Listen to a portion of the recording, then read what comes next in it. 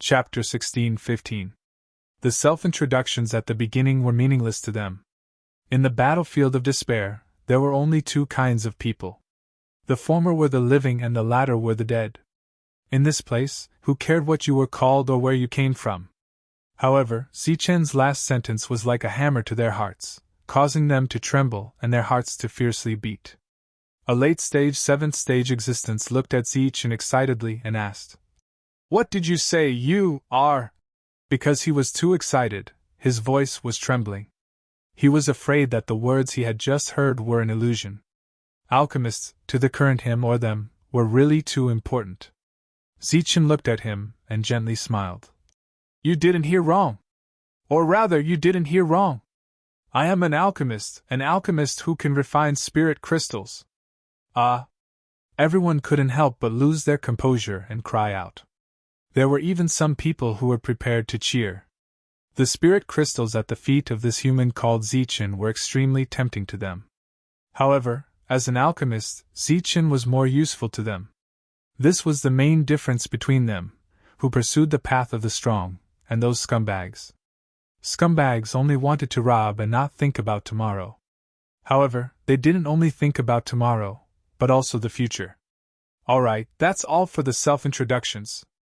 How many good things do you have on you? Take them out and give them to me. However, I'll say this first. I can only refine spirit crystals. As for the other healing medicines, I don't have the materials to refine them. After saying this, Zichen sat down defenselessly. Of course, if anyone really thought that Zichen was defenseless and wanted to take advantage of the situation, they would undoubtedly suffer a great loss. Everyone let out a sigh of relief. It was fine as long as he could refine spirit crystals. What else could they hope for? As for their injuries, they would naturally recover in time. Looking at the spirit crystals in front of them, everyone hesitated. Because there was a limit to the number of spirit crystals, they had a total of 12 people. Who would be the first to exchange was a problem. And now, every spirit crystal was equivalent to an extra life. Everyone looked at each other warily and didn't immediately step forward. Zichen smiled casually and said, "Don't worry, I still have some spirit crystals on me." Finally, a cultivator in the middle stage of the 7th layer stepped forward and said nervously, "How do I exchange the tree sap for spirit crystals?" One must know that back then in the Royal Sky City, it was 100 for a piece of jade. But now, they didn't dare to make such a guarantee because the other party was the only alchemist here. The others were also a little nervous. The exchange price of the tree sap would indicate the increase in the exchange price of other things. Zichen stretched out his finger and gestured the number 7. 700. Everyone's expression changed. Even they couldn't accept the exchange rate of 1 to 7. Zichen shook his head. 70. What? Everyone stared at Zichen in disbelief. Such a price, even if it was in the Royal Sky City back then, there was no profit at all. Maybe if it was placed in the hands of ordinary alchemists, they might even suffer a loss. Such a low price, could it be that this person had other plans? For a moment, everyone was on guard again. Zichen didn't care about the thoughts of the others. He continued, "You guys should know that the Royal Sky City has fallen, right?" Everyone nodded, but the atmosphere was somewhat stifling. Zichen continued, "So right now we are a lone army. If we don't support each other, our final outcome would be death." Everyone was speechless. In such a situation, everyone couldn't even take care of themselves, let alone support each other. Zichen picked up a piece of spirit crystal and weighed it in his hand. Everyone's gazes followed the movement of the spirit crystal. Zichen continued, "This is my cost price. The reason why I'm giving it to you guys is because I hope that you guys can agree to a condition of mine." Everyone was relieved. There were even some who looked at Zichen in disdain, thinking that he really had a motive. But in the next moment, those who had such thoughts felt extremely guilty. "My condition is that if you guys meet other people, I hope that you guys can help them. Or you guys can use the same price to exchange for some life-saving spirit crystals for them." Everyone lowered their heads, feeling touched in their hearts. Clearly, this alchemist wasn't doing this for himself but for others. In the selfish battlefield of despair, such a person was naturally rare. Alright, let's start the exchange. Let's exchange for tree sap first. If you guys have the heart of a foreign race, you can also exchange for it. Zichen interrupted everyone's thoughts. We can also exchange for the heart of a foreign race? Everyone was surprised. Of course. Zichen smiled. I guarantee that the price will satisfy all of you. Immediately after, the first cultivator stepped forward and decisively took out 700 portions of tree sap, handing it to Zichen. Here are 10 spirit crystals. Take it. Zichen took out 10 spirit crystals and handed it to the other party. The other party received the 10 spirit crystals with trembling hands. There was also a small interlude. The other party had over 30 portions of tree sap and wanted to give it to Zichen. However, he was rejected by Zichen, saying that if you can get over 30 portions of tree sap, you can exchange for 1 more tree sap. This person was extremely touched. These people were all experts. It wouldn't be a problem even if they entered the depths to hunt for tree pith. Unfortunately, their energy consumption was too great, and they didn't dare to enter. Therefore, the next items to be exchanged were all tree sap. Be it tree sap or tree pith, they were all the same. Currently, Cauldron Spirit could condense 1 spirit crystal out of 30 portions of tree sap. Therefore, he asked them for 70. It wasn't that Zichen wasn't willing to lower the price. However, if he were to lower the price, it would undoubtedly arouse their suspicions. To avoid unnecessary trouble, Zichen asked for 70. Each of the cultivators exchanged for a dozen or so spirit crystals. They all had excited looks on their faces. It was at this moment that the cultivator who was the first to exchange for the spirit crystals hurriedly returned. He was holding a bundle in his hand. The bundle was filled with bulging items. When the bundle was opened, one could see alien hearts sealed with energy. There were at least 30 of them. Among the 30 hearts, there were a few at the middle stage. The rest were at the early stage. After bringing the alien hearts to Zichen, the cultivator nervously asked, "Can these be exchanged?" Zichen nodded and replied, "Of course you can. However, I am not too familiar with refining alien hearts. Therefore, I won't give you too high a price. At most, I will give you 80 to 90% of the price in Imperial Sky City." The cultivator hastily nodded.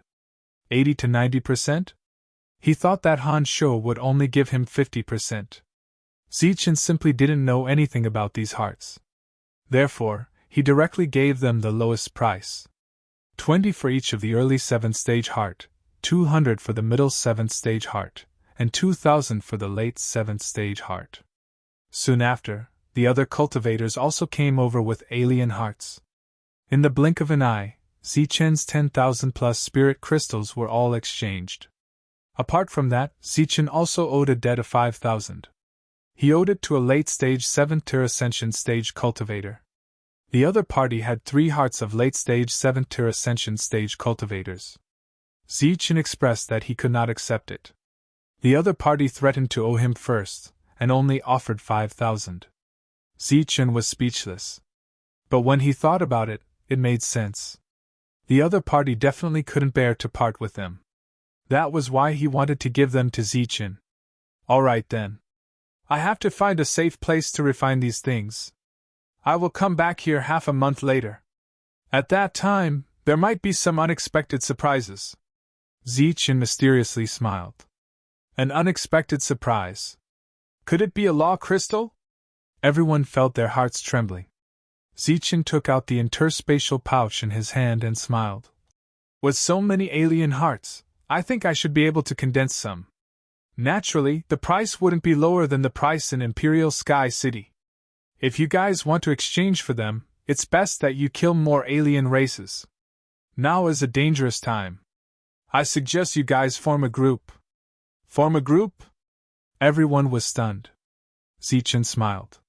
He glanced at the late 7th stage expert who owed him a debt, and continued. After forming a group, your strength will increase and your rewards will naturally be greater. In addition, you won't die so easily. After speaking, Zichen walked towards the depths of the forest. Undoubtedly, he was charging in recklessly, not caring about the consumption of his energy. Even though everyone had hundreds and thousands of spiritual crystals on them, they couldn't help but click their tongues at this sight. They inwardly exclaimed that this was what it meant to be rich and overbearing. After clearing a safe area and making sure that no one was around, Zichen transmitted his voice to Cauldron. "Senior, how is it?" "The more the better." Cauldron's spirit's laughter sounded. The more he refined, the deeper his understanding of the edicts of this world would be. As for the time required to refine, it was nothing to Cauldron's spirit. One must know that back in the Martial Heaven continent, Cauldron's spirit could refine hundreds of thousands of pellets in one go. As for the tree sap that Zichen exchanged for, he could refine them all in one go. As for the alien hearts, he needed to refine them 3 times. He could refine all of them one level at a time. In this world, Cauldron's spirit could be considered an existence that completely ignored the edicts. Moreover, he wasn't afraid of the consumption of his energy. However, Zichen couldn't. He had to put all of them into his cauldron. During this period of time, he would consume a large amount of his soul energy. This was also why the edicts were unable to do anything to Cauldron's spirit.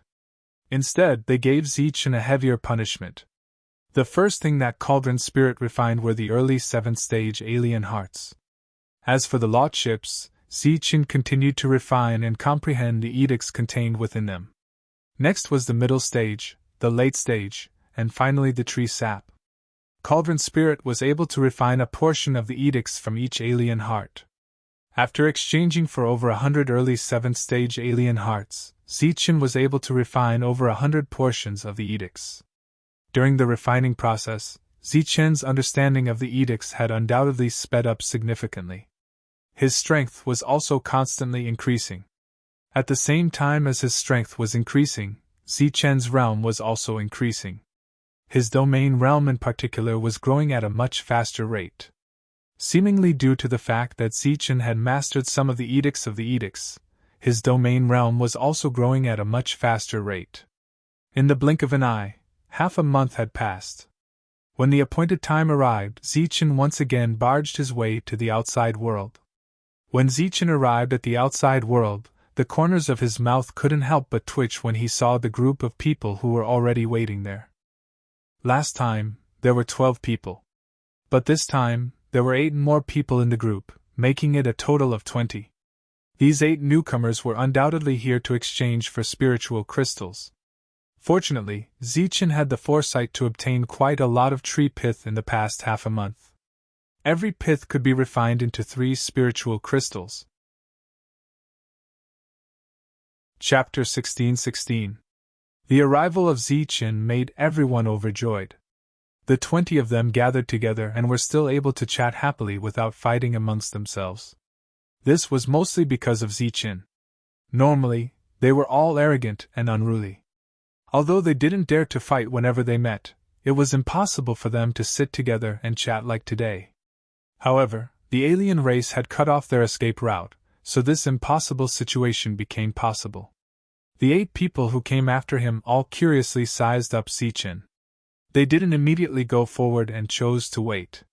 Before arriving, Zichen looked at a late-stage 7th layer cultivator and said, "You're..." The late-stage 7th layer cultivator immediately said, "Grandmaster Zichen, just call me Myo-C." Alchemists were all addressed as grandmasters in the battlefield of despair. Zichen nodded and said, "All right, Myo-C, this is worth 5,000 spirit crystals." As he spoke, Zichen threw a small crystal to Myo-C. Subconsciously taking the crystal, Myo-C probed with his spiritual senses in puzzlement. He really couldn't figure out what it was that could be worth 5,000 crystal stones. It should be known that even a rule crystal was only worth 100 crystal stones. However, as he sent in his spiritual sense, Myo-C's eyes widened as he looked at Zichen in disbelief. Due to his excitement, his body was actually trembling slightly. "Yes, this is the law contained in a late-stage 7th layer heart. However, it's a pity that I failed twice out of 3 and only managed to condense this little bit. If you think it's not enough, I can give you some spirit crystals, said Zichen. When the others heard this, their expressions changed. One had to know that although this law crystal was much smaller than normal, it was of high quality. However, the late-stage 7th-layer alien race's heart was worth at least 5,000 spirit crystals. Myosi quickly shook his head and said with a trembling voice, No, that's not what I meant. Grandmaster Zichen, tell me the truth. This thing is really worth 5,000 spirit crystals. If I'm not wrong, this thing can be sold for at least 20,000 spirit crystals in the original Imperial Sky City. Oh, 20,000. Zichen was a little surprised. The others were very puzzled. It should be known that under normal circumstances, a late-stage 7th-tier spirit crystal was worth 20,000 spirit crystals. However, Master Zichen's spirit crystal was obviously much less. Myosi said with certainty, 20,000 is my conservative estimate. Maybe someone can offer 40,000, or even 50,000, because the rules here are not messy. There is only one. Gasps could be heard from all around as they looked at the small fragment again. Their eyes began to shine, and when they looked at Myosi, they were filled with envy. If what Myosi said was true, then this thing was really worth 40,000 spirit crystals. Zichen waved his hand. Now that the Royal Sky City is no longer around, there's no need to talk about standards. In the future, just follow my standards. On average, I can only succeed once out of 3 times and the profits aren't that great. In the future, I'll give you guys 6,000 for the same thing. Normally, he would only succeed once out of 3 attempts, and each attempt would consume 2,000 crystals. It could be said that Zichen did not benefit from this at all. Based on this point alone, the 8 people who had come after him were convinced by Zichen. Myosi excitedly accepted the law chip, and the transaction began. This time, Zichen took out the first item. It was a fingernail-sized law chip. He placed it in his palm and said, This is an early-stage 7th-tier law chip. The rules inside are also single and the price is 60. How much? Everyone in the surroundings opened their eyes wide as they stared at Zichen in disbelief. One must know that there were at least 100 in the Royal Sky City. Moreover, the laws here were all messy. 60. My success rate isn't high, Zichen emphasized. Everyone knew that Master Zichen had misunderstood their meaning. Even a mid-stage 7th-tier expert didn't point it out. He chuckled, and as though he was afraid that Zichen would go back on his words, he directly took out 3 early-stage hearts and said, Master Zichen, this is exactly 60. Zichen tossed out the law chip and kept the 3 hearts. Following that, he took out over 10 law chips of the same size and said, There are still these. Who still needs them? The people who had made the transaction previously all knew of Zichen's rules. Every heart was purchased at the lowest price in the Royal Sky City. However, this didn't mean much because the law chips Zichen was selling were also sold at the lowest price. Soon, these law chips were exchanged by everyone. Following that, Zichen took out a mid-stage law chip. This was slightly more expensive at 600 spirit crystals or 3 mid-stage hearts. To the crowd, this price wasn't expensive at all. Soon, all the items on Zichen's body were exchanged. As for the late-stage law chips, Zichen took out a few according to the number of hearts he had purchased previously. They were also exchanged by the late-stage experts.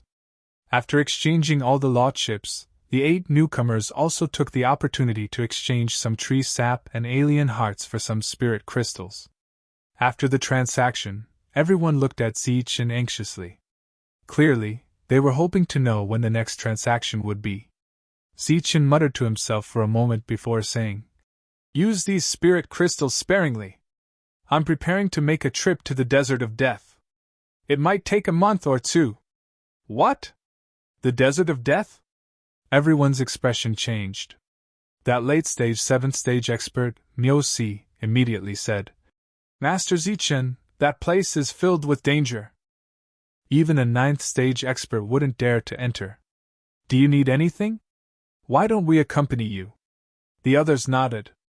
Right now, Zichen was like their ancestor in their eyes. If something happened to Zichen, no one would be able to survive. They naturally wouldn't let Zichen take the risk. Immediately, over 10 of them expressed that they would follow Zichen to the desert of death. Seeing the worry in everyone's heart, Zichen said, "Don't worry, I won't enter the depths. I'll just stay in the periphery. When I first arrived, I fell into that desert and have some understanding of it. How about this? We'll meet here 1 month later."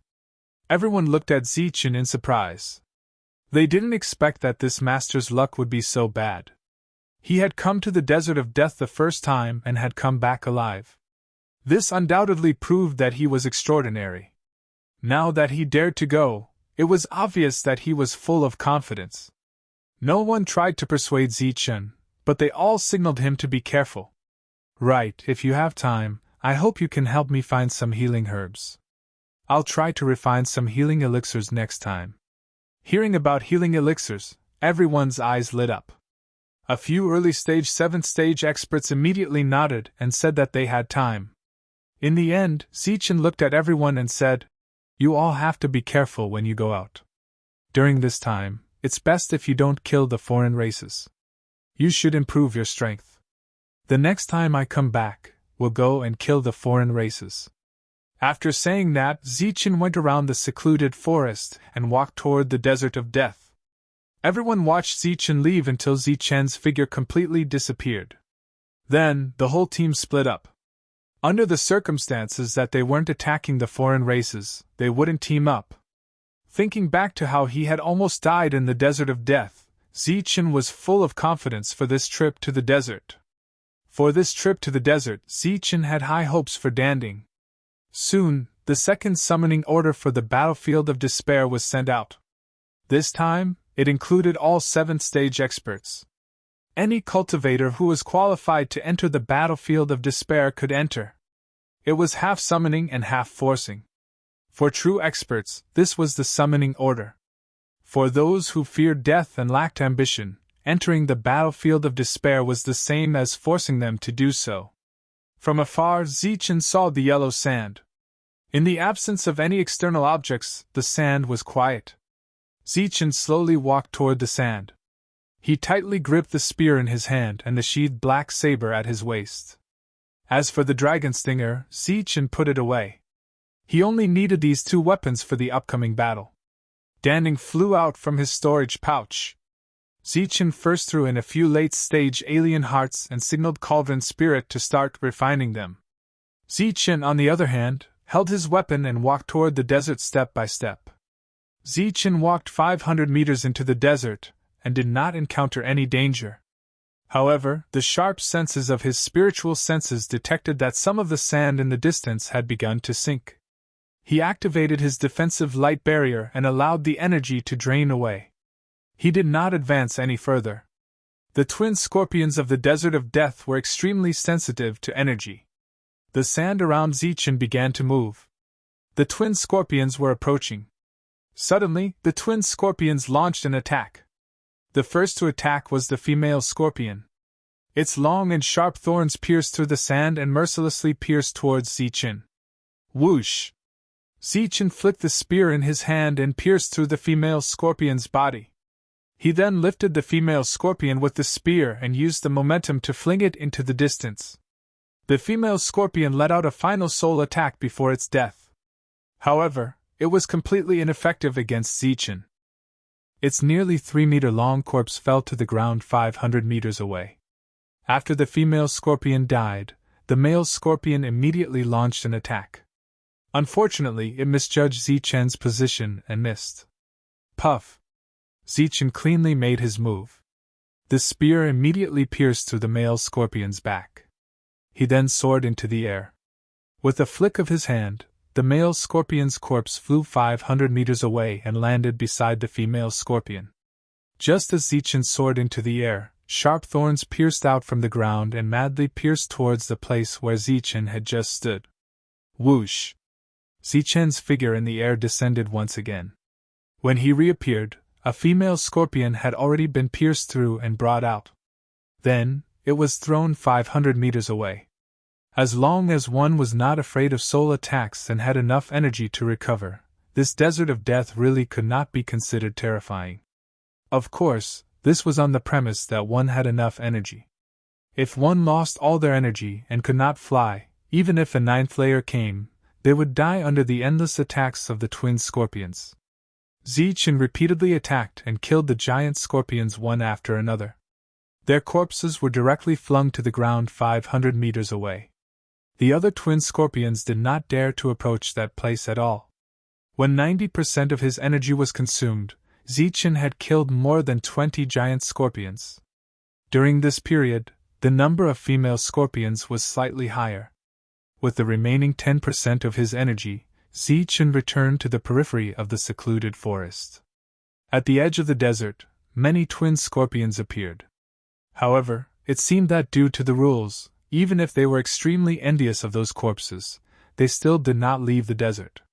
They could only unwillingly launch a few soul attacks before slowly hiding in the sand. Chapter 16-17. Before the everlasting pill cauldron finished refining the alien's heart, Zichen had fully recovered his energy. He swept his gaze across the 20 or so giant scorpion corpses in front of him before turning his gaze back to the boundless yellow sand. This time, Zichen was here purely for the armor-piercing effect. In order to enter the secluded forest and obtain more tree essences and grasp more of the edict of life, the black saber's sharpness alone was no longer enough. Zichen wasn't sure if a weapon could have two special effects. But after seeing the soul-devouring effect on the dragon's soul spear, Zichen knew that it was possible. This time, Zichen hoped that the cauldron spirit would be able to condense the male scorpion's armor penetration effect and add it to the black saber. With a tap of his foot, Zichen dashed towards the desert. This time, he advanced another 500 meters. As though they had been waiting for Zichen's arrival, Zichen was attacked by a group of giant scorpions as soon as he landed. It was just that their realms were not high, so in front of Zichen, who was at full strength, they were no match for him. As Zichen struck out, the giant scorpions were thrown out one by one. Soon enough, Zichen had exhausted 90% of his energy.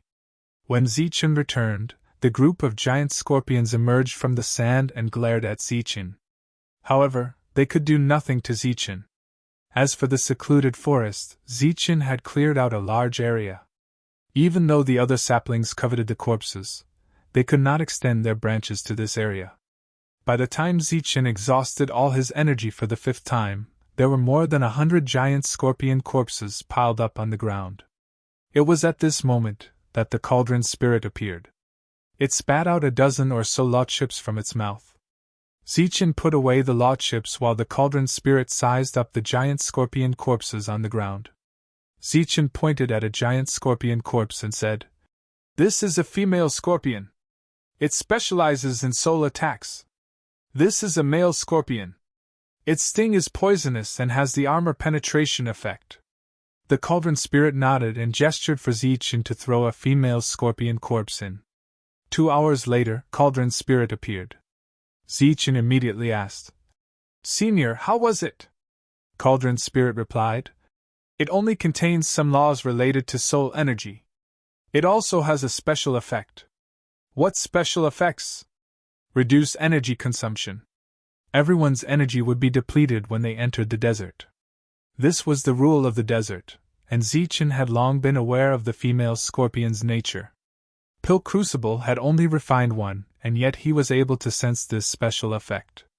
It was truly extraordinary.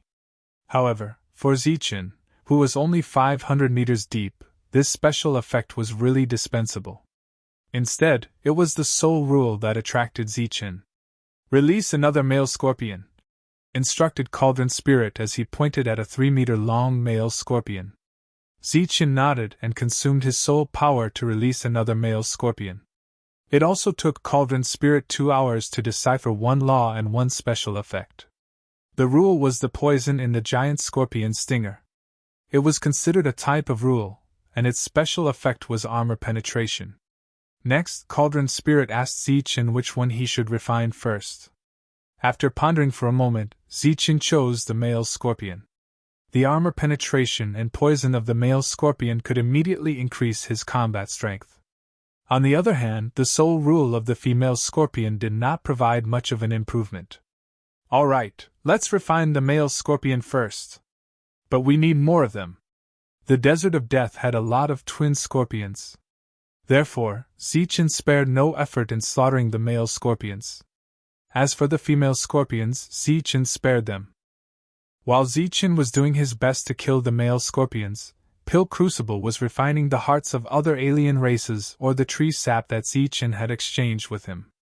In short, Pill Crucible was not idling around. Zichen used a total of 4 days to hunt down nearly 200 male scorpions and put them all into the pill cauldron at once.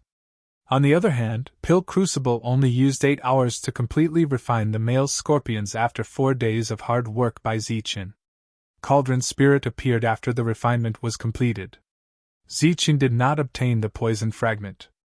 According to Cauldron Spirit, there were too few male scorpions and the soul rule of the poison was too advanced. However, the armor penetration effect had been refined significantly. Cauldron Spirit signaled Zichen to toss the black blade into the pill crucible. This time, Zichen seemed to have triggered the rules once again. After putting the black blade into the pill crucible, he discovered that 80% of his soul power had been consumed in an instant. He had fallen into a weakened state even before the battle had begun. The pill crucible seemed to be extremely unstable after the black blade entered. The pill crucible trembled from time to time as strands of energy vibrated outwards. Faintly, one could even hear the roars of beasts. In addition, there was also the power of rules surging around the pill crucible as though it was trying to stop the pill crucible. After 2 full days, the refinement of the pill crucible was finally completed. The black blade flew out of the pill crucible in a streak of black radiance. An awe-inspiring killing intent swept across the area. Zichen caught the long saber that was flying toward him. After the black saber's transformation disappeared, he used his spiritual senses to investigate. Armor penetration, 1% chance of triggering the armor penetration effect. There is a minuscule chance of triggering the poison effect. Zichen was pleasantly surprised. Apart from that, the pill crucible's sharpness effect did not diminish. His only regret was that the armor penetration rate was too low. It was no wonder that the refinement process took 2 days and was hindered by the rules. This weapon of yours is pretty good. An ordinary weapon might not be able to withstand 2 special effects. If you want to increase the armor penetration rate, you will have to kill more male scorpions. Upon hearing Cauldron Spirit's words, Zichen immediately nodded and said, "All right. In the next 20 days or so, I will definitely increase the armor penetration rate to 100%. Actually, it was not difficult to increase the armor penetration rate to 100% because every male scorpion's attack was already 100%. Of course, this was relative to Zichen's current realm. If he were at the 9th stage, the armor penetration rate would be significantly lower. For the next 20 days or so, Zichen charged into the Desert of Death and massacred the male scorpions as though he had gone mad. Fortunately, the twin scorpions here were endless. They did not know fear at all. Even though Zichen was slaughtering non-stop, they still charged forward fearlessly. During this period, the soul-devouring effect of the Dragon Soul Spear was also activated at 100%. It continuously fed energy to Zichen. Of course, most of the energy was refined and absorbed by the Dragon Soul. As Zichen had grown too quickly in the outside world, the level of the Dragon Soul Spear could not keep up with him. Now, it could only rely on soul-devouring to increase its level. As long as a female scorpion was killed, the Dragon Soul Spear would completely devour it. If it was a male scorpion, the Dragon Soul would leave the most useful part of its tail. During the continuous process of killing and devouring, the Dragon Soul Spear let out a cheerful dragon roar. The Dragon Soul Spear had grown by 1 level during this period. But even so, there was still a huge gap between the Dragon Soul Spear and Zichen's current level. According to the Dragon Soul Spear should be at the 4th stage of the King class. In just over 20 days, Zichen had killed more than 2,000 twin scorpions and more than 1,500 male scorpions. After the cauldron spirit had completely refined and gathered all the items together, and consumed 80% of his soul energy, Zichen once again placed the black blade into the cauldron. This time, it took 3 full days before the cauldron finished condensing and the black blade reappeared. The black blade that reappeared trembled on its own. Waves of chilling killing intent surged in all directions. The sharpness and armor-piercing effects of the killing intent were fully displayed. With nearly 2,000 male scorpions, the black blade's armor-piercing effect was as high as 100%. Even the probability of being poisoned had reached 100%. After more than 20 days without sleep and rest, the quality of the black blade could be said to be of the highest quality in this world. The price of this weapon was even much higher than the price of a storage pouch. In the blink of an eye, the time for the transaction had arrived. The 1-month journey in the desert had come to a perfect conclusion. During this period, Zichen's strength, speed, agility, and instantaneous eruption of power had all increased significantly. It could be said that with the assistance of the cauldron, Zichen's combat strength had been increasing every moment. Just as Zichen was about to return, a trace of surprise flashed in his eyes. Soon after, a joyful expression emerged on his face. In his perception, his domain had finally grown to a limit. As a result, his body underwent a transformation.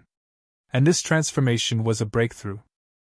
Zichen did not expect that he would be able to make a breakthrough in realm in less than 2 years after arriving in this world.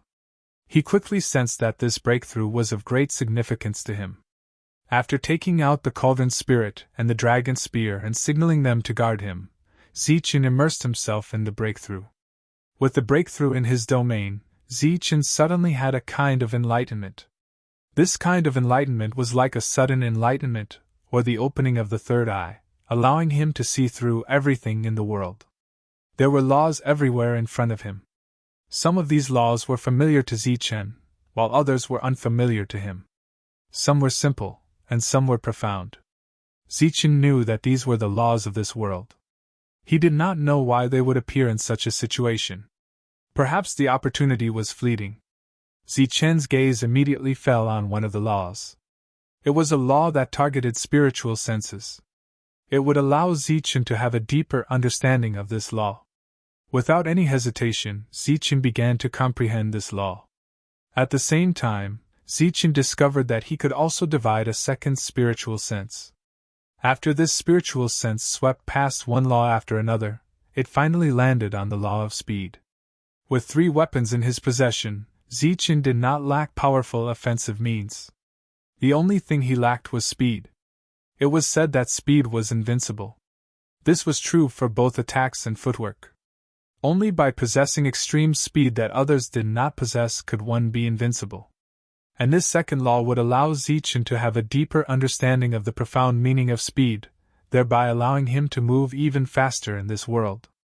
Of course, it could also be said that it would allow Zichen to display more of the effects of extreme speed.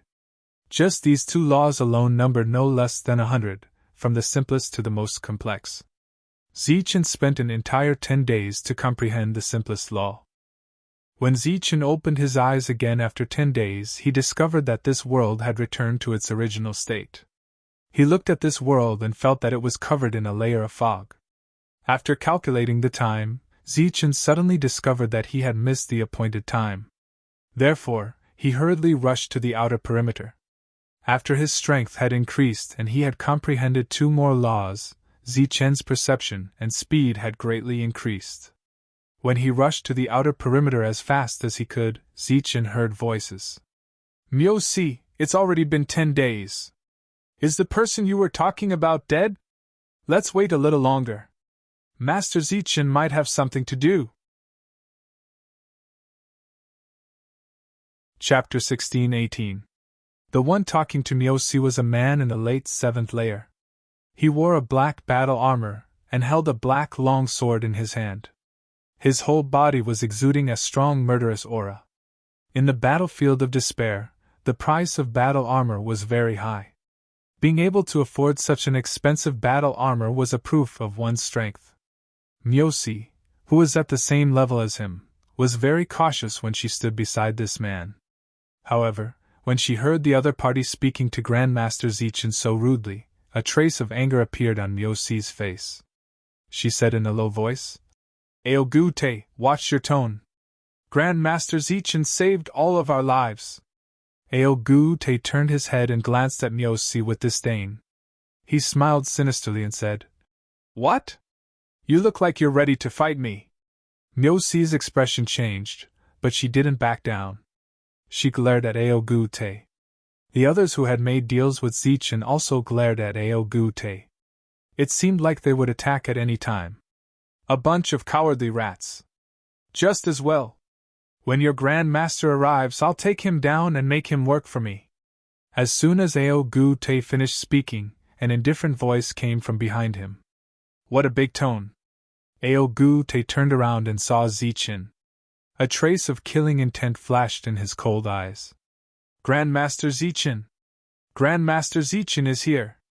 When the others saw Zichin, joy appeared on their faces. They turned around and walked toward Zichin. Boom!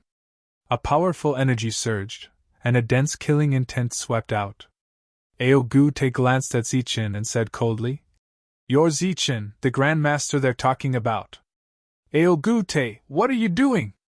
Don't be rude to Grandmaster Zichin." "Aogute, do you really think you're invincible here?" Shouts rang out as more than a dozen cultivators stood in front of Zichin, blocking his path. One should know that the price Grandmaster Zichin offered was even cheaper than the price of the Imperial Sky City. To them, this was a great favor. If they let Aogute capture Grandmaster Zichin, they would be the ones to suffer. No one would watch as their own interests were damaged.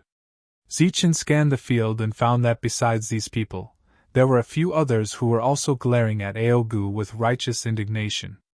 However, there were still a few others who were indifferently standing on the periphery. Among them, there was even a late-stage 7th Divine Realm expert wearing a battle armor. Facing more than 10 people, Aogute's face was still disdainful. A cruel smile hung on the corner of his mouth, as if he was about to attack. Of course, Zichin couldn't just watch these people die for him. Just as he was about to make a move, an indifferent voice came from afar. "Enough. We don't even have a base anymore. Can't we be a little more united at a time like this?"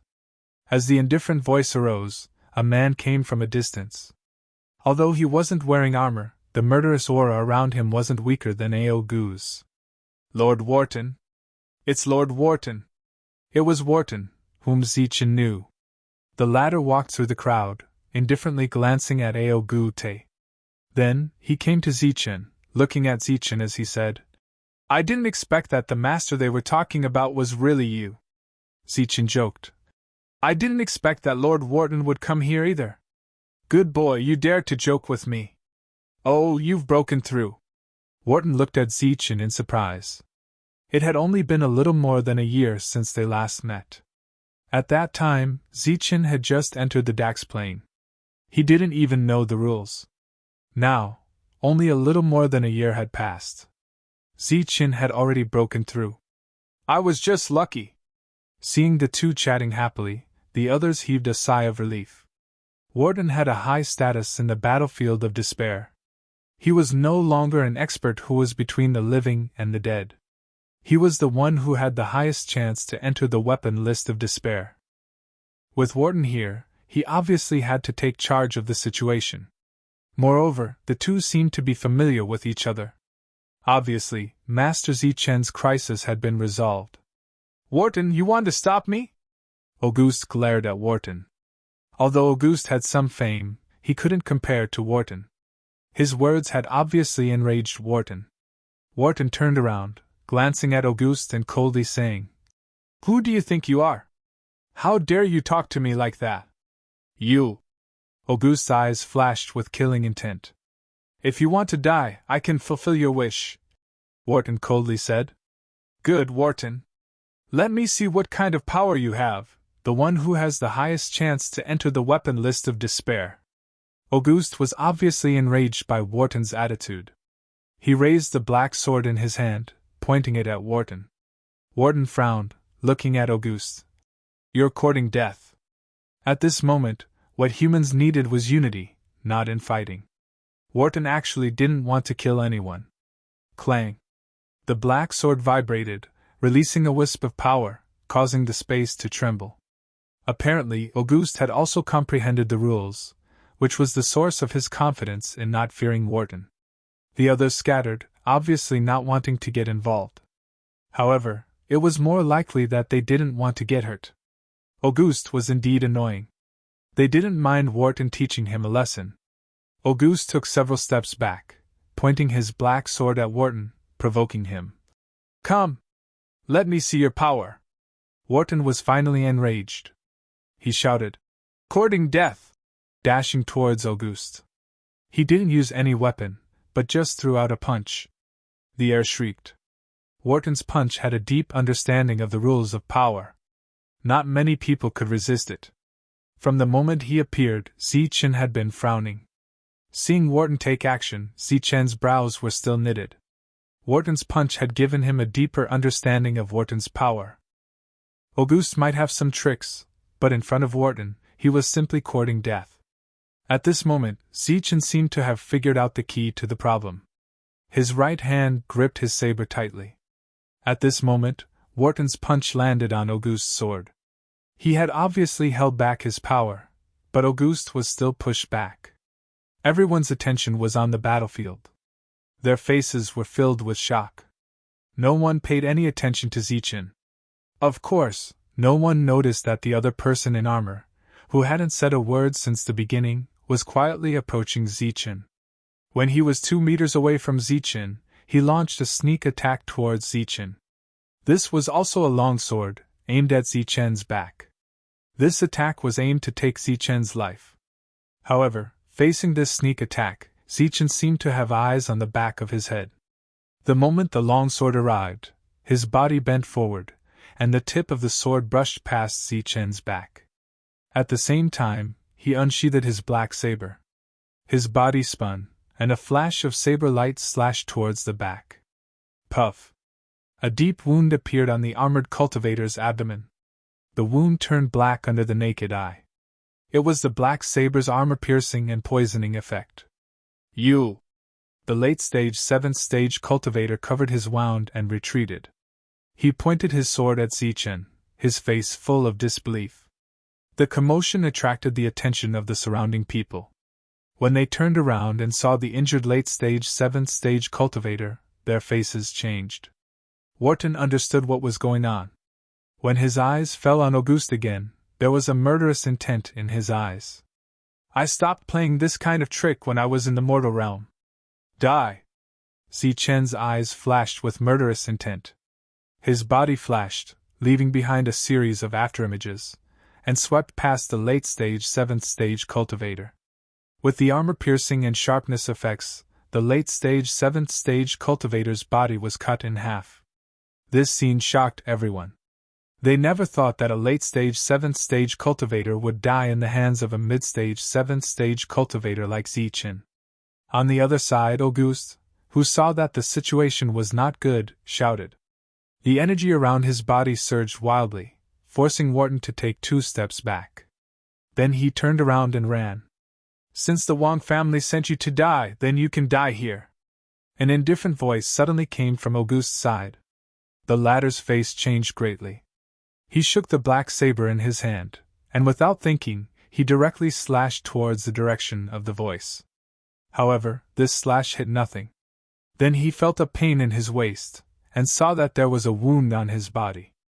Auguste, who felt his strength quickly draining, raised his head with difficulty and looked at Zichen in disbelief. He couldn't understand why he couldn't even block a single attack with his armor. Bang! Auguste still didn't understand what happened until his lifeless body fell to the ground.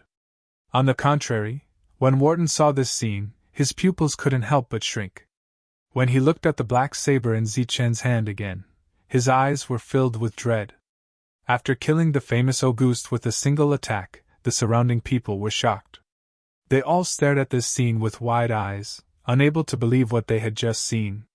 At this moment, Zichen turned around again. His cold eyes swept across the crowd and landed on the strangers. When they met Zichen's cold eyes, their hearts couldn't help but tremble. Zichen's lips curled into a sneer. Since you don't plan to run, then you can die here. After saying this, Zichen moved forward at an astonishing speed. Then, under everyone's shocked expressions, he chopped off a head with a single slash. After killing another person, Zichen didn't stop there. He quickly moved to the side and killed another person. Until his death, this person didn't manage to launch a sneak attack. After killing 4 people in a row, everything was over. This was the additional killing intent that Zichen sensed from the rule he had comprehended. It had to be said that these 2 people didn't know how to conceal their killing intent. When they launched the sneak attack, they revealed their killing intent. After the battle, Zichen didn't hesitate to break the 4 people's abdomen, took the spirit crystals, and their weapons. During this period of time, the crowd watched everything without uttering a single word.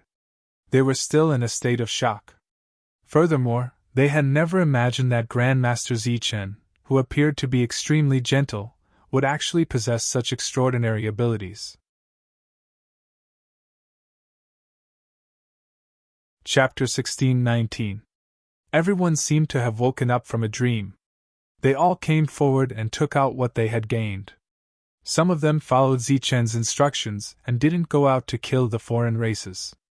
Instead, they were searching for medicinal ingredients that could be used to refine healing medicine. Some people also prepared large amounts of tree marrow to exchange for spirit crystals. There were currently 25 people gathered here, but Zichen couldn't guarantee that there weren't any members of the Wang family among them. Perhaps there were, but they were too well hidden. However, the possibility wasn't high. Soon, everyone exchanged most of Zichen's loot. Wharton exchanged the most. Just the hearts of the late-stage 7th-stage foreign races. Wharton took out more than 10 of them. After the exchange, everyone was overjoyed. The late-stage 7th-stage mystic C stepped forward and asked carefully, Master Zichen, what should we do next? Everyone had just witnessed Zichen's power and terror. At this moment, they were even more respectful towards Zichen. Zichen looked at everyone and said, You guys can do whatever you want for the next few days. After I finish refining all the healing medicine, we'll do something big. Everyone immediately nodded with obvious joy on their faces. Zichen turned and walked towards the secluded forest. Dan Cauldron was his secret and definitely couldn't be exposed. The sound of footsteps sounded. Wharton suddenly followed. Zichen stopped and looked at Wharton in confusion. That saber of yours has 2 special effects. Wharton went straight to the point. Zichen shook his head. Wharton frowned and said, Don't lie to me. That attack just now had armor penetration and poison. Zichen shook his head again and said, I'm not lying to you. It doesn't have 2 special effects. It has 3. 3. Wharton was so shocked that he couldn't say anything. After this battle, I'll try to help you add 2 special effects. The prerequisite is that your weapon can withstand 2 special effects. Otherwise, your weapon will be useless. After saying that, Zichen walked into the secluded forest. In the secluded forest, Dan Cauldron was refining pills. Zichen was refining the law crystal and comprehending the laws within. 5 days passed in the blink of an eye. Feeling that it was about time, Zichen walked out of the secluded forest. The 25 of them had been waiting there for a long time. After exchanging some healing pills from Zichen, they headed towards the Dax Plains. The Dax Plains had recently become a gathering place for the foreign races. Previously, there were still humans who came here to hunt the foreign races, but as the supply of spirit crystals and healing medicines decreased dramatically, no one dared to come here anymore. Zichen's group intentionally circled around the former Imperial Sky City and headed straight for the Dax Plains. As soon as they entered the Dax Plains, they discovered a group of 10 foreign races. The strongest member of the group was only at the late 7th stage. Kill him quickly! After seeing the outsiders, Zichen did not stop. He took the initiative to attack the group of outsiders. The others' original intention was to observe the surroundings, but they had no choice but to follow. Find an opponent that suits you, Zichen said as he charged forward. Then, he charged towards a late-stage outsider. Wharton followed closely behind, his body surging with a powerful aura as he charged towards the second late-stage alien in the team. A group of 25 humans against a group of 10 aliens was naturally a complete victory. The battle ended quickly. Zichen alone obtained a late-stage alien heart, and so did Wharton. As for the others, they would split their gains according to how they had fought. "Grandmaster Zichen, won't we alert the enemy if we charge in like this?" After the battle ended, Miyoshi asked in confusion. There were only 2 publicly recognized experts in the team. One was Zichen, and the other was Wharton. The leader was naturally one of the 2. However, Wharton rarely spoke, and it was mostly Zichen who spoke. Thus, in everyone's hearts, Zichen was the leader. Zichen looked around and found that the others had the same doubts. He smiled and said, "We came here this time to do something big. We only have one chance. What we need is speed, not caution. Think about it, if you knew that the humans had gathered several dozen people, would you be on guard?" Everyone shook their heads at first, but then immediately nodded. Indeed, this kind of thing could only be done once. A second time would be suicide. "That's why we're going deeper," Zichen said. "Deeper?" Everyone was shocked. Miyoshi asked, "How deep?" "A city of aliens." Zichen's smile contained a trace of cold, killing intent. During this time, Wharton still chose to remain silent, allowing Zichen to lead the team deeper. Very quickly, they discovered a second wave of aliens. There were 13 of them, and this battle was once again quickly concluded. Next, they went in a straight line. As they went deeper, the number of aliens they encountered gradually decreased. It wasn't just 1 or 2, but 3 or 5. Each battle was quickly concluded. Just like that, Zichen led the team in a straight line for 7 days. During these 7 days, they didn't encounter any danger. In these 7 days, the team had gone nearly 1,000 kilometers, and their gains were not small. On the 8th day, a small village appeared in their line of sight. From a distance, they could see aliens going in and out of the village. "This is..." Everyone was confused when they saw the village. "This is an alien tribe that has been expelled from the Dax beasts. They're not allowed to enter the city and can only wander around the outskirts. This is one of the gathering places," Wharton said.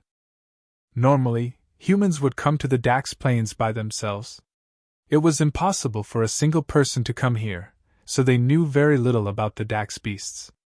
"How many people are there in this village?" Zichen asked. Wharton shook his head. "I'm not sure, but there shouldn't be more than 100. Since that's the case, let's kill." After saying this, Zichen was the first to charge into the small village.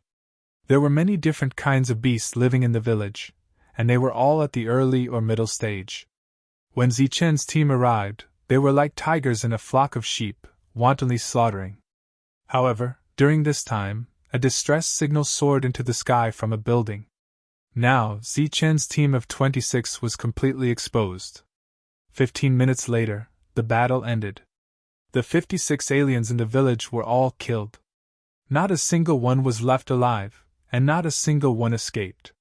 Apart from the alien hearts, they also obtained a few rare human weapons, as well as a few spirit crystals. These were all spoils of war for the aliens. "Our tracks have been exposed. What do we do now? Do we just go back like this?" a cultivator asked. Zichen smiled coldly. "Go back? How can that be? After we clean up the battlefield, come with me." Zichen led his team out of the village. When the aliens saw the distress signal, they gathered for a long time before gathering a team of 50 people.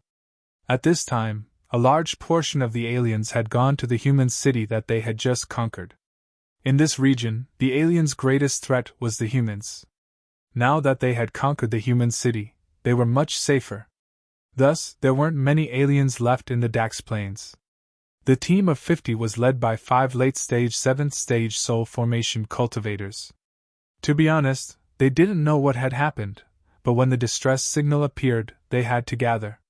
Could it be that they were attacked by a pack of wolves? One of the aliens couldn't help but think. The team quickly advanced, heading straight for the village that had asked for help. When they passed by a sandy area, the sand suddenly flew up, and something jumped out. It was a human. The instant it appeared, it charged towards a late-stage alien. Then, a flash of saber light flashed past. The late-stage alien didn't even have time to react before the saber slashed across his neck, and his head flew high into the air. Bang! Bang! Then, a series of explosions rang out. One figure after another burst out of the ground, charging towards the surrounding aliens. For a moment, all sorts of energy attacks shot out. After killing one of them, Zichen's figure flashed, dodging an attack from the side. The saber in his hand slashed again, and a mid-stage 7th stage alien was cut in half at the waist. With 3 special effects, the sharpness and armor-piercing, Zichen had the ability to insta-kill enemies of the same level. Pooh! After killing another early-stage 7th stage alien, Zichen used his spear to deflect another alien's weapon. The spear directly pierced through the alien's heart, and the alien's body shriveled up at a speed visible to the naked eye. After recovering his energy, Zichen charged forward again, charging towards a late-stage alien leader. Speaking of which, although this breakthrough allowed him to comprehend 2 of the simplest laws, Zichen's battle prowess had increased tremendously. He unsheathed his black saber, and the saber turned into 3 rays of saber light, shooting towards 3 different aliens. The defenses of the 3 aliens were instantly broken, and their bodies were sent flying backwards by the force of the saber light. However, this attack wasn't enough to kill them. But just as the 3 of them stood up, 2 of them staggered and fell to the ground. Black blood flowed out of their wounds, and it was obvious that they were poisoned. After being poisoned, the 2 didn't die, but they lost their battle prowess and were killed by the humans who came after them. The 50-man team was caught off guard by the 20 humans, and by the time they counterattacked, more than half of them were dead. Following that, Zichen and some other powerful existences showed their might once again, and this 50-man team was completely annihilated. This battle still resulted in 0 deaths, but a few people were injured, and their injuries weren't serious. In the process of cleaning up the battlefield, everyone looked at Zichen with eyes full of reverence. This wasn't only because of Zichen's battle prowess, but also because of Zichen's ambush methods. Out of the 50 aliens, almost 10 of them died in the hands of Zichen. After cleaning up the battlefield, Zichen led his people deeper into the city. Just like that, Zichen led his people deeper into the city, and in this period, they destroyed 6 villages. Everything was just as Zichen had guessed. After conquering the human cities, most of the aliens were transferred to the Imperial Sky City, and the alien cities became extremely empty. When Zichen destroyed the 9th village, he finally found an 8th stage alien. This was another realm, and they had extraordinary methods, and were very difficult to deal with. Chapter 1620. The appearance of the 8th rank alien put a lot of pressure on everyone, and some of them couldn't help but look shocked. The difference of 1 rank was the comprehension of the world's laws. This was a huge gap. Just as everyone was at a loss, Wharton, who was usually quiet, stepped forward and walked straight towards the 8th rank alien. "You guys go deal with the others." Everyone was very surprised. They didn't expect Wharton to stand up at this time. Suddenly, Wharton felt his vision blur, and then he saw Zichen's back. Zichen appeared in front of Wharton and said without looking back, "This guy has some enmity with me. Let me deal with him." Everyone was stunned when they heard this. Even Wharton looked at Zichen in surprise. "Let's end this quickly." Zichen's voice sounded again, and he rushed towards the 8th rank alien. "Let's go." Wharton's expression changed slightly, and he led the others forward. "It's you, human." The 8th rank alien recognized Zichen at a glance. With a shout, he slashed at Zichen with his blade. Zichen blocked with his spear, and the sound of metal clanging echoed. Clang! The weapons collided, and sparks flew everywhere. Zichen retreated, the spear in his hand trembling. In a clash of strength, Zichen, who was at a lower rank, was clearly weaker. The 8th rank alien tapped his foot, and his body soared into the air. Holding his blade with both hands, he slashed at Zichin. A ray of light lit up on the blade, and a 5-meter-long blade light shot out. As it slashed down, the surrounding space distorted, and a spatial pressure enveloped Zichin. Facing this attack, Zichen's expression couldn't help but change. The opponent's use of power had obviously reached the level of spatial laws. Every attack contained spatial pressure, which was equivalent to using a king-rank battle skill in the Zhanwu continent. Swish! Zichen's body glowed, and energy shook like a tide. After slightly dispelling the spatial pressure, he dodged to the side. The blade light hit the ground, and a 10-meter-long crack appeared on the ground. After dodging the attack, Zichin pointed his spear at the 8th stage alien's chest. Because this attack was so fast, the space around it let out an ear-piercing screech. Clang! Hurriedly waving his saber to block, the alien lost his balance and fell back. Zichen's figure flashed, and he once again attacked with his spear. For a moment, the sky was filled with spear shadows. It could be said that Zichin was not at a disadvantage against an 8th rank foreign being. The two of them exchanged blows back and forth, locked in a fierce battle. Meanwhile, Wharton and the others took advantage of the fact that Zichin was stalling for time to attack the other outsiders. Bang! Wharton punched out, the blazing fist light slamming into a late-stage 7th-level ascendant. The latter's body trembled, and he coughed out blood as he was sent flying. With a tap of his foot, Wharton soared into the air. A broadsword appeared in his hand, and he chopped down with it. Pooh! A head was chopped off. Wharton had cleanly and efficiently killed an opponent at the same level as him. Immediately afterwards, the others quickly followed, and for a moment, all sorts of energy clashed. At the beginning of the battle, the 8th stage alien was blocked by Zichin. The outsiders were clearly at a disadvantage, and the 8th stage alien was constantly pinned down by Zichin. One by one they died. Unable to take down this 7th-level human, the 8th stage alien was furious. Seeing his subordinates die one after another, he was both anxious and furious. Die! With a roar, he didn't care about anything else and directly used his strongest move. A huge beast shadow appeared behind him. As soon as the beast shadow appeared, the energy in the world began to surge wildly, as if a peerless monster had appeared. The beast shadow's cold eyes stared fixedly at Zichin. When the 8th stage alien, who was almost at his peak, used this move, the power was far stronger than before. Under the terrifying surge of energy, the distant battlefield came to a standstill. Everyone's eyes turned in this direction. When the humans saw the huge beast shadow, their faces all changed. Feeling the terrifying power, their eyes were filled with despair. Under such circumstances, it seemed that even Wharton would not be able to block this move, let alone Zichin, who was in the middle stage of the 7th stage. Perhaps only an experienced expert of the same level would have a chance of blocking it. When the outsiders saw the huge beast shadow, their eyes were filled with envy. Then, they cheered loudly. Clearly, the summoning of the totemic beast meant that the outcome of this battle had been decided. The huge beast shadow stretched out its claws and pressed down on Zichin. In the eyes of the crowd, this attack was very slow, as if the beast's movements were completely controlled. But in reality, this attack had activated the power of space.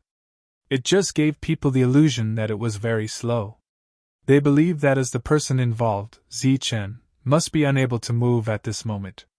Sure enough, Zichin did not move at all. He did not even have time to struggle before the claw pressed down on his head. Pung! Energy surged, and Zichen's body directly exploded. It's over! The crowd of humans was stunned, but they felt a little strange in their hearts. As for the outsiders, because of their fanatical worship of the totemic beast, they all cheered. Even the 8th stage alien had a hint of a smile on his face. But just as this smile appeared, before it could disappear, a sense of danger appeared in his heart. The long saber in his hand lit up, and he was about to slash backwards when suddenly, an indifferent voice sounded in his ears. You only reacted now? It's too late. A bright saber light flashed past, and the armor-piercing, sharpness, and poison effects were all activated. The saber light flashed past the 8th stage alien's neck, and his head flew high into the air. In the records of the Desperate Soldiers list in the Imperial Sky City, Zichen's contribution points suddenly increased by 10 points. This meant that Zichen had killed an 8th stage alien. Unfortunately, there were no longer any outsiders paying attention to the Desperate Soldiers list. In the hearts of the outsiders, it seemed that most of the humans were already dead. The cheers of the outsiders were stuck in their throats. Their eyes were wide open, and they stared at the headless corpse in disbelief. Some of the outsiders slowly turned their heads, and their necks seemed to be stiff, and it was very difficult for them to turn.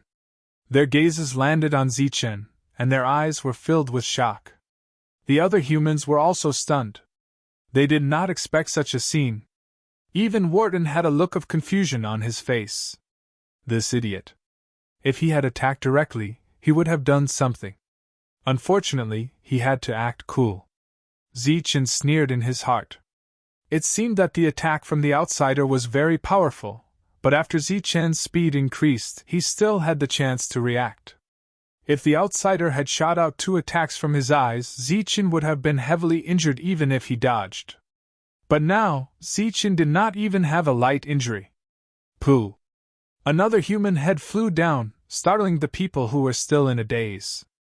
Zichen had already rushed into the group of mutants. After waking up, everyone seemed to have been injected with chicken blood. They roared as they charged at the outsiders.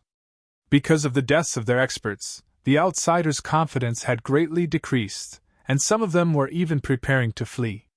This battle ended with total annihilation.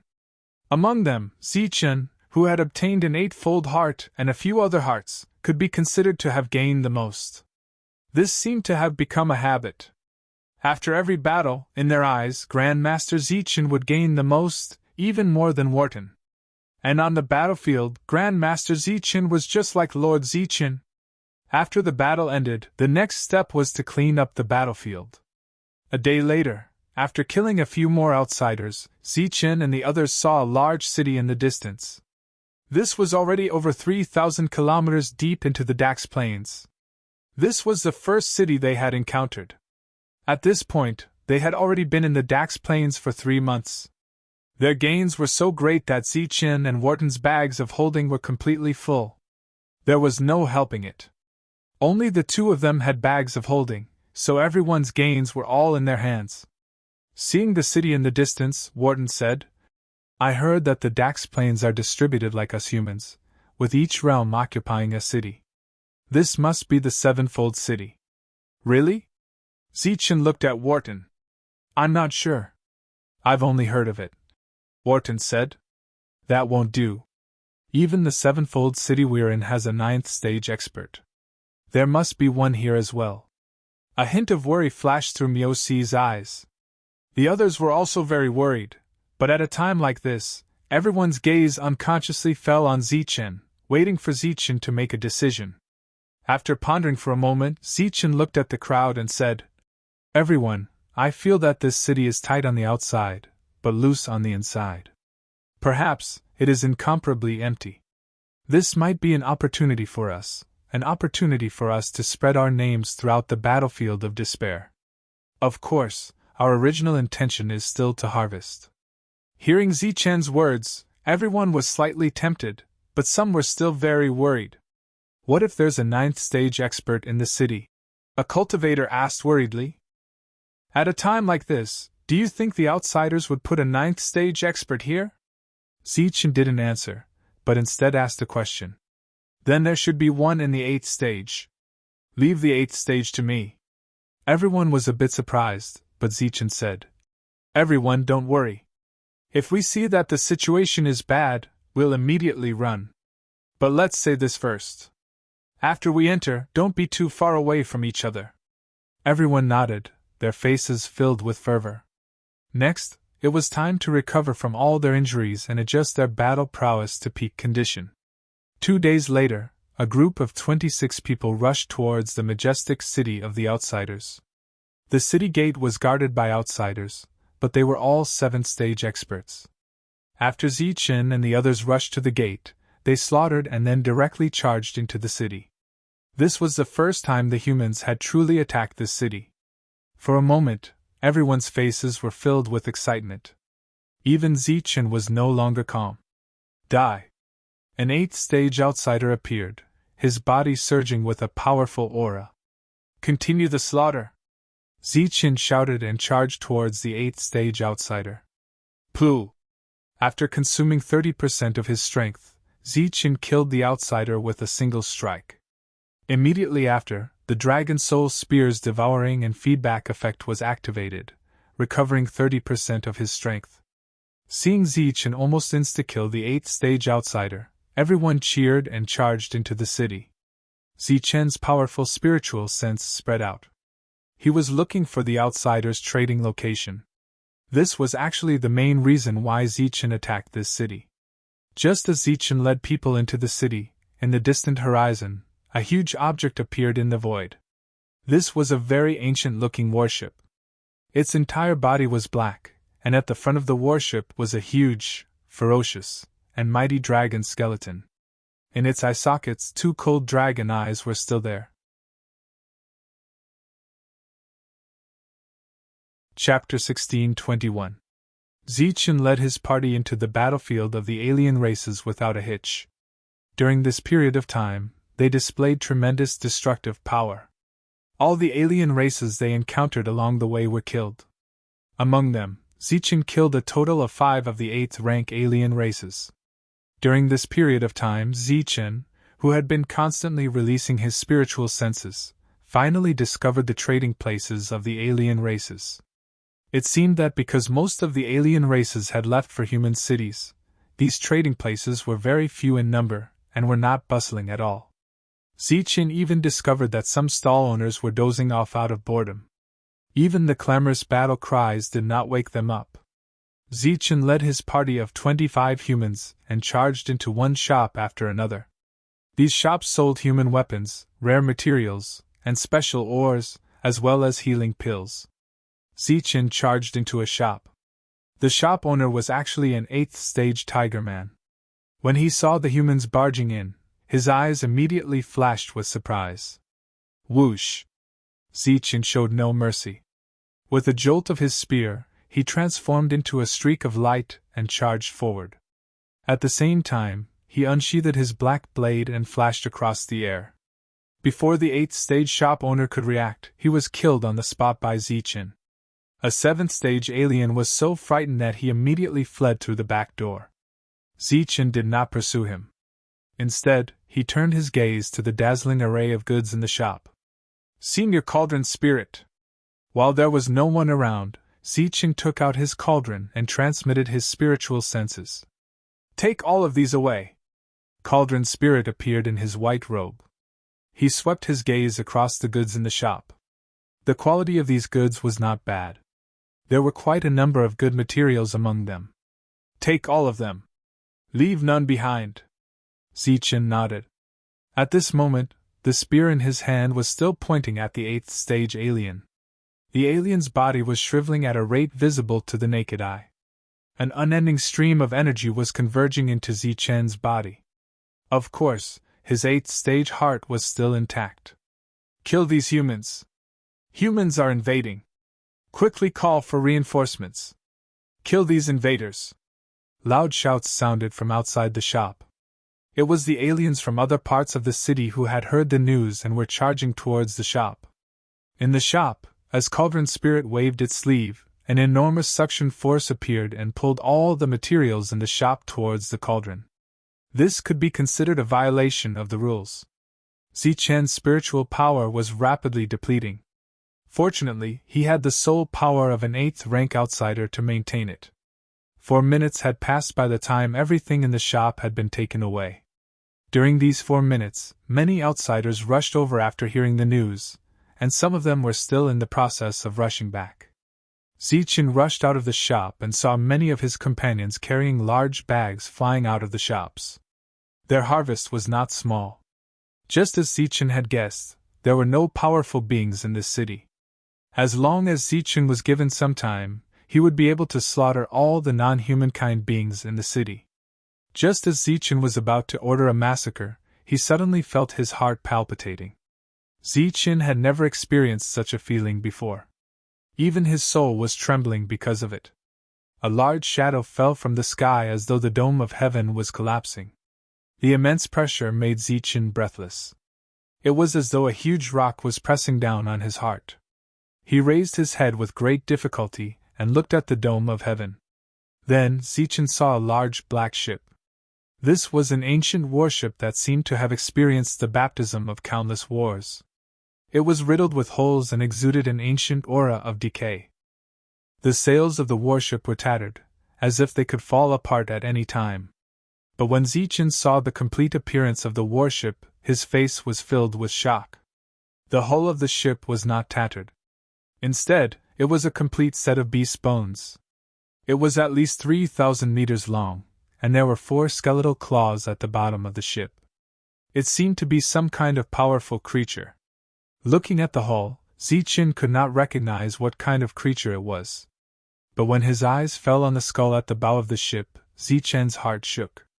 A word that represented powerful, sacred, and dignified appeared in his mind. Dragon. It was a dragon's head that was perfectly connected to the skeleton ship. Clearly, this was a dragon ship or a dragon skeleton that had lost its body. The ancient skeleton dragon ship flew over Zichen's head, casting a large shadow. A sad battle song came from the dragon ship and entered Zichen's ears. Zichen's shock could not be any greater. The enormous pressure above his head made him unable to move. His heartbeat sped up, and he felt as if his heart was going to explode. Zichen's reaction was very extreme, but when he looked around, the other humans and aliens did not react at all. That ancient and sad battle song was still playing. The enormous pressure on his body and soul told Zichen that this was all real. It was not an illusion. The skeleton dragon ship flew over his head, and no one else noticed.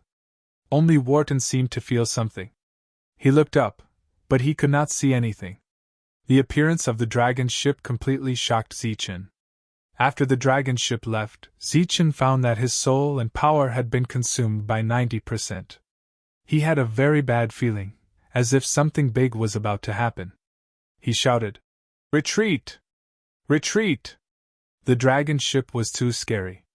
Even though they were leaving, Zichen did not dare to stay. He turned and ran, and the other humans followed him. The skeleton dragon ship was far away, but the shadow in Zichen's heart did not disappear. It was as if the pressure was still there. It was as if that pair of cold dragon eyes were watching him. Zichen did not dare to stay. He killed his way out of the city. There were 26 of them when they entered the city, and 21 when they left. 5 of them had died in battle. "You guys go first." After leaving the city, Zichen felt that the pressure had lessened. Looking at the injured people, Zichen waved his hand. "Let's go. Let's go." Wharton, who was carrying a large bag, also signaled for everyone to leave. He chose to stay. Those who survived were undoubtedly carrying huge bags on their backs. It was obvious that the things inside were of great value. Looking at the aliens chasing out of the city gate, Zichen said, "You guys go. I will stop them alone. Let's meet in the forest." Without waiting for anyone to say anything, Zichen held his spear and rushed toward the aliens. With the Dragon Soul Spear, Zichen was not afraid of exhausting his energy. Naturally, he was not afraid of these people. Wharton and the others gave Zichen a deep look before they turned around and left. Dazzling light and dazzling blade light dazzled as non-humankind beings fell one after another. With his extreme speed, Zichen would not let any of the aliens go past him to kill the other humans. Blood spilled, and the bodies of the aliens fell. Even the most fearless person would feel fear when facing a massacre. Zichen was like a madman, cutting down any alien that dared to appear in front of him. This massacre lasted for an unknown period of time. When Zichen killed the last alien, he saw that the surroundings were filled with dead bodies. Zichen himself had long been stained with blood. Looking up, he saw a group of aliens gathered at the city gate. However, They were all holding weapons and looking at Zichen in fear, not daring to move forward. Zichen coldly glanced at the crowd of outsiders. Their hearts trembled, and some of them almost dropped their weapons. Zichen coldly snorted and turned around to leave. He didn't even want the spoils of war. Zichen was not a fool. After killing for so long, and with the Dragon Soul's spear's soul-devouring ability, his mind could not take it. Furthermore, with such a delay, the enemy's reinforcements might arrive soon. When that time came, Zichen would not be able to leave. Outside the secluded forest, the 20 people were still anxiously waiting. Speaking of which, they had gained a lot this time. However, they were not happy at all that they had made it here alive. They had invaded the alien city and made history. However, if Zichen died, everything they had gained would be useless. That was because these things could only be exchanged in front of Zichen. "I hope Lord Zichen is fine," Muse muttered as if she was praying. At some point, they had started to call Zichen Master Zichen Lord Zichen. Master referred to Zichen's identity as an alchemist, while Lord referred to Zichen's combat prowess. Wharton had not said a single word since returning. He was leaning against a withered tree to heal his wounds. In the final battle, even he had suffered heavy injuries. As he closed his eyes and pretended to sleep, he could not help but recall the scene in Schenker's store. Old Schenker had thought highly of the early 7th stage Zichen. At that time, Wharton knew that there must be a reason for all this. Now, even Wharton, who was in the late 7th stage, did not dare to say that he could kill Zichen. On the contrary, when Zichen was killing people, if he was too close to Zichen, he would feel a sense of fear in his heart. In addition, there was also the sudden sense of danger. The moment he felt the danger, he looked around and found that no one else was abnormal. However, at that moment, he saw Zichen come out of the store. After that, Zichen seemed to have seen something and suffered something. His expression became very painful. At that time, Wharton followed Zichen's gaze and saw nothing in the sky. It was also at that time that Zichen announced the retreat. While waiting anxiously, time always passed very slowly. Half a day had passed, but everyone felt like half a year had passed. Finally, they heard a slight movement. Then, they saw a human covered in blood appear. Looking at the blood-stained spear, everyone's faces were immediately filled with excitement. They all stepped forward and loudly called out to Lord Zichen. "Lord Zichen, you're injured." Muse C was the first to step forward and ask with concern. "They're all minor injuries. It's not important. We can't stay here for long. Let's go deeper." Zichen shook his head. Everyone was stunned. Muse C asked, "This is the secluded forest. How can it not be safe? Are we going to go deeper into the forest?" "No. We're going to the desert of death. Let's go now. Speed up." Zichen emphasized the last sentence. After being together for several months, everyone had long been convinced by Zichen. Now that they heard Zichen's words, which were almost like an order, they did not ask any more questions. They immediately sped up in the direction of the desert of death. Even Wharton did not waste time. Instead, he helped a heavily injured mid-7th stage human carry a bag. Not long after they left, a team of 20 foreign races, made up entirely of 8th stage humans, appeared. The leader of the wolf race was breathing heavily. He quickly locked onto the direction Zichen and the others were heading and immediately chased after them. Chapter 16:22. The ones chasing after them were definitely experts of the other races. At this critical moment of life and death, everyone naturally wouldn't be stingy and continuously took out spirit crystals to recover. Soon, the death desert appeared in everyone's vision. The drifting sand that filled the sky and the boundless yellow sand that stretched as far as the eye could see was something that even 9th-level powerhouses would feel intimidated by. Everyone let out a sigh of relief and couldn't help but slow down. "Don't stop. Go deeper into the desert." Zichen was the first to soar into the air and fly deeper into the desert. The others didn't hesitate and flew while refining spirit crystals. "Raise the defensive light barrier and increase your speed a little." Everyone followed Zi-Chen's instructions and flew higher. The yellow sand churned and giant scorpions appeared one after another. However, the humans flew too high and their soul attacks were greatly reduced. After flying for about 20 miles, they felt a dense killing intent coming from behind them. The pursuers were here. Everyone ran even faster and disappeared in a flash. Looking at the humans gradually disappearing into the horizon, the 20 experts of the other races didn't chase after them. The Death Desert was known to be a place where even 9th-level experts had to stop. 8th-level cultivators like them didn't dare to rashly enter. Once they entered, only death would await them. In addition, they didn't bring many things to recover their energy before coming. However, they wouldn't let the humans have an easy time. The leading lion man coldly said, "Guard here for 3 days. I don't believe they can survive in the desert for 3 days." Outside the Imperial Sky City where the 8th-level human cultivators were located, thousands of 8th-level experts gathered. Their bodies surged with a monstrous baleful aura and their eyes were as cold as blades. During this time, they blocked the attacks of the other races time and time again. Compared to the several thousand 8th-level cultivators on the human side, the other races were much more numerous. Just the 7th-level cultivators alone numbered in the tens of thousands. Other than that, there were no less than 10,000 8th-level cultivators. Almost 70% of the experts of the Dax Plains gathered here. They seemed to want to take down the human city in one go. Such a ferocious attitude was very puzzling. They had already carelessly lost the city. No matter what, the humans couldn't lose a second city.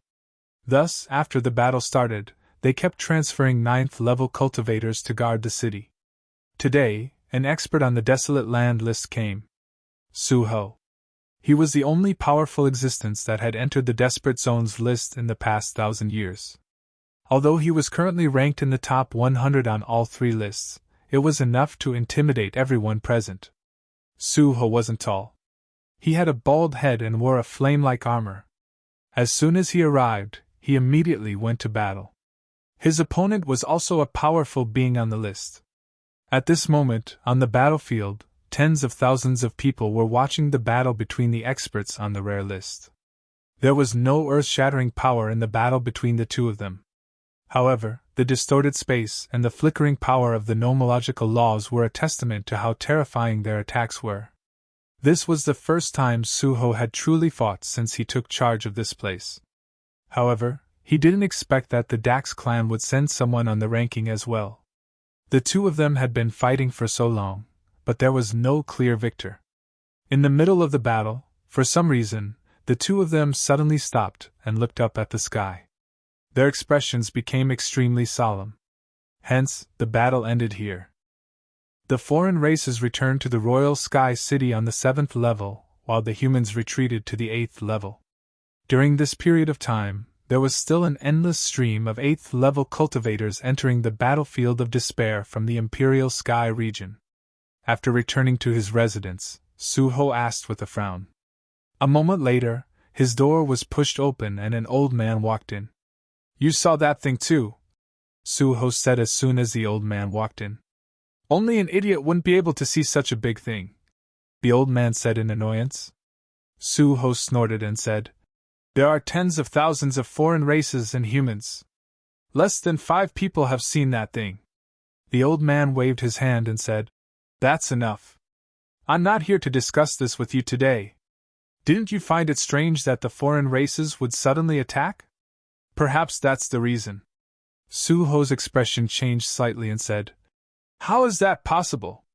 The ancient dragon ship is known as the most mysterious thing in the world.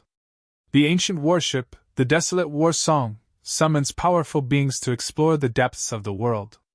The appearance of the ancient dragon ship attracts the most powerful beings in the entire battlefield of despair. This is the biggest event in the battlefield of despair. How dare a mere Dax clan get involved?" the old man said in a low voice.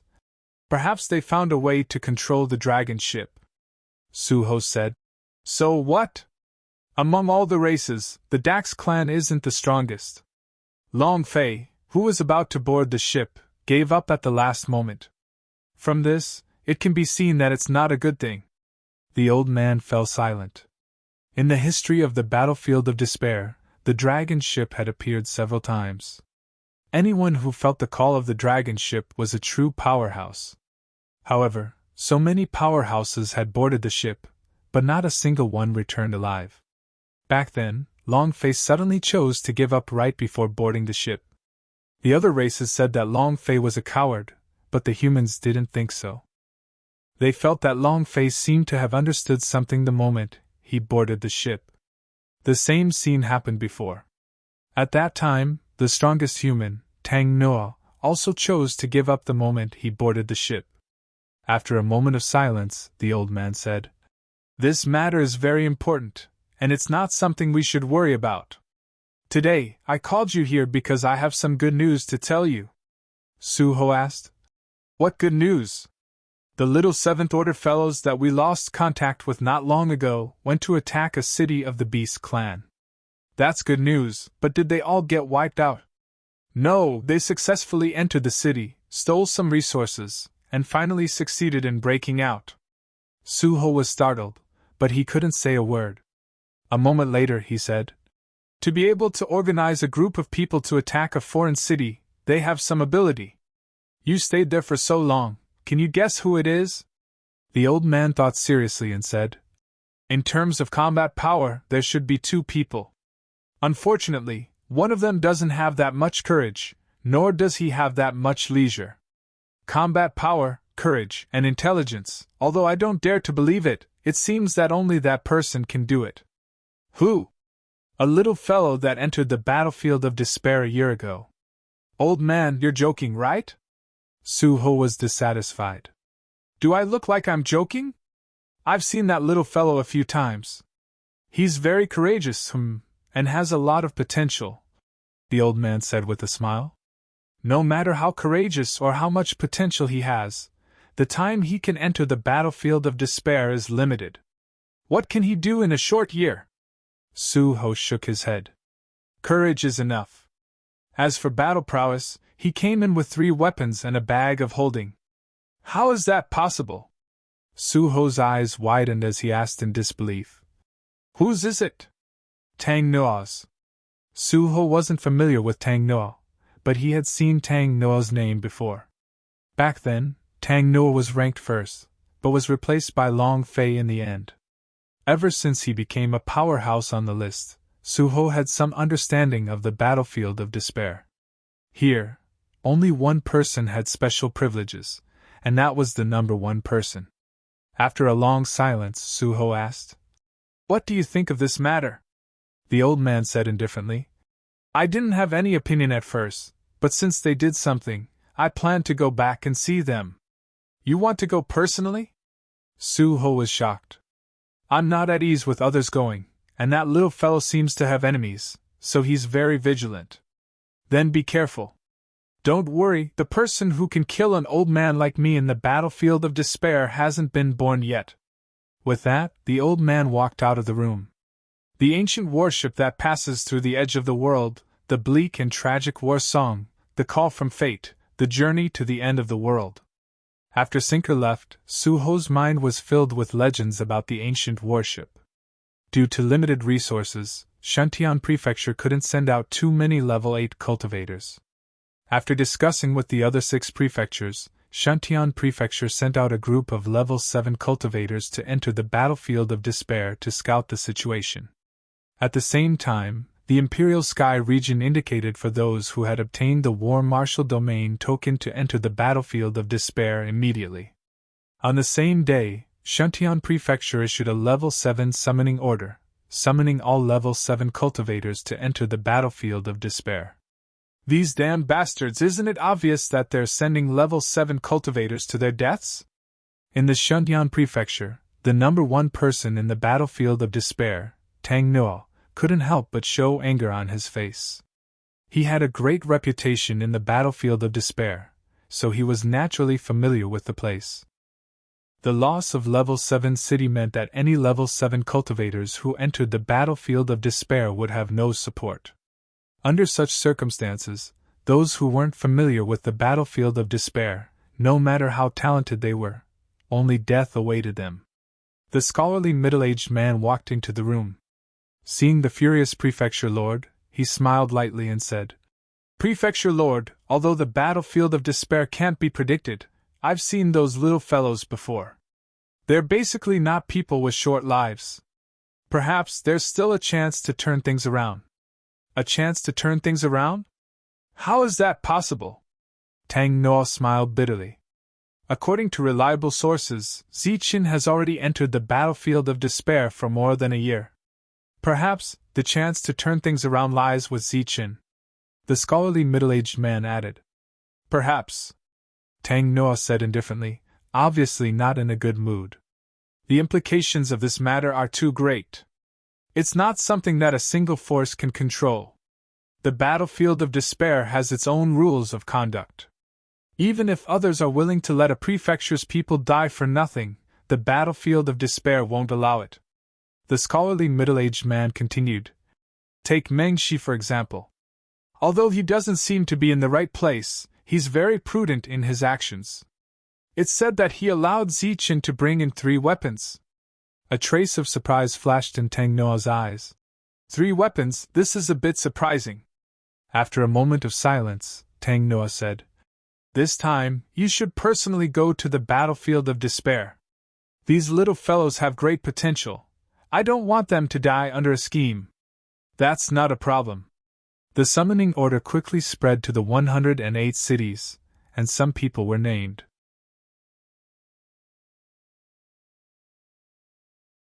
Chapter 16:23. These 5 people were the top 5 winners of the grand competition. They each received 5 war marshal tokens and were required to enter the battlefield of despair. As for the others, there were no other mandatory requirements. They could enter as they wished. For the others in the 108 cities, this gathering was an opportunity to enter the battlefield of despair. It was a place where true experts could train. Normally, only those with the war marshal tokens could enter. Now that they heard that the battlefield of despair was gathering cultivators, those who didn't know the truth eagerly signed up. Soon, the number of people exceeded 1,000. The scholarly middle-aged man who received the news smiled bitterly. He shook his head and said, "There are too many people. We only need 100 people at most." For the sake of these 100 slots, the various cities had almost arranged an additional battle between the powerhouses. Compared to the Shuntian prefecture, the cultivators from the other 6 prefectures refused to enter the battlefield of despair. Because it was their first time entering, they went according to their city's ranking. Every city in the top 100 had a spot. As for the bottom 8, they didn't have the qualifications. Of course, these 100 people didn't include the 5 war marshal tokens. The 105 people quickly gathered through the transportation formation and arrived at the Shuntian prefecture. During this time, there were naturally some familiar faces.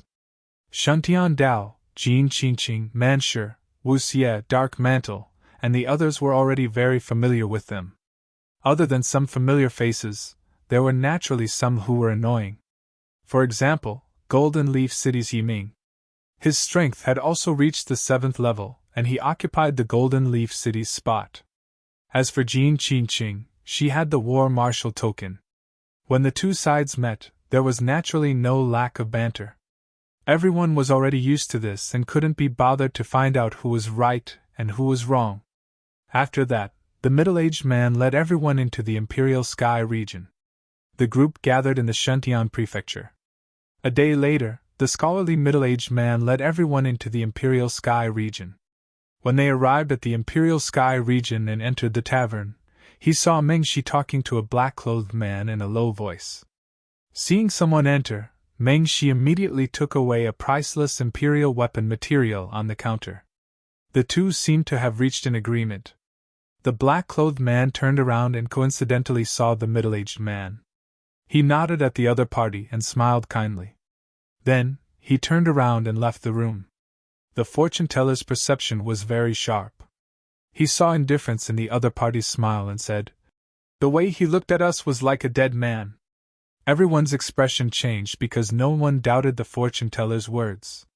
The scholarly middle-aged man's face turned ugly as he stared at Meng Shi in an unfriendly manner. Mengshi looked at the other party and chuckled. Oh, isn't this Brother Tian? What brings you here? The scholarly middle-aged man lost his usual calmness and said indifferently, This material should be used to buy their lives, right? Mengshi said unhappily. Look at what you're saying. Would I, Mengshi, do such a deal? It's just that I'm kind enough to give you a piece of material, but I just want to teleport these little guys together. This is a good thing, so how can I not help?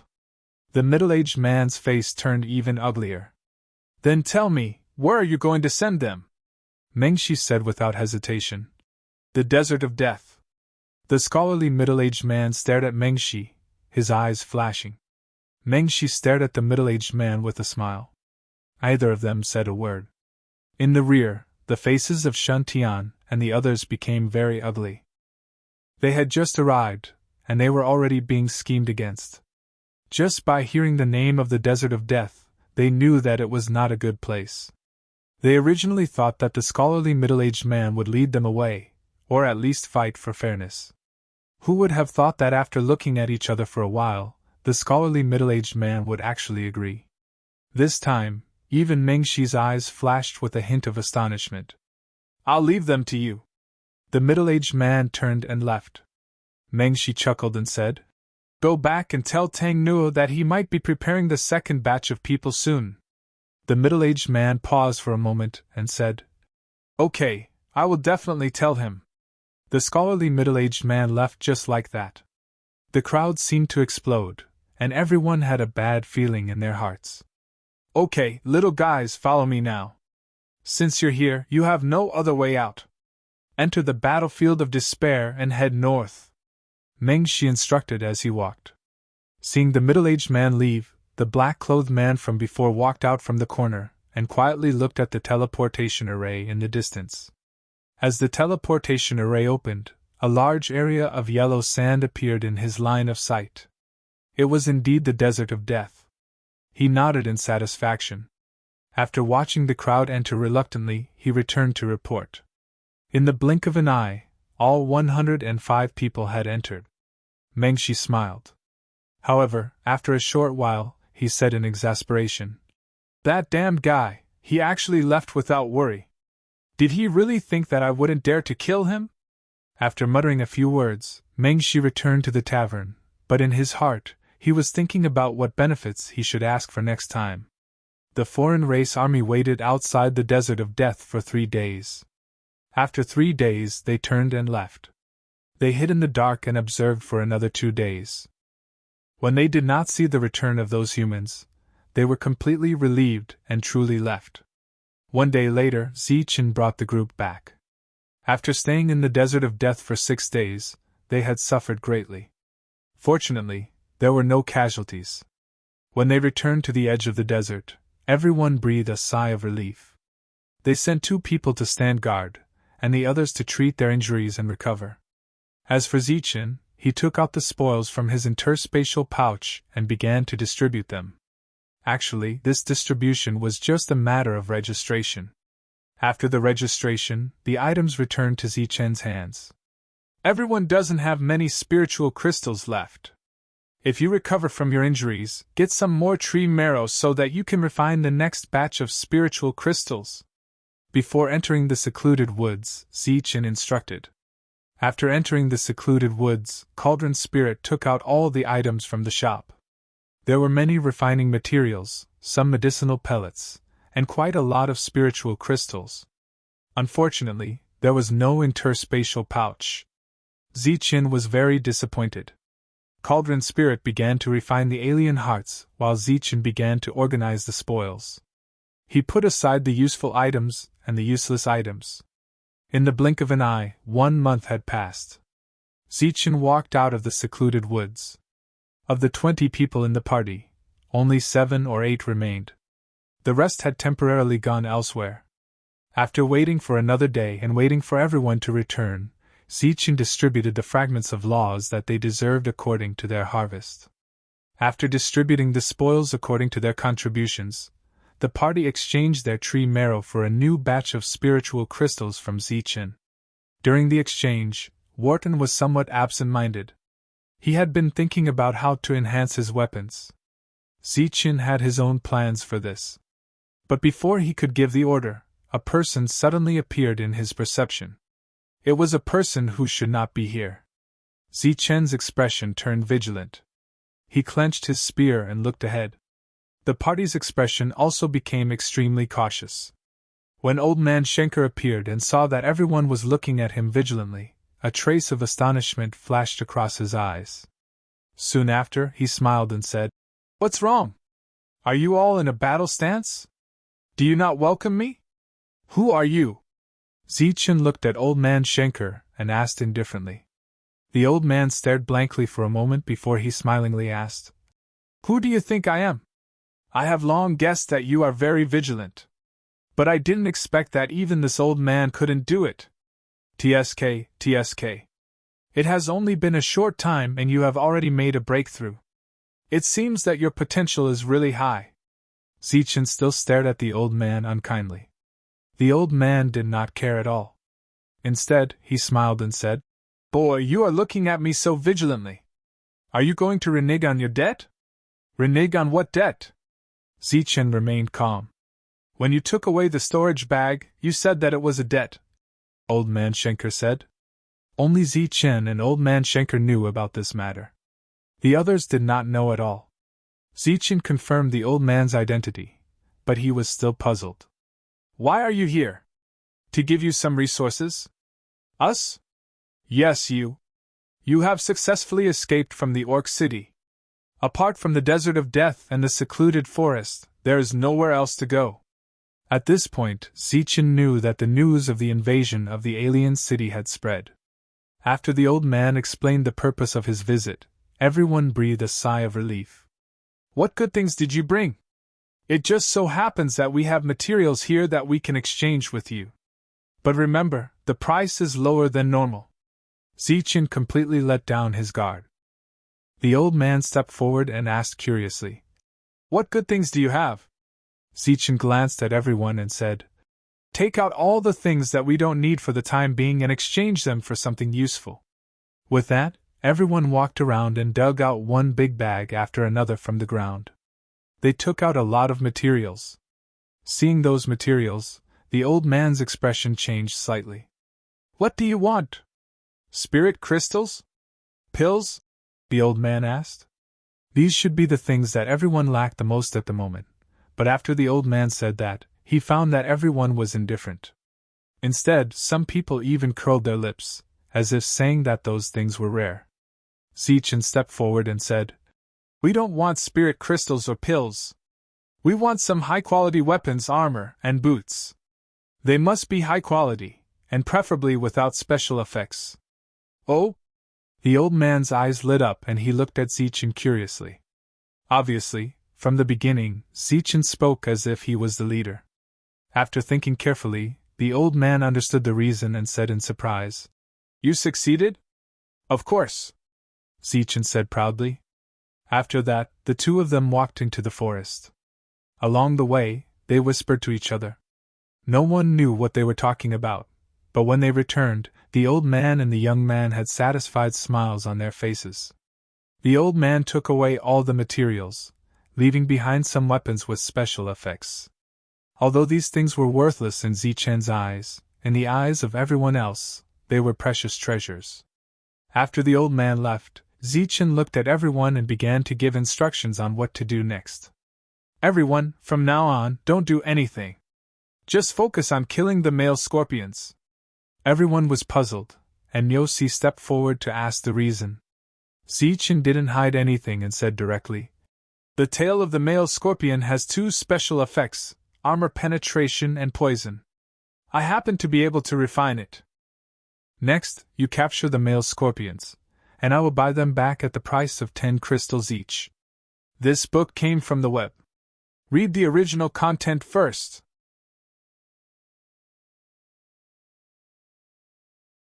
Chapter 1624.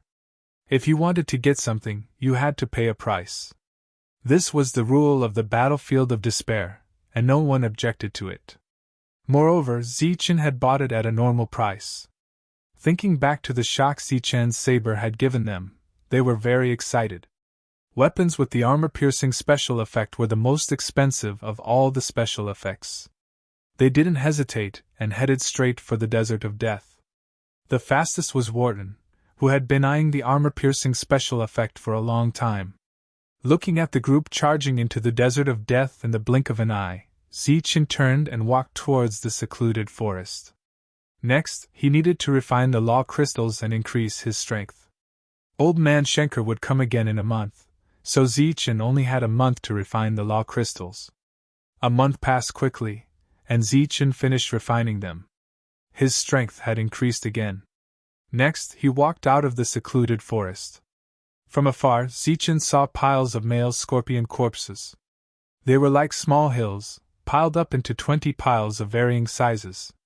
This was the harvest of the 20 people in a month. From a visual estimate, there were close to 10,000 male scorpion corpses. Ziethen was very satisfied with this number. The more scorpion corpses, the better. Ziethen watched from the side, quietly waiting for Old Man Schenker to come. The old man came a day later than scheduled, but when he arrived and saw the piles of male scorpion corpses, he was greatly shocked. Ziethen smiled. "As long as we find a way, the Desert of Death isn't scary at all." Nodding, Old Man Schenker didn't ask for details. Instead, he said, "I brought all the things you wanted. You brought the storage bag too?" Ziethen looked at the old man. After the two of them had haggled over the price of the pouch of holding last time, Ziethen had become the payment for informing the outsiders in advance of the siege. As for this pouch of holding, it was clearly on credit. "Consider it cheap. It's 10 meters wide. It's one of my few private stashes." Old Man Schenker handed the storage bag to Ziethen. Ziethen opened it and saw the many weapons. A trace of surprise appeared on his face. "Why are there so many weapons? Don't you think you have too few people? Moreover, a new group of people will arrive soon. You will be responsible for their safety," Old Man Schenker said. "If I'm in charge, how would I know where they're coming from?" Old Schenker pointed to the depths. Ziethen said unhappily, "Do you want me to run into the depths of the desert every day? I don't have that much free time. It's up to you whether you want to go or not.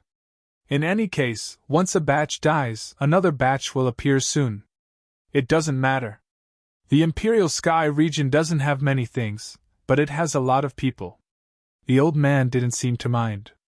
After rummaging through the storage pouch, Ziethen stretched out his hand and said, "Where's the map? Give it to me. Kid, this is the crystallization of the wisdom of several generations. Its value is immeasurable." Old Man Schenker reluctantly took out a glowing book from his bosom with a pained look on his face. "Don't worry, I promise you that I won't let you suffer a loss. These can be considered as the initial investment." Ziethen snatched the money away without hesitation. The transaction was over. Of course, Ziethen was once again in debt. After the transaction, the old man had no intention of leaving. Ziethen didn't chase him away either. Instead, he pointed to the male scorpion corpses in the distance and said, "Just in time. Help me count them." Old Man Schenker didn't refuse. Soon, he helped Ziethen count a pile of male scorpion corpses. There were a total of 500 of them. "I'm sure it's 500. You can't miss anyone else's," Ziethen said again. The old man said solemnly, "Old Man Schenker is a man of integrity. He doesn't cheat anyone." Ziethen rolled his eyes and put away the pile of male scorpion corpses. Then, he threw out 8 mid-stage fragments and put down 200 spirit crystals. "Kid, what's the meaning of this?" The old man was puzzled. "The starting price is 5,000 spirit crystals," Ziethen said without turning his head. At the same time, he was counting the number of male scorpion corpses. 5,000 spirit crystals. These little things are worth 600 spirit crystals each. Hey, these are law chips. There's only one law in them. After the old man took out one and checked it, his eyes immediately widened. He said in disbelief, "These things are condensed by you, and it's only 600 spirit crystals each?" Glancing at the old man, Ziethen knew what the other party was planning. He said directly, Special times require special treatment. 600 spirit crystals is just the cost price. If you want them, you have to pay 1,000. The old man put down the mid-stage lot chip with some disappointment and said, 1,000 isn't expensive. Unfortunately, this thing isn't of much use now. There's no 7th stage lot chip over there. Zichen smiled coldly and threw another lot chip to the old man. He said, this thing is 100,000 spirit crystals each. The old man subconsciously caught it. After sensing it again, his eyes immediately lit up. He asked, 8th stage lot chips. How many of these do you have? Only 3. I've only killed 8 8th stage foreign race members. Zichen said. Good kid, you're really something. This thing's level is too high. You can't use it now. Give them all to me. I'll buy them all, the old man said excitedly. A total of 300,000 spirit crystals. If you want to trade more, you have to bring me some 8th stage hearts next time. I don't know how to calculate the price. Just give me the lowest price. Okay, an 8th stage foreign race heart is 20,000 spirit crystals each. Next time, I'll bring you 15. No, I'll bring you 50. You can owe me first. The old man's eyes flashed with the light of spirit crystals. One heart could earn 80,000 spirit crystals. This was clearly a way to make money. However, Zichen didn't immediately agree. Instead, he pondered for a moment before saying, Okay, but I can't guarantee that I can provide you with too much. After all, the most important thing for us now is to survive. Survive. The old man looked at Zichen strangely. Who would attack other people's cities in order to survive? Zichen quickly counted the second group of male scorpions and gave them the same amount of spirit crystals. After that, Zichen counted the corpses of the other male scorpions and gave them the corresponding compensation. After that, he walked towards the secluded forest. Old man Schenker made a gesture to follow him. Zichen immediately waved his hand and said, Unauthorized personnel are not allowed to enter. The old man stared blankly for a moment. He knew that this was Zichen's secret and could only wait outside. Just like that, Zichen went back and forth several dozen times before he finally brought over 10,000 male scorpions into the secluded forest and had the medicinal cauldron refine them. The weapons that old man Schenker brought over this time were all high-quality fine weapons. It could be said that they were only one step away from having special effects attached to them. 2 days later, all 10,000 male scorpions were refined. Following Cauldron Spirit's instructions, Zichen placed 20 fine weapons into the cauldron. Following that, another 5 days of waiting passed. The 20 fine weapons flew out of the cauldron one after another. Immediately after, Cauldron Spirit's voice sounded. This batch of weapons is too inferior. The activation rate of the special effects is only 30%. Upon hearing that, Zichen's face lit up with joy. It must be noted that this batch of weapons corresponded to the late 7th Heaven Realm. Their activation rate was as high as 30% for weapons of the same level. Therefore, in the hands of an intermediate 7th Heaven Realm expert, the chances of breaking through armor would be as high as 60% to 70%. Zichen took the 20 weapons that had been enhanced with special effects and walked towards the outside. When he arrived, he discovered that old man Schenker had yet to leave. There were 20 more piles of male scorpions on the ground. As for the spirit crystals, they were nowhere to be seen.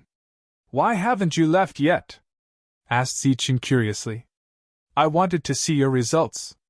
Also, let me remind you that the first batch of people might be arriving soon, said old man Schenker. Zichen sent out a beam of energy into the air. It was a communication signal that could only be used within a range of 10 miles. Soon enough, the 20 men returned one after another. After such a long battle, the killing intent surging around them had become even more intense. One of them had even broken through to the late 7th Heaven Realm. When they arrived, they looked at Zichen with eyes full of expectation. Zichen looked at them and said with a smile, Everyone, I've lived up to your expectations. The armor-piercing weapons have been condensed. Excitement immediately appeared on everyone's faces. Zichen took out 20 weapons from his storage bag. There were both swords and sabers. He placed them on the ground and said, "These weapons are worth 100,000 spirit crystals each. If they suit you, take them. You can pay me back slowly. If not, forget it." 100,000 spirit crystals was not a high price for them. They stepped forward and took out their weapons curiously. Then they released their spiritual senses to investigate. Then they all widened their eyes and looked at Zichen in disbelief. Among them, Miyoshi said in a trembling voice, "Master Zichen, are you sure this weapon only costs 100,000 spirit crystals?" The others also looked at Zichen nervously. Zichen nodded. Judging from everyone's expressions, he knew that they were very satisfied with these weapons. "Master, have you seen the special effects? Are you sure?" Miyoshi asked again. She needed to confirm again. For the late stage, it should only have a 30% armor-piercing effect. As for the poisoning effect, it should be less than 15%. If it's for the middle stage, it should be 70% or 80%. As soon as Zichen finished speaking, he heard a scream. Then, old man Schenker rushed over like a madman. He snatched the weapon from Wharton's hand and released his spiritual senses to investigate. Then, his hand holding the long saber trembled. It's really double the special effects. How did you do it?" Zichen smiled but did not say anything. Obviously, this was a secret. The old man did not ask. Instead, he shouted, 200,000 spirit crystals. Sell it to me for 200,000 spirit crystals. I want all 20 of them. As soon as the old man finished speaking, everyone looked at him with unkind eyes. The old man suddenly came to his senses and smiled awkwardly. "You don't need this thing now. Let's talk about it later. They need this thing the most now. Let's go with the original price. 100,000 spirit crystals for each spirit crystal. Next, you can pay with male scorpions or other things like tree marrow." After Zichen finished speaking, he rushed toward the desert of death. "Where are you going?" Old man Schenker asked. "What do you think?" Zichen replied in annoyance. Old man Schenker shouted from afar. "How about I bring you a group of 8th rank soldiers next time? I'm only at the 7th rank. I can't condense an 8th rank special effect yet." After saying this, Zichen's figure disappeared into the horizon. Everyone already knew how powerful Zichen was. Now that they saw Zichen enter the depths of the desert, they were not worried at all. This guy. How did he do it? In just a few days, he made 20 weapons with special effects. And all of them are double the special effects. Could it be that he's condensing them in batches? After muttering to himself for a while, he realized that no one was paying him any attention. Old man Schenker felt bored and decided to go back. There were some things that couldn't be rushed. This book came from the web. Read the original content as soon as possible.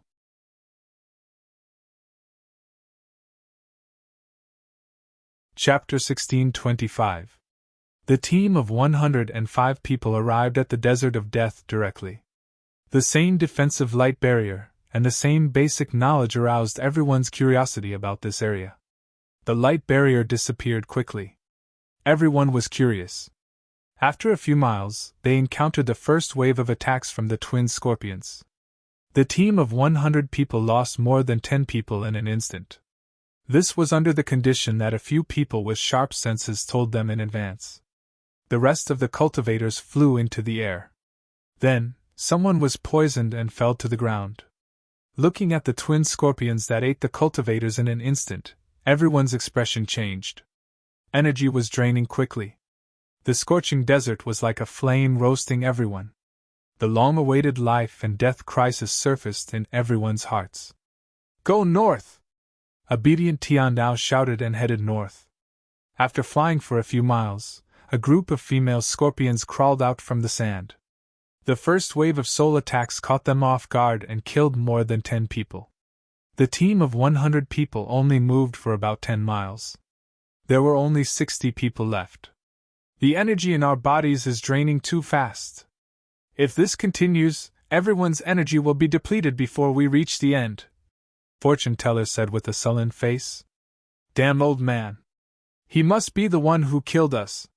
Mansure gritted his teeth, his face full of anger. What should we do now? We don't have weapons, and our energy is draining too fast. When our energy is depleted, we will become food for these big guys. Wuxia didn't have any idea. Usually, at this time, Zichen would be the one to make the decision. Jin Qingqing looked into the distance. The yellow sand was endless. If this continued, everyone would die. After thinking for a while, she said directly, If this continues, everyone will die unless they are willing to cooperate. Everyone looked at Jin Qingqing. No one wanted to die. 5 people in a group. One person in each group will use his energy to carry the others. The other 4 will restrain all their energy. This way, we may be able to hold on for a long time, Jin Qingqing said. This was indeed a method, but everyone quickly saw the drawbacks. What if the first person was kicked out by the other 4 after exhausting his energy? After all, one less person meant one less energy consumption. This way, the last person had the highest chance of escaping. However, everyone wanted to be the last person. No one was willing to be the first. At this moment, everyone would undoubtedly choose someone they were familiar with. However, at this moment of life and death, it seemed that even familiar people were not reliable. All right, split into groups. This was everyone's only chance at survival, and no one would reject it. The difficulty lay in the grouping. Fortunately, Zichen had helped some people solve this problem many years ago. On that day, at that critical moment, more than 10 people were willing to protect Zichen. In the end, Zichen sacrificed himself to save a dozen more people. Coincidentally, more than half of those people were in this team. Qingqing, I'll be in the same group as you. Yiming smiled and flew over. Mansure moved in a flash and stopped Yiming. He said, No, we'll be in the same group. Yiming glared at him and said, What do you mean? Nothing. I just don't trust you. Naturally, Mansure and the rest would not be in the same group as Yiming. The longer they stayed, the closer they would be to death. After glaring fiercely at Mansure, Yiming could only team up with the rest. The team was quickly formed, and everyone cooperated and flew toward the north. During this time, the fortune teller consumed precious energy and performed a divination for everyone. He then shouted, Everyone trust me. This time, the divination shows that we'll be safe. So don't do anything stupid. This is the land of despair. There are opportunities everywhere, but there are also dangers everywhere. We all come from the same place. In such a dangerous time, we should work together to get through this together. Shantian Dao also shouted. Jin Qingqing glanced at the two of them, and a hint of mockery flashed in her eyes. Then she said coldly, Everyone, if we work together, we can all get out of here alive. If anyone tries anything, as long as I'm still alive, I'll make sure they die 10 times more cruel than being eaten by scorpions. Many people shuddered in their hearts. Being eaten alive by scorpions was already very cruel. No one dared to imagine being 10 times more cruel than that. Compared to the encouragement of Shantian Dao and the fortune teller, Jin Qingqing's threat was greater. Therefore, everyone worked together and moved forward. At the same time, Zichen, who sensed the teleportation fluctuation, also flew toward where everyone was at. Scheming would lead to death, but not scheming would give them a chance of survival. For the rest of the journey, everyone was relatively well behaved. Everyone cooperated well. The second cultivator ran out of energy, and the third cultivator followed. The sand below suddenly rolled, and female scorpions appeared one after another. They lined up neatly, like well-trained soldiers. They raised their heads and launched soul attacks. Compared to the scattered attacks from before, the current attacks were more condensed. Several people were careless and fell to the ground. Seeing this, Wuxia couldn't help but curse. Damn things, they're as orderly as an army. There must be a scorpion king commanding them. As if to verify Wuxia's words, a big guy about 10 meters long appeared from the yellow sand. Yo! As soon as it appeared, it roared at everyone. A ripple visible to the naked eye swept toward everyone in the sky. In an instant, everyone's bodies began to shake. Figures fell to the ground one by one, and were covered by yellow sand in the blink of an eye. Several people died. Only half of the 100-man team remained. Puff! Mansur, who had exhausted all his energy, coughed up blood after receiving this attack. His body swayed. If not for Wuxia holding him at the critical moment, Mansur would have fallen. Let's go! The multiple soul attacks had drained everyone's energy, so they had to speed up. However, with the Scorpion King overseeing them, female scorpions appeared one after another. They lined up neatly in a square formation and launched soul attacks. Many people swayed and were on the verge of collapse. Below, the Scorpion King was still chasing after them. Its speed on the sand was not slower than the others. At the same time, it kept launching soul attacks one after another, draining everyone's energy. The fourth person's energy was quickly depleted, and the last person went up. The yellow sand was still endless, and the Scorpion King was still chasing after them. Everyone was in despair. However, in the next moment, something that made them even more desperate happened. The Scorpion King that had been harassing them previously suddenly rose into the air. This thing could fly. At such a close distance, as long as it launched a soul attack, more than half of the people would die. Everyone was in despair, and their eyes were filled with despair. Only the fortune teller had a face of doubt, because the divination just now clearly showed that it was more frightening than dangerous. The Scorpion King was in the air, and its mouth was already open. A wave of soul power spread out, and in the next moment, it would form a soul attack. Seeing that it was about to kill these humans, a hint of fear flashed in the Scorpion King's eyes. It did not launch a soul attack, but instead let out a shrill scream. This scream pierced everyone's eardrums, causing their heads to buzz.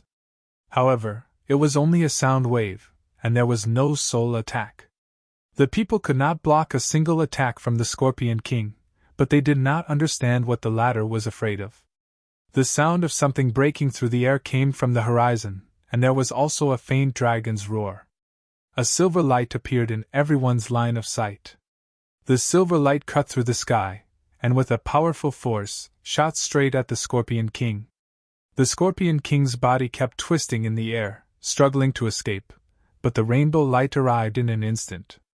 Blood spurted out, and the spear carried the Scorpion King's body into the distance. In the process of flying, the people saw the Scorpion King's body rapidly shrivel. The sudden change caught everyone off guard. However, when the Scorpion King died, everyone heaved a sigh of relief. Fortunately, they did not die. Another problem appeared in everyone's minds. The yellow sand was endless, and even one person might not be able to leave alive. If they carried the 4 people who had lost their energy, they would undoubtedly die. However, before they could make a decision, a figure appeared in their line of sight. It was a very young human wearing a black robe. As long as it was a human, there was hope. Hope rekindled in everyone's hearts. As the black-robed man approached, many people found that he seemed to be very familiar. Wuxia and Mansur rubbed their eyes, as if they had seen a ghost.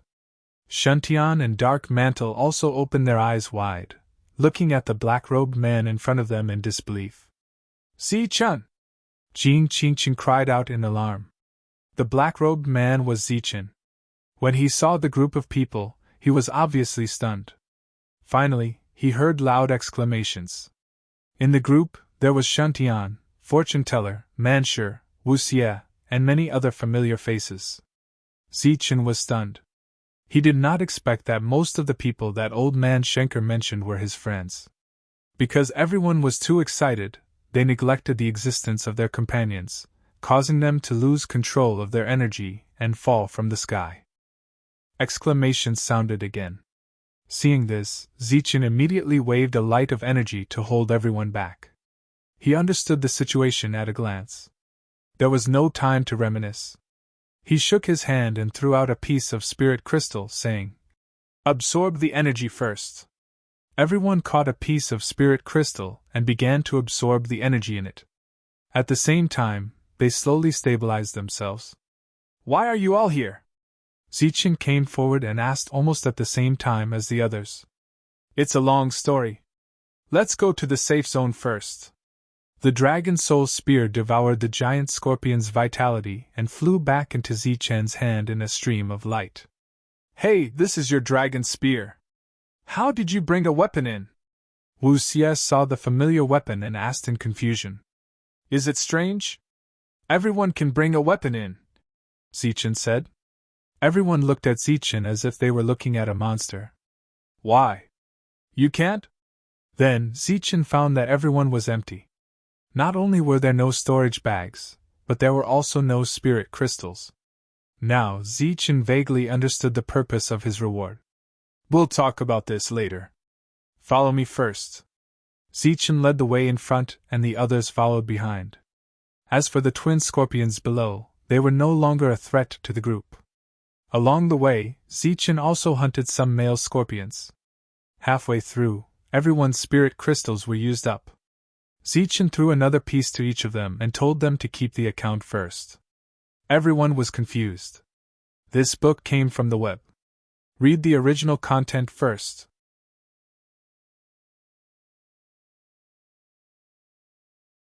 Chapter 1626. When Wharton and the others saw Zichen return with a group of people, their faces were filled with doubt. When the group landed, everyone had a look of relief on their faces. At the same time, they were extremely grateful to Zichen. There were 105 people when they came, and now there were only 56 left. 49 people had died. It was a miracle that so many people were still alive after encountering the Scorpion King. Seeing that everyone was talking and laughing with Zichen, and looking very excited, Miyoshi could not help but ask, Master Zichen, are these your friends? Zichen smiled and said, They're my life and death brothers. They're all from Shentian Prefecture. Miyoshi nodded and smiled kindly at them. People like Miyoshi would not be bothered by the geniuses in the outside world. However, in this world, late-stage 7th level was indeed a powerhouse. The current Miyoshi could fight 10 people from Shentian Dao without any problem. After catching up, Zichen began to explain the rules of this world and the situation they were facing. After hearing that, everyone was stunned.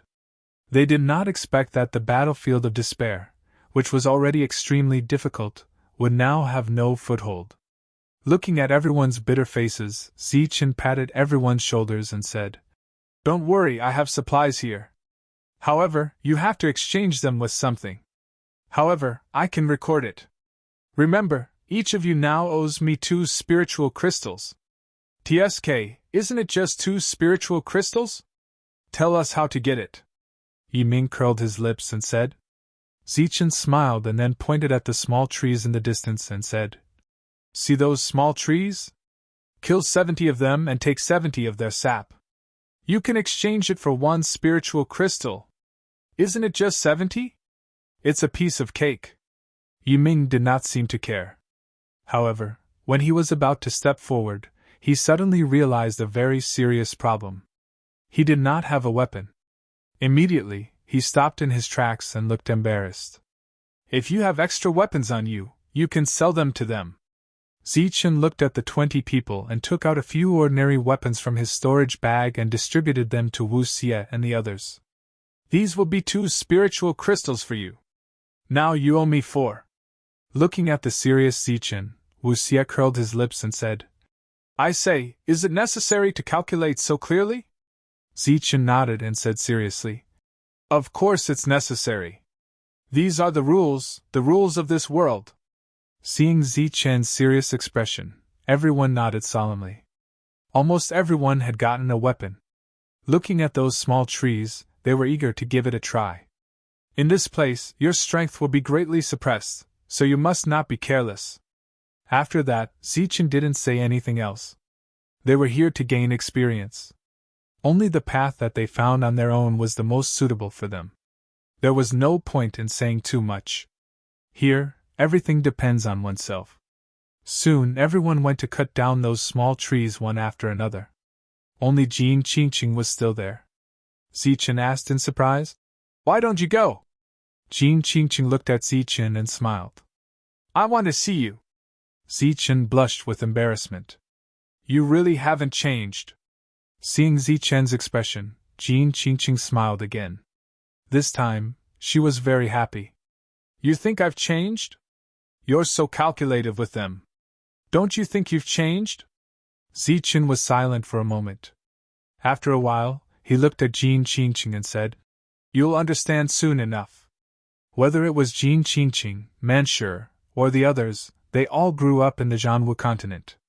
They were favored by the heavens and never worried about resources. Perhaps the most dangerous place they had experienced in their lives was what they encountered in the manor world. However, Zichen was different. He had walked step by step from the Tianwu continent to this place. He had experienced too many things. They couldn't imagine what cruelty was. Cutting down trees seemed simple, but it was actually very dangerous. Soon, a scream was heard. A 7th-level genius was swept away by a branch. No one knew whether he was dead or alive. The small tree was only equivalent to the peak of the 5th level in the Jianwu continent. Obviously, everyone couldn't adapt to this place. Soon, a second person died, and several others were injured. Cutting down trees was a very simple job, but everyone was in trouble. Zichen watched quietly from afar. He didn't interfere. Soon, the strong Manshur succeeded in killing a small tree and obtained a portion of tree sap. However, he consumed 20% of his strength, which was equivalent to half a spiritual crystal. According to the numbers, it was obviously a huge loss. Looking at the tree sap that they obtained with great difficulty, and thinking that 70 portions of tree sap could only be exchanged for one spiritual crystal, everyone gradually understood the value of spiritual crystals. They also had a clear understanding of the debt. During this period of time, Zichen went deep into the secluded forest. It was unknown whether it was intentional or not, but Zichen used the most effortless method to kill a few small trees and take some of their sap. Then, he threw the tree sap to Jin Qingqing. Manshur said unhappily, Why don't you give it to me? Zichen smiled. Ladies first. After Jin Qingqing took the tree sap, she didn't appreciate it at all. Instead, she looked at Zichen and said, Zichen, if you want to pursue me, a few portions of tree sap won't do. At the very least, you have to erase my debt. Zichen pretended not to hear and quickly entered the secluded forest. Behind him, laughter came. Only Yiming's face was dark. Time passed. Everyone was talking and laughing. Shentian gradually became familiar with Mao Si and the others. Then, through them, he gradually learned about the cruelty of this world. He also understood Zichen's deep meaning. To be able to owe a newcomer a debt, this was probably the greatest gift in the entire battlefield of despair. This was because the lives of newcomers were the least valuable here. After hearing that there were many people outside the Imperial Sky City who were willing to kill for a spiritual crystal, Shentian and the others were even more incredulous. You might not know this, but when Lord Zichen first came to the Imperial Sky City, I coincidentally saw him. He was covered in wounds, carrying a Daxus black wolf, and collapsed at the city gates.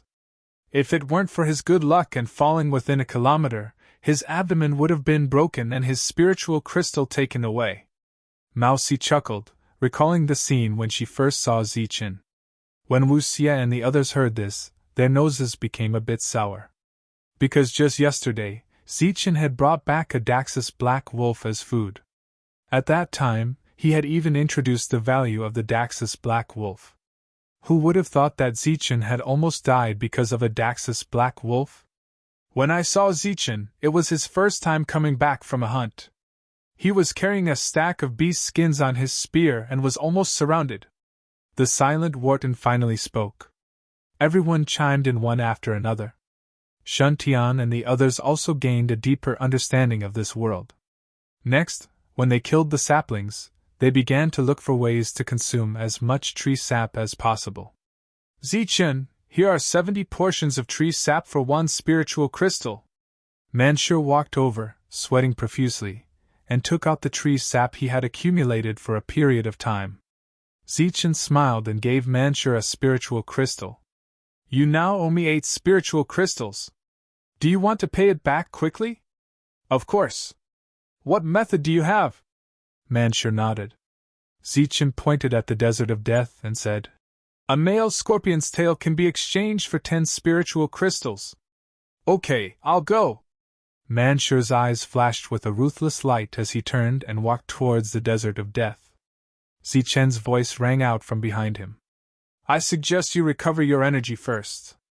During this period of slaughter, the twin scorpions no longer appeared within a kilometer of the desert of death. Manshur directly walked 2 kilometers away. 15 minutes later, Manshur staggered back, carrying a male scorpion on his back. There was a hole in his leg from which black blood flowed out. However, Manshur's body was special, so the poison could not do anything to him. Among the group, Manshur was the first to pay off his debt. As they became more familiar with their combat strength, they no longer focused on killing small trees. Instead, they went to some nearby places and hunted some beasts to exchange for resources. After a month, they had almost adapted to this place. Old Man Schenker came again with an additional 58th tier hearts, and a new batch of refined weapons. After seeing the dozens of newcomers, he nodded with satisfaction and asked Zichen if he needed anything else. If you have enough in stock, give me more 7th tier hearts. These things are what we lack the most right now. Schenker nodded and said, The battle is still going on. Many 7th tier foreign creatures die every day. This is easy to handle. After that, the old man left. The first batch of newcomers were all geniuses. After adapting to this world, they improved very quickly. During the continuous battles, everyone knew their own weaknesses. After that, they came to Zichen to exchange for things that could make up for their weaknesses. For example, Manshur came to Zichen first and bought a pair of boots that increased his speed by 10%. This greatly increased his efficiency. Wu Xie even bought an armor-piercing weapon for 100,000 spirit crystals. As for Fortune Teller, after exchanging for a defensive armor, he brought back a 7th tier late-stage soul-devouring leopard on the 3rd day. This was a beast of this world. It did not belong to the Dax race. It had the ability to devour souls. After refining it, one could condense the soul-devouring effect. Xindao had recently understood the rules of the Heavenly Tao. He could borrow a bit of the Heavenly Tao's power. Although it consumed a lot of energy, it was still very powerful. These geniuses continued to grow, but Zichen kept stopping them from killing the foreign creatures. Here, not only could they exchange for spirit crystals, other things could be exchanged for spirit crystals too. For example, rats with agility buffs, beetles with defense buffs, and bears with strength buffs. The first 20 people were also shocked when they saw the growth of the newcomers. When Xindao brought back an 8th tier beast one day, everyone was even more shocked. Old Man Schenker came again and again. In the blink of an eye, half a year had passed. Out of the 56 newcomers, only 50 remained. However, almost all of them had an armor-piercing weapon. Apart from a few who were still in debt, most of them had paid off all their debts. Old Man Schenker came for the 7th time. This time, he brought a lot of blood-colored crystal chips to Zichen.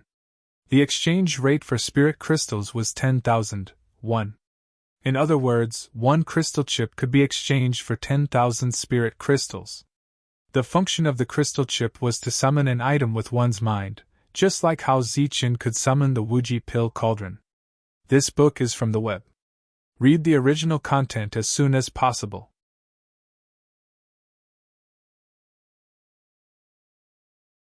Chapter 1627. Every time Schenker left, they would come to Zichen to see if they could exchange for something useful. Of course, this was limited to the previous 20 people. As for Shun Tiandao and the others, they didn't have so many spirit crystals left. What are these? Seeing the blood-red crystal, everyone came over curiously. These are special items that cost 10,000 spirit crystals each. Its only function is to summon something you've used before, Zichen explained. Is there such a good thing? We can summon anything? Everyone was a little moved. In theory, yes, but having the blood-red crystal is only one of the conditions. As for the thing you summon, The price depends entirely on the value of the item. What do you mean? Everyone was puzzled. This blood-red crystal is only a medium, a bridge to the domain world. It can't really summon. If you want to summon it successfully, you have to pay a certain price. As for what the price is, it has to do with the quality of the thing you want to summon. Zichen's explanation was very clear, and everyone understood. After pondering for a moment, they shook their heads and chose to give up. They could only summon some weapons, and they couldn't guarantee whether the weapons would be recognized by the domain world. Although they had some savings, 10,000 spirit crystals was not a small amount. No one was willing to risk 10,000 spirit crystals. Give me one. Wharton stepped forward and gave Zichen 5 late-stage 7th-layer beast hearts in exchange for a blood-red crystal. With the blood-red crystal in hand, Wharton's spiritual sense probed it. After a moment, Wharton put away the blood-red crystal and couldn't help but smile bitterly. Obviously, the price of summoning something was a bit high, but this also proved that this thing was special. Give me one. Another voice sounded, and the crowd split to the sides. Shun Tianao walked over. Although Shun Tianao was only an early-stage 7th-layer beast, he had killed an 8th-layer beast. No one present dared to underestimate him, not even Wharton. In addition to Shun Tianao, Fortune Teller, Manshur, and the others were all geniuses. Although they had only been in the battlefield of despair for half a year, if they really went all out, it was hard to say who would live and who would die. Half a year ago, when Shuntian Dao had first entered the battlefield of despair, Mao Si still had the confidence to take on 10 Shuntian Dao members at once. But now, whether she could win in a 1-versus-1 battle was still a question. Zichen glanced at Shuntiandio. Shuntiandio raised his hand and said, "Same old rules." Under everyone's envious gazes, Zichen tossed a blood-red crystal to Shuntian. As everyone gradually adapted to this world, Zichen no longer haggled over the gains and losses of spirit crystals. It was fine if they could pay their debts, but it was fine if they couldn't. Shun Tiandao, who had also extended his spiritual senses and put away the crystal chip, frowned slightly. Without saying a word, he turned around and left. "Give me one too." Just as Shun Tiandao left, a light voice rang out. Jin Qingqing, dressed in a golden robe, walked over. Standing in front of Zichen, a pair of beautiful eyes stared straight at Zichen. Without even needing to pay on credit, Zichen immediately handed over a chip. "Thank you." Jin Qingqing gritted her teeth and thanked him softly. Deliberately, her voice was even softer to the bone. Zichen's expression froze, and a touch of annoyance flashed across his face. Everyone around couldn't help but laugh. Obviously, this coquettish "thank you" was very pleasant and comforting. However, Zichen would lose 10,000 spirit crystals just because of this. It was undoubtedly a big loss. It was very difficult to get the spirit crystals back from Jin Qingqing. It wasn't that the latter's combat strength was too weak to get the spirit crystals, but nearly 50% of her expenses were spent on clothes and other decorations. Jin Qingqing had 7 or 8 pieces of clothes with many special effects, and there were also a lot of boots with special effects. Because there were too many things, it was difficult to store them. She also owed Zichen a 2-meter-long storage bag.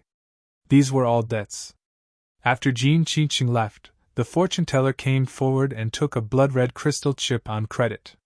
Manshur and Wu Xia also came forward and looked at Zichen eagerly.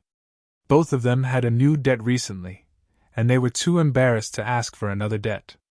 Therefore, Zichen could only give it away for free.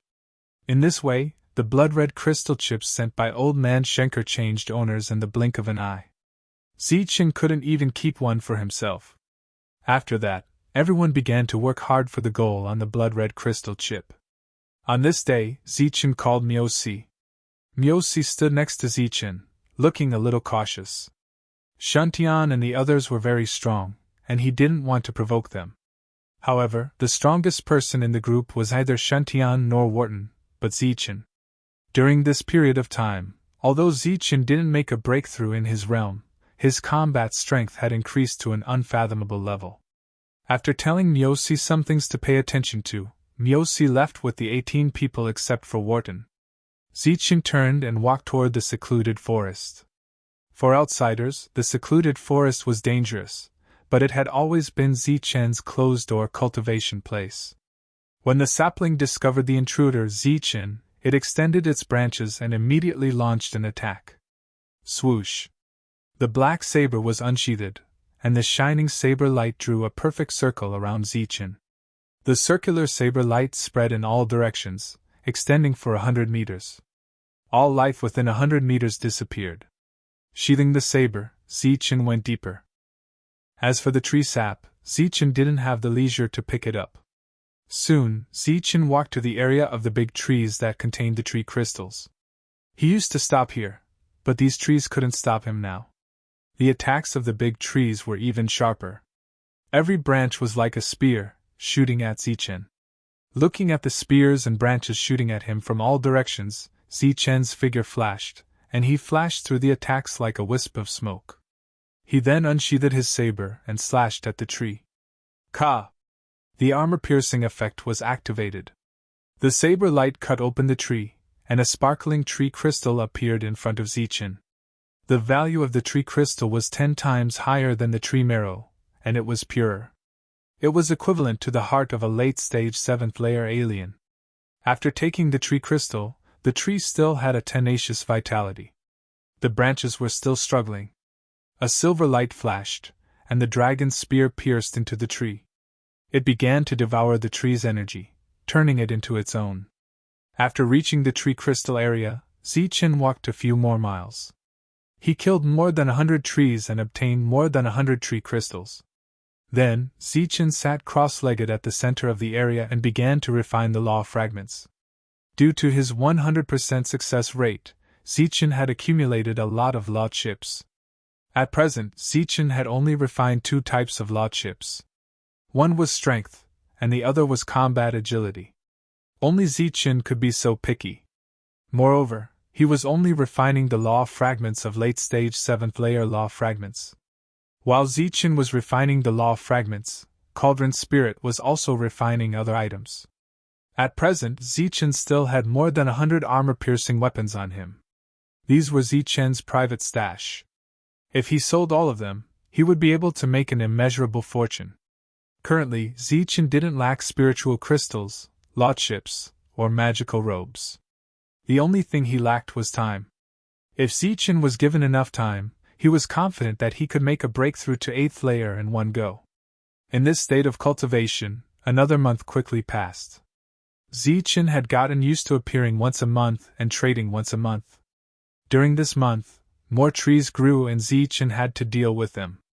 When he arrived at the border between the secluded woods and the desert of death, he saw piles of male scorpion corpses. These were the loot of the other members of Shuntian Mansion. Old Man Schenker once again came as agreed.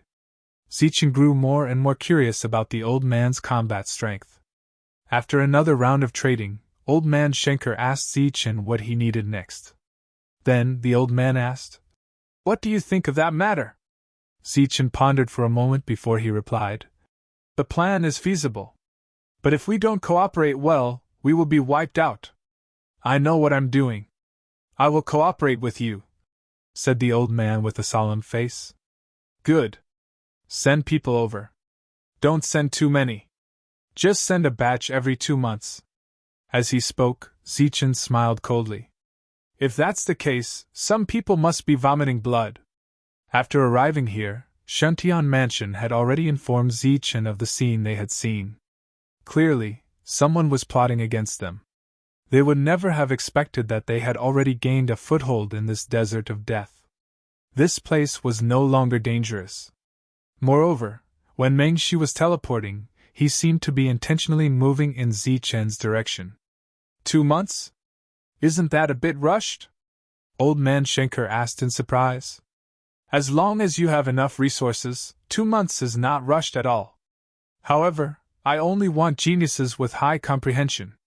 As for those who are just here to make up the numbers, don't come. After all, if they die, I won't be able to collect my debts. That's good. However, the first batch will take 2 months at the earliest. 2 months should be enough. I think most of them will be able to raise their realms. Old man Schenker left, and Ziethen gathered everyone back. Including Wharton, there were a total of 51 people. Muse C and the others had not returned yet. Now, we'll start the exchange for rule chips. The original price of 60 will be changed to 30. As soon as Ziethen finished speaking, the crowd immediately cheered. With their understanding of this world, they knew that 60 per piece was already Ziethen's cost price. This price was much cheaper than the base price. But now, it had been reduced by half. Without explaining the reason, Ziethen said, "During this period, you all should try to raise your strength as quickly as possible. As for the spirit crystals, you can owe them first." The crowd cheered. If they had endless rule chips to refine, they would be able to raise their realms quickly. Next, everyone began to collect their rule chips. Everyone tried their best to collect as much as possible. Although these were all debts, there was no burden to having too much debt. They already owed tens of thousands of spirit crystals. Who would care about a few dozen spirit crystals? After distributing the rule chips, everyone began to look for a safe place to refine them. Everyone gathered not far away.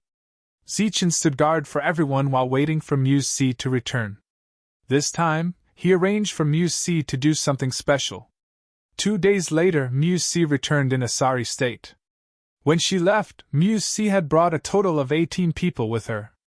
But when she returned, she was the only one. What happened? Seeing Muse C covered in wounds, Ziethen couldn't help but frown.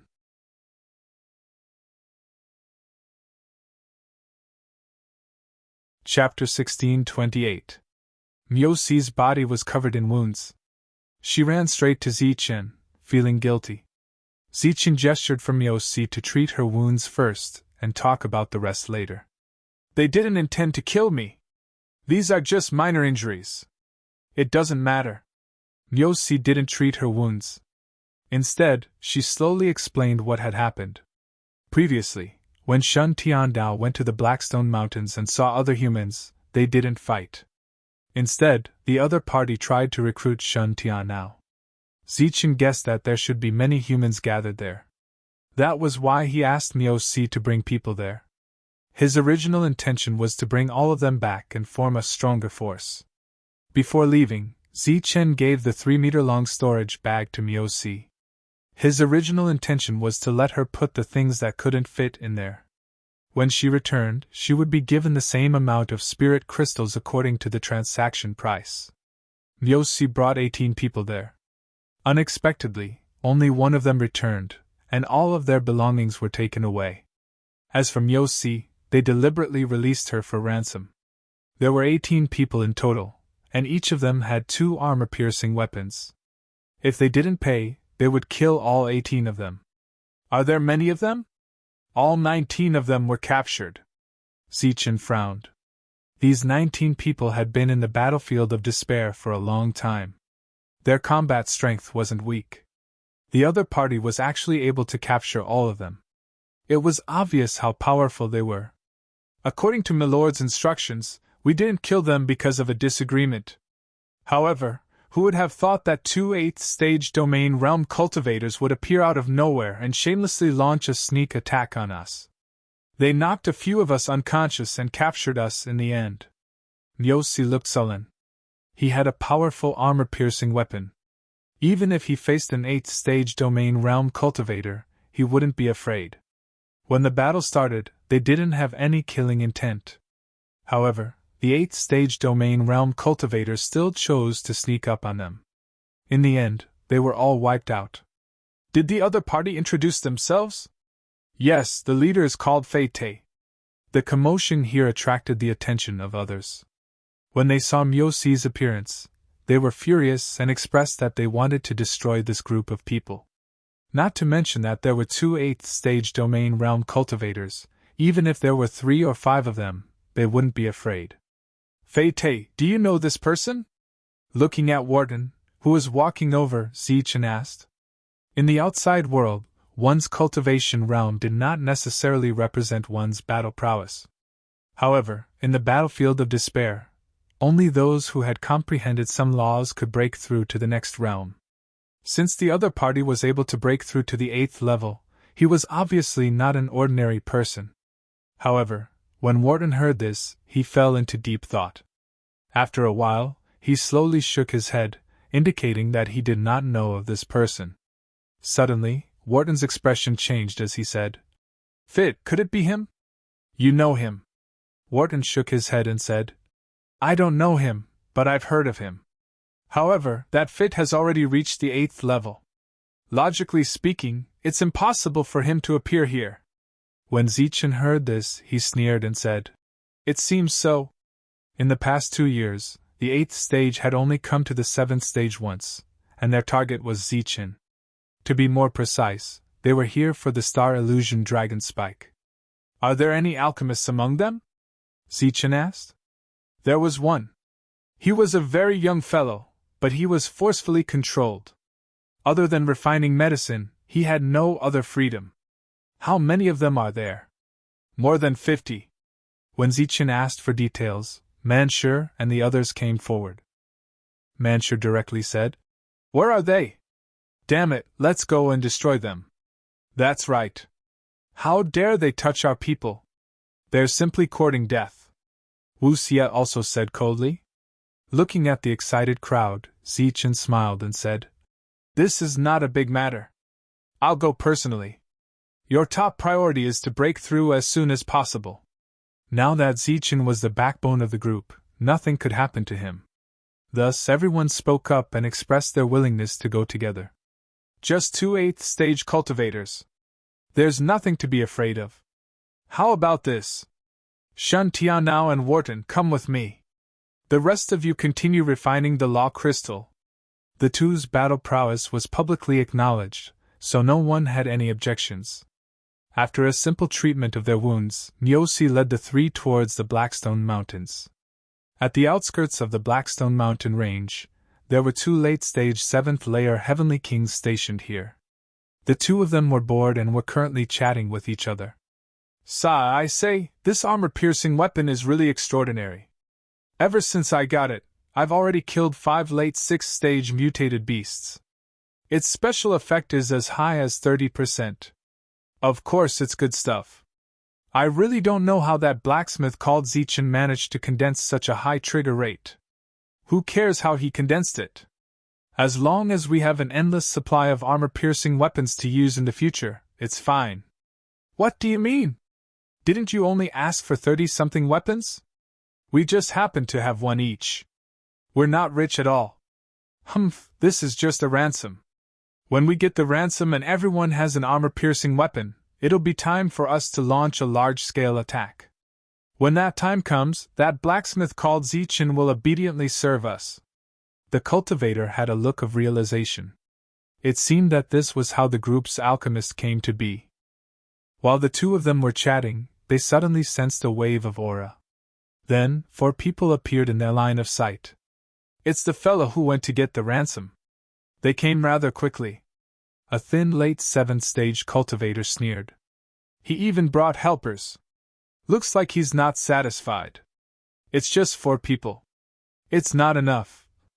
"No, that's Wharton." When they saw Wharton among the 4 people, their expressions changed immediately. Wharton was very famous in the 7th stage city. Almost everyone of the same cultivation level knew him. However, when they thought about the 2 8th stage domain realm cultivators backing them, they calmed down a lot. As the 4 people approached, the thin man said, "Wharton, I didn't expect you to be the one controlling a team." Wharton glanced at the 2 of them and said indifferently, "Where are our people? Did you bring the ransom? Otherwise, you'll only see corpses." The thin man said coldly. Zichen lifted the storage bag in his hand and said, "A total of 40 armor-piercing weapons. It's 4 more than what we asked for." The 2 of them nodded in satisfaction. The thin man said coldly, "You know what's good for you. Follow me." The 4 of them followed the 2 of them deep into the forest. After a while, they arrived at the gathering place. They seemed to be waiting for the armor-piercing weapons. These people didn't go out. There were more than 50 of them, and they emitted a strong aura. When they saw the four of them, their eyes flashed with greed. However, when the light landed on Wharton, it was immediately restrained. Wharton was recognized as the strongest among the late 7th stage cultivators. He was the one who had the highest chance of surpassing Su Hojia on the soldier list. When they saw Wharton, they restrained themselves, but they weren't afraid. Wharton, who was in the late 7th stage, was indeed powerful. However, compared to an 8th stage cultivator, he was a whole round lower. Soon, Zichen saw the 18 people on his side. Their strength had been sealed, and they were hung on the trees with vines. Many of them had wounds from being whipped.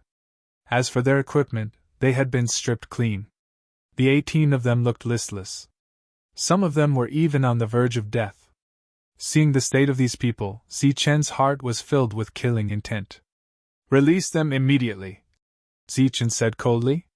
The two of them turned around and looked at Zichen with dissatisfaction. The skinny one said, "Who do you think you are? How dare you order us around?" Zichen glanced at the weapons on their bodies and said, "The armor-piercing weapons in your hands were forged by me." So it was the artificer called Zichen. The two of them looked surprised.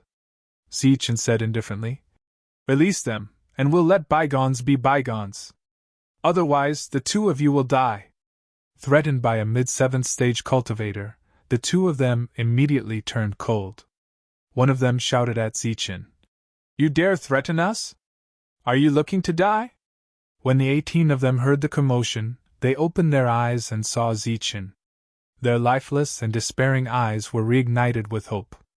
These people had been so arrogant because they had 2 8th stage cultivators in their group. However, the 18 of them knew very well that Zichen had been able to kill an 8th stage outsider on his own half a year ago. At the same level, humans might not have any advantage over Daxus aliens. And that was half a year ago. In the past half a year, Zichen's power had grown to an unfathomable level. These people were simply looking to die for trying to target Zichen.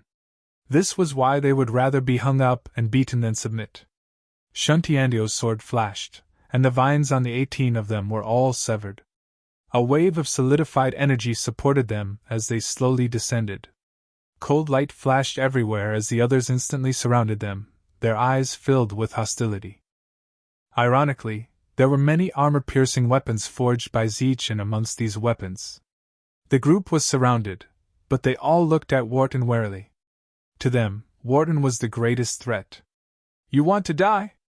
Wharton barked, his eyes flashing with killing intent.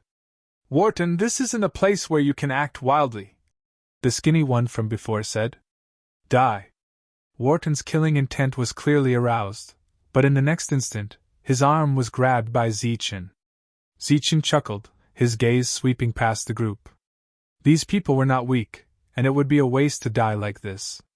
After sweeping his gaze around, he coldly said, "Since you've come out. What's the point of hiding? You're Zichen, that artificer." A voice came from behind the group, and a cold-faced man in black armor appeared. It was one of the 2 8th stage cultivators. Looking at him, Zichen's lips curled in disdain, and he said, "There's another one. Could it be that you're really a coward who only dares to launch sneak attacks? What a sarcastic brat."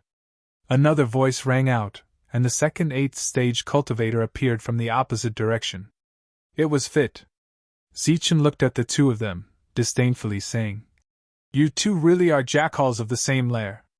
I didn't dare to be sure at first, but seeing how you're hiding, you should be here for me." The two's expressions changed slightly, and they exchanged glances. Originally, they didn't dare to be sure that the two Zichens were the same person, but now they were sure.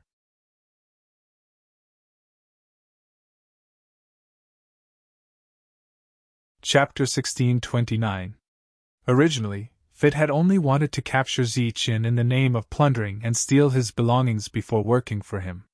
However, he didn't expect Zichen to be so smart. They had only exchanged a few words before their identities were exposed. At this moment, the difference in strength between the two sides was too great. Zichen was like a turtle in a jar. Fit nodded and admitted that he had indeed come here for Zichen. The message clearly stated that as long as Zichen had the long spike weapon, it didn't matter if he lived or died. Under such circumstances, Fit didn't want Zichen to die. After all, the human city hadn't been taken back yet. Zichen, who was both a blacksmith and an alchemist, was extremely useful in this area.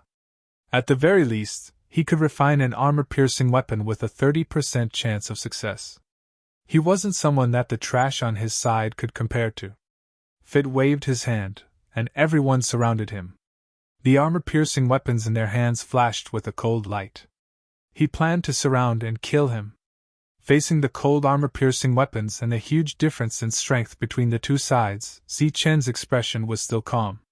He looked at Fit and said, "Since you're here for me, it's obviously a personal grudge. Why send others to their deaths?" Fit was stunned.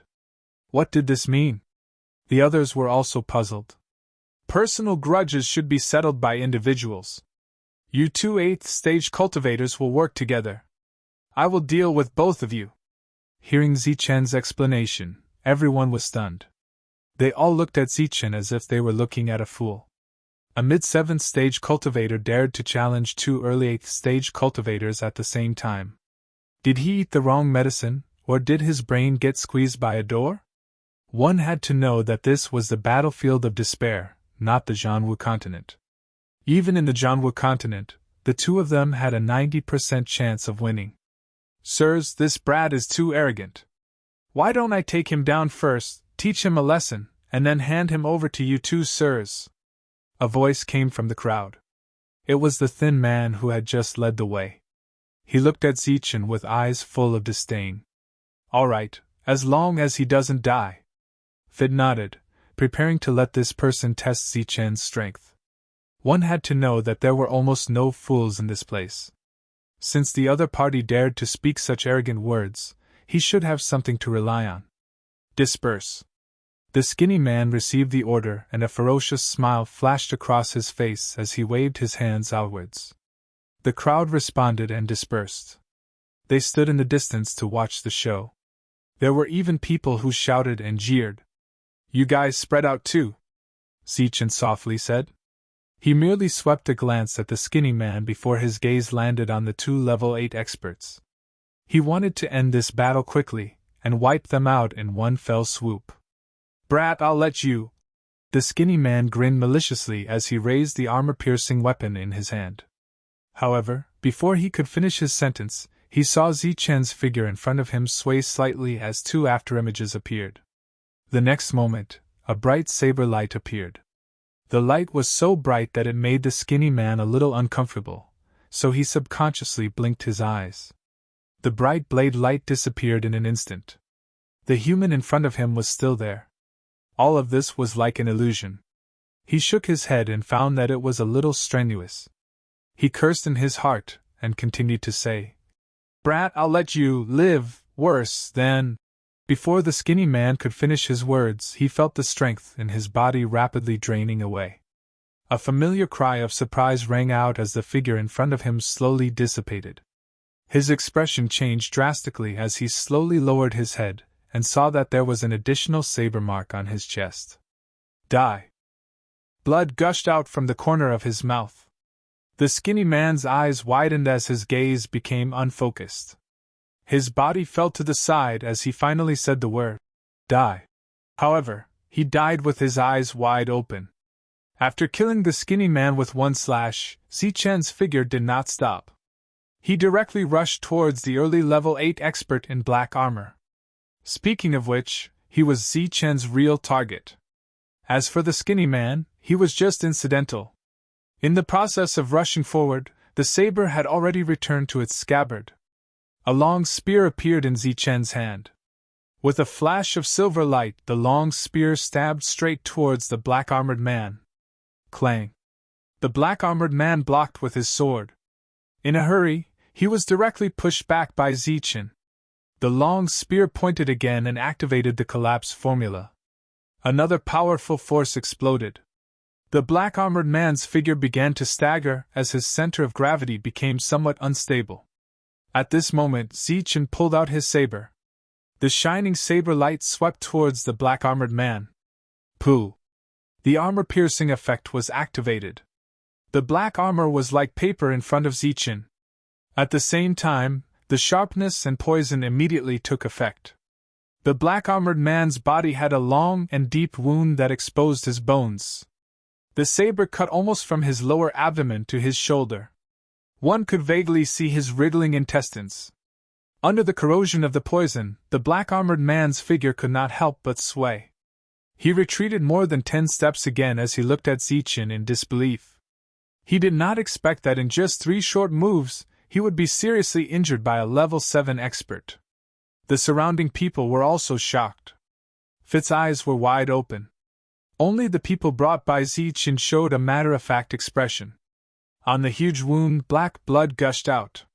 This was the poison of the male scorpion, which contained a trace of the power of the natural order. The poisoning effect of this stab was dozens of times stronger than the poison released by the male scorpion. The other party was injured and poisoned. He instantly lost 80% of his combat power. There was no need to fear him. A cold light flashed in Zichen's eyes. He rushed towards Fit. It seemed that the latter saw that the situation was not good and wanted to escape.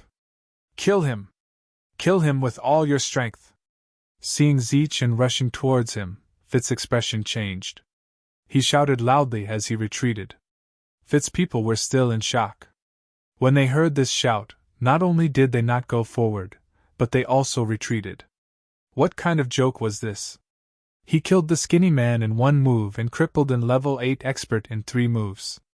Whoever went forward was courting death. Moreover, this team was put together at the last minute. How could there be so much loyalty? Everyone retreated again and again. Seeing this, Fit was so angry that his nose was about to become crooked. However, Zichen instantly attacked. He was about to curse, but he forcefully swallowed back the words he was about to say. Spear light flashed. The long spear was extremely fast. Facing this powerful attack, Fit had no choice but to block. After that, the forest was filled with clanging sounds. The 2 people were locked in a fierce battle. Looking at the battle, it was actually Zichen, who was in the intermediate level 7 stage, who had the upper hand. Everyone was paying attention to the battle. As for the injured black-armored man, no one paid any attention to him.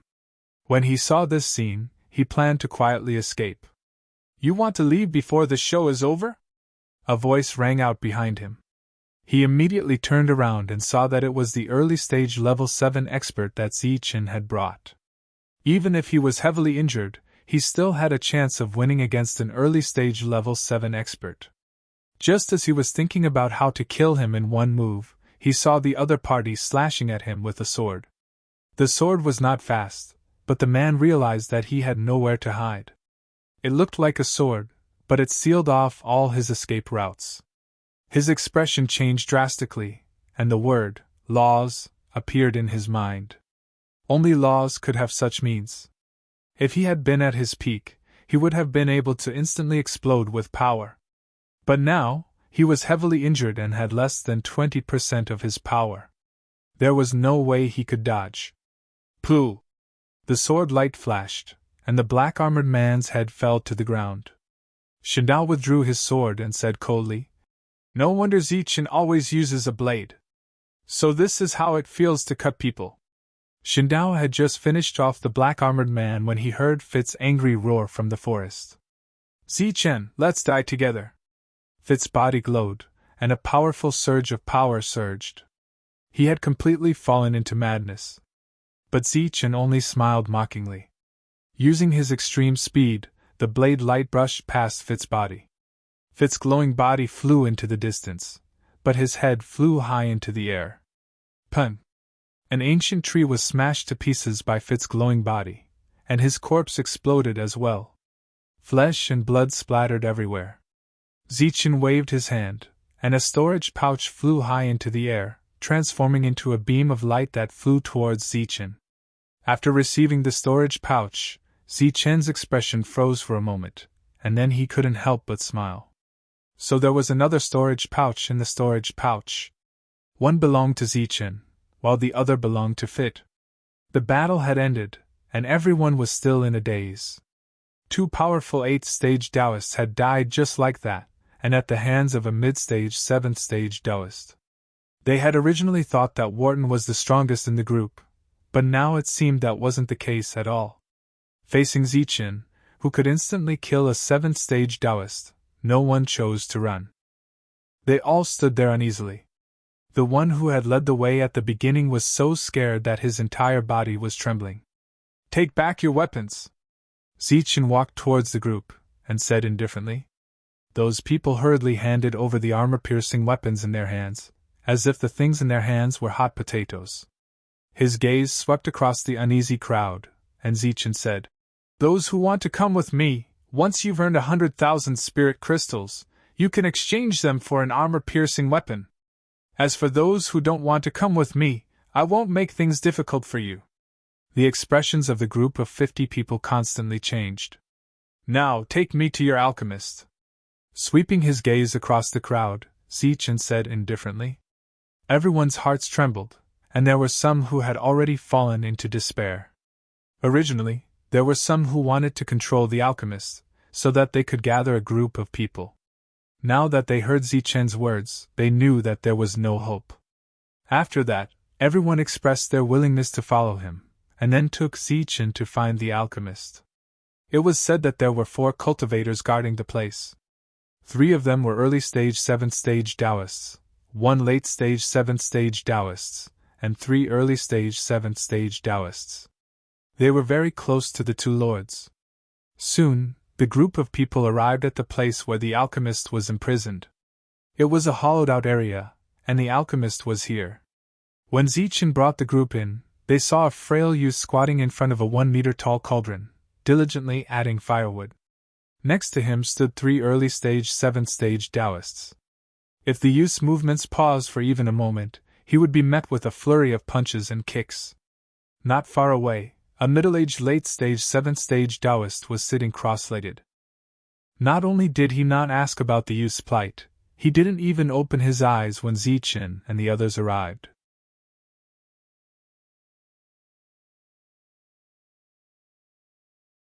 Chapter 1630. "Who are you people? You dared to come here? Do you want to die?" Zichen's entrance was noticed by the 3 7th-tier Soul Kings. They shouted at Zichen.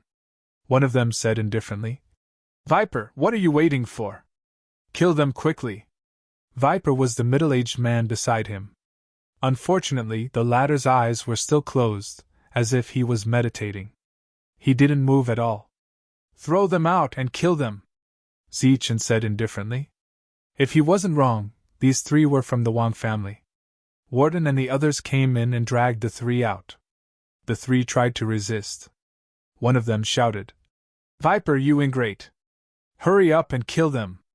Do you know that your actions today will incur the wrath of Master Fei?" Wharton grabbed one of them and said coldly, "Stop shouting. Fei is already waiting for you on the road to the underworld." "Master Fei is dead? How is that possible?" The 3's faces turned pale. They immediately lost the ability to resist. They saw many familiar faces come in and look at them coldly. If Master Fei hadn't died, they wouldn't have dared to look at them like that. Wharton dragged the 3 out. Soon 3 screams came from outside. After the punches and kicks stopped, the young man slowly raised his head.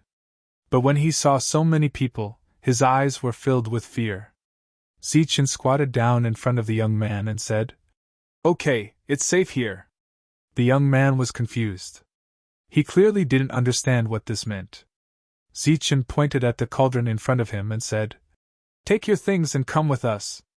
The young man looked around, still confused. Zichen's lips curled into a smile. He turned to look at the middle-aged man named Viper and asked indifferently, "Are you dead yet?" The middle-aged man, who hadn't moved until now, suddenly opened his eyes. He stood up and came to the young man's side. He said in a low voice, "This place has been taken. It's time to go." The young man understood. He extinguished the flames under the cauldron and lifted it up. With Viper in front and the young man behind, the 2 of them walked out. Zichen, on the other hand, squatted down and looked at the ashes on the ground, as well as the unburnt wood beside him. He turned around to look at the late-stage 7th-tier martial artists and said, "This thing can condense spirit crystals. I don't read much, so don't lie to me." After witnessing Zichen's strength, who would dare to lie? One of them panicked and said, "Sir, it's absolutely true. The spirit crystals we're using are condensed by that little brat. It's just that he often slacks off and we don't have enough spirit crystals to supply him. That's why we beat him up." Although Zichen did not know much about alchemy, he had at least seen it before. Back then, when Cauldron Spirit displayed its prowess, it could refine hundreds of thousands of medicinal pellets in one go.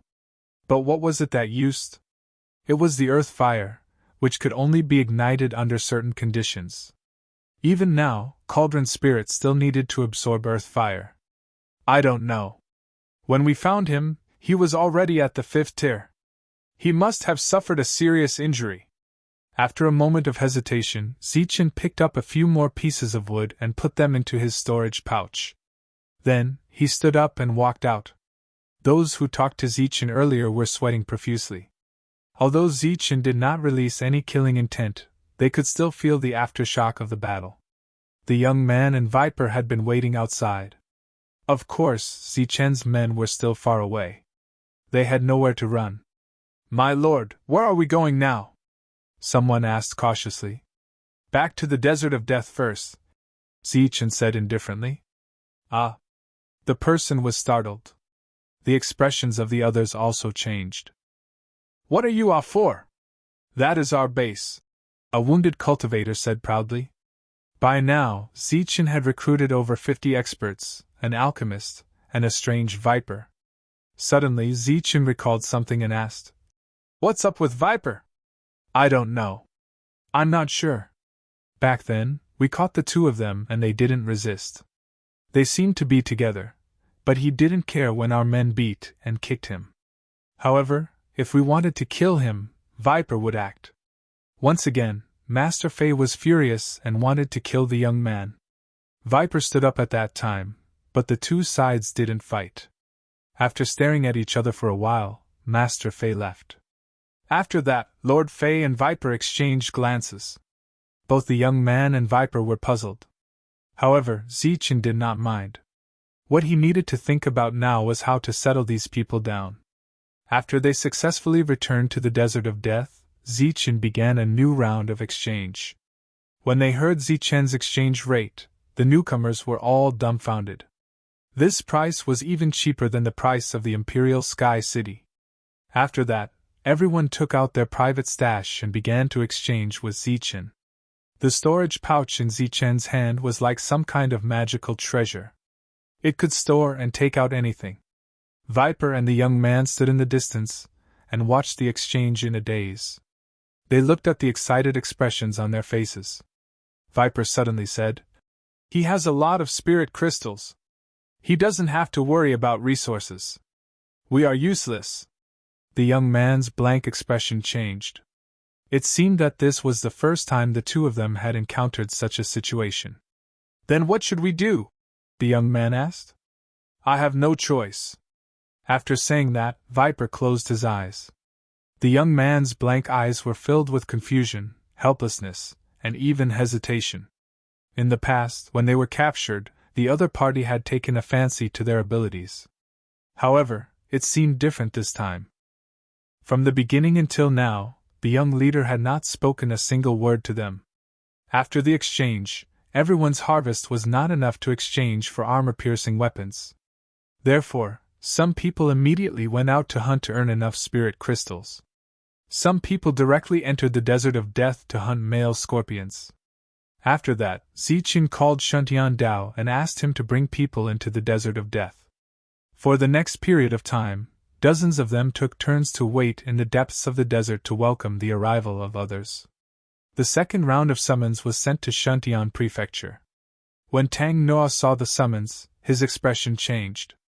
After a while, the scholarly middle-aged man walked in. He looked at the silent Tang Noa and said, "Prefecture Lord, other than the summons, there is an additional message." "What message?" "From now on, send a group of people in every 2 months. The number of people cannot exceed 200. All of them must be elites. Tang Noah frowned slightly and said, "What is the meaning of this in the battlefield of despair? It shouldn't be to kill people. Last time, Meng Shi sent people into the desert of death. If he sends people to another place this time, it might prove that the desert of death is no longer that dangerous." The scholarly middle-aged man said in a deep voice, "If there is someone to receive them and they have enough spirit crystals, it won't be a problem to travel through the sky. Every time, there will be several hundred elites. This is not a small number. It will directly affect the future of Shuntian Prefecture. Go and ask about the specific situation. Now?" "That's right. Now." The scholarly middle-aged man nodded and left the room. He stepped onto the teleportation array and headed for the Imperial Sky region. He saw Meng Shi in the same tavern. The latter was dozing off as if he was having a sweet dream. His saliva was dripping all over the counter. A light cough woke Meng Shi up. When the latter saw the scholarly middle-aged man, he said in a bad mood, "I thought someone was here to send me materials again. Why is it you? Prefecture Lord asked me to ask you what the current situation is in the battlefield of despair." The scholarly middle-aged man stared into Meng Shi's eyes and said, "I don't know." Meng Shi turned his head to the side, but his fingers were tapping on the counter. He muttered, "He really doesn't know what to do. Every time the Wang clan comes, they never come empty-handed." The scholarly middle-aged man was so angry that he laughed and scolded, "Old thing, if I go back this time, Tang Noah will come next. You should know his temper very well." Meng Shi curled his lips and said, "What? He dares to fight with me? Don't forget, I was the one who sent him into the battlefield of despair back then." The scholarly middle-aged man smiled and said, "You are a person of virtue and prestige. Of course, he can't fight with you. But for example, he can tear down this tavern or snatch some other things. For example, some materials for refining emperor weapons." Meng Shi frowned and was somewhat displeased. His expression changed as he calculated the gains and losses. After a while, he said impatiently, "Go back and tell Tang Nua that his people won't die in vain. This time, the Shuntian Prefecture will be credited. If things go smoothly, the Shuntian Prefecture will be credited." The scholarly middle-aged man asked again, "Then where did they teleport to this time?" "It's still the desert of death. There's a little guy with the star illusion dragon spike occupying that place." The scholarly middle-aged man nodded in satisfaction. After that, the two of them quarreled in the tavern. The two of them argued until their faces were red and their necks were thick. They were just short of resorting to violence. Fair. When have I, Meng Shi, ever been unfair? If you want your people to live, then send a few more batches of people over. There will always be some who will live." Meng Shi's voice traveled very far, enough for some people to hear. The scholarly middle-aged man left in a huff. That night, someone came to pay Meng Shi a visit and gave him a lot of benefits. Meng Shi smiled faintly and said, "Don't worry. I recently remembered a coordinate, and it just so happens that it's in the desert of death." The latter smiled and said that it was a pleasant cooperation. Then he left. Watching the other party leave, Meng Shi muttered, "The Wang clan is actually so concerned about the Shuntian Prefecture. This is quite interesting." After the scholarly middle-aged man returned, the Shuntian Prefecture sent out a call to gather the 7th-layer geniuses from the 108 cities. This time, the Shuntian Prefecture gathered 200 people. Among them were Shangguan Hong and Dong Qing. The two of them chose to enter the battlefield of despair because they heard that Zichen was there. The 200 people gathered in the Shuntian Prefecture and prepared to enter the Imperial Sky region. In the battlefield of despair, Zichen took out 500 bottles of spirit liquid and handed them to the youth. He said, "Next, it's up to your value. Condense the spirit crystals. What else do you need?" "No need. I'll go look for it." Viper opened his mouth and walked into the secluded forest. After a while, he came back with some tree branches and placed them beside the youth. "Do you need a place to hide?" Zichen asked. The youth shook his head and immediately started to condense the spirit crystals.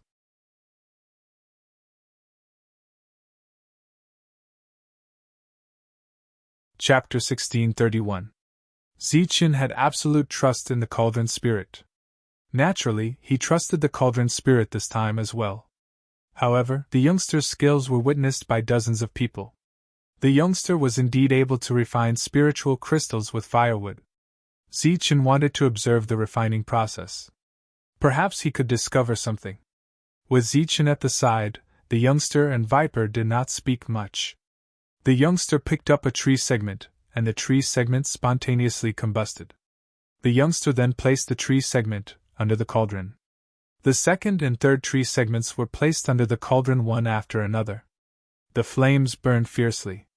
Zichen spread out his spiritual senses and carefully observed the youngster and the cauldron's every move. Suddenly, flames emerged from the cauldron. It was as though a restriction had been triggered. Scorching heat spread out from the cauldron. The fact that Zichen could feel scorching heat from the cauldron showed that the flames in the cauldron were no ordinary flames. Zichen suddenly realized that the cauldron was the key to the condensation process. The youngster raised his hand and threw all 500 portions of tree sap into the cauldron. Afterward, the youngster did not use any special technique but continued to add fire to the cauldron. The temperature of the flames under the cauldron was not high. However, the temperature inside the cauldron grew hotter and hotter. Zichen felt as though he was being roasted. Seeing the changes in the cauldron, Zichen's expression finally changed. Clearly, this was a genuine treasure that had long been completely integrated with the edict of this world. "What's your name?" asked Zichen. "Shomu," replied the youngster. "This cauldron is not bad," said Zichen. Shomu calmly replied, "It is not bad. However, I am the only one who can use it. Many people have tried and failed." Zichen understood what Shomu meant. Shomu was saying that if he were to kill him, the cauldron would be useless. "Zichen, don't be fooled by appearances. Look again." The cauldron spirit's voice sounded in Zichen's sea of consciousness. "Look at what?" Zichen was puzzled. "Look at that youngster." Zichen looked at the youngster but could not detect any problem at all. Feeling helpless, Zichen asked, "Why are you only at the 5th stage of cultivation?" "Seriously injured and my cultivation level dropped." The young man's voice was still calm. During this time, Zichen's spiritual senses had been probing the young man's body, but he didn't find anything unusual. "Let me out," Cauldron Spirit said again. "Your cauldron is pretty good. Coincidentally, I also have one."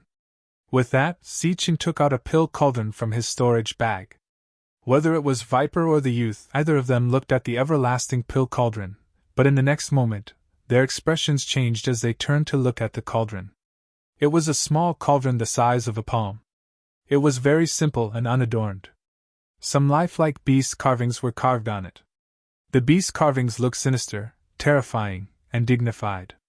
Besides this, there was nothing special about the tiny cauldron. However, the two of them clearly felt the dangerous aura from the small cauldron earlier. As if it was an illusion, the young man continued to add more firewood, and Viper closed his eyes again. An old man stood on top of the cauldron, an old man that only Zichen could see. After appearing, Cauldron Spirit took a glance at the medicinal cauldron before his gaze fell on the young man. His gaze became deep as though he could see through the young man. Cauldron Spirit did not take the initiative to speak, and Zichen did not speak either. The others knew that they shouldn't disturb the pharmacist and therefore, they were all busy at a distance. Time flew by. Very soon, a day had passed. The spiritual crystal had yet to be condensed. This speed was much slower than that of Cauldron Spirit. Zichen couldn't help but feel disappointed. Cauldron Spirit's gaze was still fixed on the young man. He did not say a single word, but his expression gradually turned puzzled. Soon, the second day passed. The puzzled expression on Cauldron Spirit's face disappeared. On this day, the spiritual crystal had yet to be condensed. On the third day, the young man's face was filled with joy. He had finally condensed the spiritual crystal. Cauldron Spirit, who was deep in thought, immediately came to a realization. He smiled and said, "So that's how it is. Elder has made a discovery. I have made a major discovery. The conversation between the two was not heard by the young man and Viper. For the past 3 days, the young man had been feeling uncomfortable. This feeling originated from the small cauldron beside Zichin. Even though the spiritual crystal had been successfully condensed, that uncomfortable feeling was still there. The flames in the cauldron gradually extinguished. Rays of radiance were emitted from the cauldron and finally fell into the young man's hand. 500 portions of tree sap had actually condensed a total of 150 spiritual crystals. This kind of technique was second only to cauldron spirit. Zichin was very surprised by this result. The only thing that he felt was that the young man's condensing speed was too slow. After handing over the spiritual crystal to Zichin, the young man appeared to be rather weak. However, he still asked, "Do you have any more?" Looking at the weak young man, Zichin seemed to have understood the reason why the young man's realm dropped. Perhaps it wasn't because he was seriously injured, but because the continuous condensing had consumed too much spiritual energy. Just as Zichin was about to shake his head and tell the young man to take a rest, Cauldron Spirit's voice sounded again. "Zichin, don't be fooled by appearances." "What do you mean?" Zichin was very puzzled. "There is something strange about this young man. Moreover, he doesn't seem to be as weak as he appears. He has been condensing for 3 days straight, and yet he hasn't consumed any spiritual energy at all. How is that possible? He is just a human, not a senior." Zichin was very astonished. "Of course he isn't me because I don't have his techniques." Zichin couldn't help but force a smile. "Say, senior, can you please finish your sentence in one go? What is so special about him?" Cauldron Spirit's gaze was fixed on the young man. He said with a serious face, "If it were me, I would only be able to condense 1 spiritual crystal from 25 portions of tree sap at most. But if this young man wants to, he can condense 1 spiritual crystal from 1 portion of tree sap. How is that possible?" Zichin lost his composure and shouted. The young man looked at Zichin, who had suddenly lost his composure. That was because Zichin had shouted the last sentence out loud. "Perhaps I am not as good as you in terms of martial strength and realm. But when it comes to knowledge and medicine refinement, there is no one in the entire Zhanwu continent who can compare to me," Cauldron Spirit said confidently. Zichin believed in this. As Cauldron Spirit, who had existed since the beginning of time, his knowledge and medicine refinement was unparalleled. It was obvious that there was something wrong with this young man, something very wrong. "You too follow me." Zichin stood up and walked towards the secluded woods. The young man was puzzled, but he still carried Cauldron Spirit and followed behind Zichin. Viper opened his eyes. A trace of worry flashed through his eyes. There was also a gush of cold, murderous intent. Zichin moved forward. He unsheathed the black saber and cut down small trees one after another. Such a sharp saber caused the duo's expression to change slightly. Soon they arrived at the area of trees. Zichin sheathed his saber, took out his dragon soul spear, and infused a trace of energy into it. Thump! Thump! 2 sounds suddenly came from behind. Zichin turned around and saw the young man and Viper collapsed on the ground. Their faces were filled with astonishment. "What happened?" Zichin looked at the duo in puzzlement. "Nothing." Viper shook his head and pulled the young man up. The young man picked up the cauldron again. His eyes had turned blank. Zichin no longer paid attention to the duo. He continued to attack with his spear. After that, the trees withered before the duo's eyes. The vitality in them was gone. Although the duo's expressions did not change, their emotions fluctuated greatly. They could not control the energy in their bodies well, causing it to fluctuate constantly. After a few miles, they cleared out a spacious area. Zichin looked at the duo and said, "Tell me, who are you two?" The young man looked at Zichin blankly. He did not seem to understand. Viper said, "We are from the Azure Sky region." "Then why are you here?" "We are here for an adventure. We even went to the Xintian region." Viper's answer was flawless. Zichin pointed at the cauldron and said, "Then what's going on here?" "We found it by accident. That's why we left the Azure Sky region." Zichen shook his head and said, "This answer is not enough to convince me. Let's do it this way. According to the rules, I won't ask about your origins. Now, tell me what you can do for me. I can refine spirit crystals. If we have enough materials, we can also condense special weapons." Normally, this was the most valuable thing for other humans. Because if they controlled him, they would have an endless supply of spirit crystals. In this world, spirit crystals represented wealth. However, Zichen did not care at all. Instead, he sneered and said, "Just like before? You took 3 days to refine 150 spirit crystals.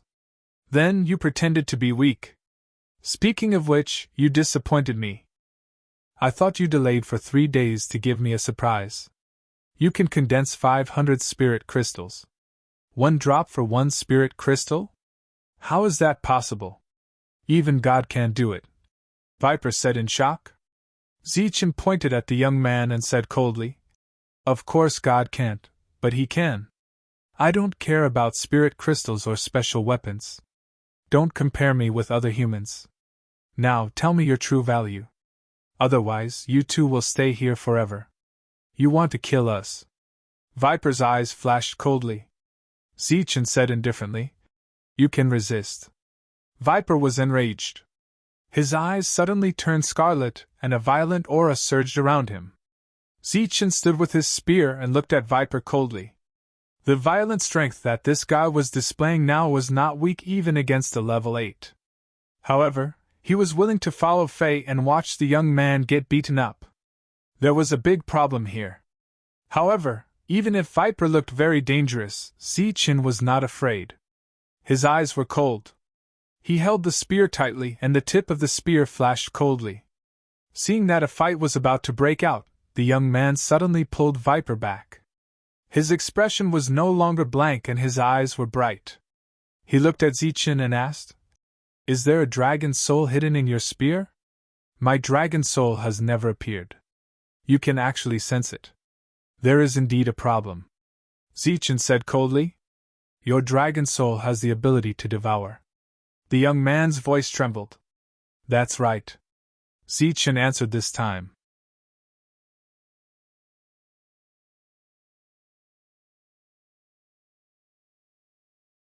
Chapter 1632. Indigenous People. Zichen couldn't help but be stunned when he heard that. One had to know that this world had long been invaded by outsiders. It was said that all the humans among the original inhabitants had been wiped out, and only some other races had survived. For example, the various creatures in the Death Desert, the strange trees in the secluded forest, and the exotic beasts in the Blackstone Mountains. But now, the youth actually said that he was an indigenous person. This greatly shocked Zichen. "There are still indigenous people in this world?" Zichen asked in surprise. "There are still some, but there aren't many of them. Under normal circumstances, the indigenous people hide in some small worlds. It's very difficult for you invaders to detect them," the youth said. To them, all outsiders were invaders. "Then why did you leave the small world and come to this dilapidated world?" Zichen asked again. A hint of sadness flashed in the youth's eyes. He shook his head and said, "That's a long story. I think we should talk about the value first. Guarding the tomb can make you stronger and even return to your peak strength." The last sentence was said very solemnly by the youth, Shomu. Beside him, Viper looked worried, but since things had come to this, he could only take one step at a time. Fortunately, he closed his eyes. "Return to my peak? What do you mean?" Zichen looked at Shomu in confusion. "Whether it's you or the outsiders you mentioned, in our eyes, they are all invaders. The humans of the Zhanwu continent belong to the later invaders. When you came, this world was already on the verge of destruction, so you can't be considered invaders in the strict sense. However, the outsiders you mentioned directly caused the destruction of this world. They are the real invaders and have been marked by this world with a curse mark." Curse mark. This was the first time Zichen had heard such a thing. That's one way to put it. There's another way that you all agree with, which is the suppression of the rules. Once you enter this world, whether it's you or the other races, your combat power will be greatly reduced. You won't be able to integrate with the rules and use the rules. Naturally, you won't be able to display your peak combat power. If it were other races that were directly marked, I wouldn't be able to break this curse. However, you all are latecomers. Strictly speaking, you didn't suffer from the direct curse of this world. Of course, breaking the curse doesn't give you the peak combat strength you once had.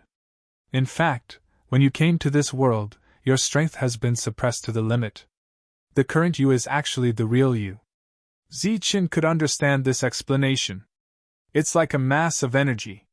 In other people's abdomen, it may be 100%, but in Heaven's way in Fortune Teller, it may only be 40% or 40%, and in this world, it may only be 30%. This is completely related to one's physique and cultivation method. There is no doubt that the less it is, the more extreme the compression, and the stronger the combat strength. In this world, everyone is equivalent to a crystal stone that has been completely refined to the extreme. If they want to return to their original size, they need to increase their volume, not change their environment. So, you have a way to let me return to my peak step by step? Zichen asked. Shomu was surprised that Zichen could immediately understand his words and nodded. It's like a piece of 1 meter size fine iron, which has been refined to the limit in the Jianwu continent, but in the battlefield of despair, because of the environmental rules here, it immediately shrank 10 times. To make the fine iron become 1 meter in size again, it's not to take the iron back to the Jianwu continent, but to let it grow in size in the battlefield of despair. Once it reaches the same size, when it returns to the Jianwu continent, the iron can erupt to a size of 10 meters. This youth is equivalent to giving Zichen a chance to improve himself, which is equivalent to a great opportunity. Zichen was not blinded by this temptation but asked, "What do I need to pay?" If you want to get something, you need to pay something. This is the rule of this world. I hope that when you return to your peak, you can take this weapon back to the small world I'm in and help me solve a problem. Of course, whether you go or not is entirely up to you. However, I will still give you what I promise you. Zichen glanced at Shomu, pondered for a moment, and said, "Well, although I don't know what kind of trouble it is, I can only promise to do my best." Shomu smiled and said, "It's enough to have Sir's words. What do you plan to do next?" Zichen went straight to the point. After pondering for a moment, Shomu said, "I need 3 days, oh no, 5 days, 7 days, 7 days to condense a devouring God's seal, and then open your perception of yourself." Devouring God's seal, what is that? Zichen asked. A magical thing that can quickly increase one's combat strength. Do you need help? No, sir, you can come here again in 7 days. Obviously, these words were already suspected of driving him away. Zichen nodded, turned around, and left. After Zichen left, Viper still had his eyes closed, and Shomu was still deep in thought. After a while, Viper opened his eyes and said, "You believe him?" Shomu smiled bitterly and said, "I have to believe that this is an opportunity. You forgot why we were displaced. I have no choice. You can keep your trump card." Shomu shook his head and said, "No, I think this is the only chance. I have to gamble again." Viper suddenly smiled and said, "Seems like we have a good chance of winning. There is no one around to guard us. If you want, we can leave right now." "I don't want to leave yet. Come, Viper, I need your help." I have a hunch that this intruder called Zichen is very extraordinary. Zichen walked out of the secluded forest. Speaking of which, meeting Shomu was a pleasant surprise. However, the main reason why Shomu was able to reveal his trump cards so quickly was because of Cauldron's spirit and the Dragon Soul Spear. "Trust him." Cauldron Spirit's voice sounded. "It doesn't matter if we trust him or not," replied Zichen. Indeed, even if Shomu and Viper were to leave, Zichen would not lose anything. As for whether or not Shomu would tamper with the Devouring God's seal, that would have to wait until he saw the seal. 7 days passed in the blink of an eye. Zichen once again entered the secluded forest. At the same time, Shetian was patrolling the desert of death. This was something that Zichen had instructed them to do. It was said that newcomers would arrive during this period. All of a sudden, a tremor sounded from the depths of the desert. A mysterious energy descended upon the battlefield of despair. It's the energy fluctuation of a transportation matrix. Shuntian looked in the direction of the energy fluctuation and transformed into a streak of light that flew forward at top speed. Having learned his lesson, he knew that if he was late by even one step, many humans might die.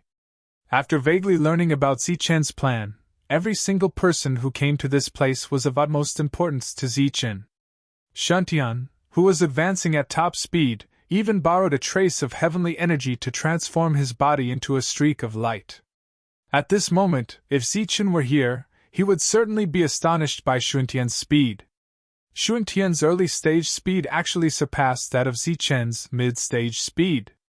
When Shuntian arrived at the location of the transportation matrix, he happened to see that the defensive light shields around the crowd had disappeared. Therefore, he shouted from a distance, "There is danger in the desert. All of you, take to the air." Shuntian's voice was very clear.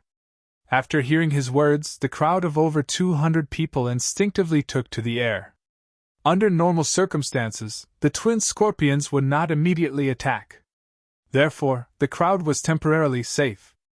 However, after taking to the air, they were constantly crying out in alarm as their energy was being depleted. Shuntian.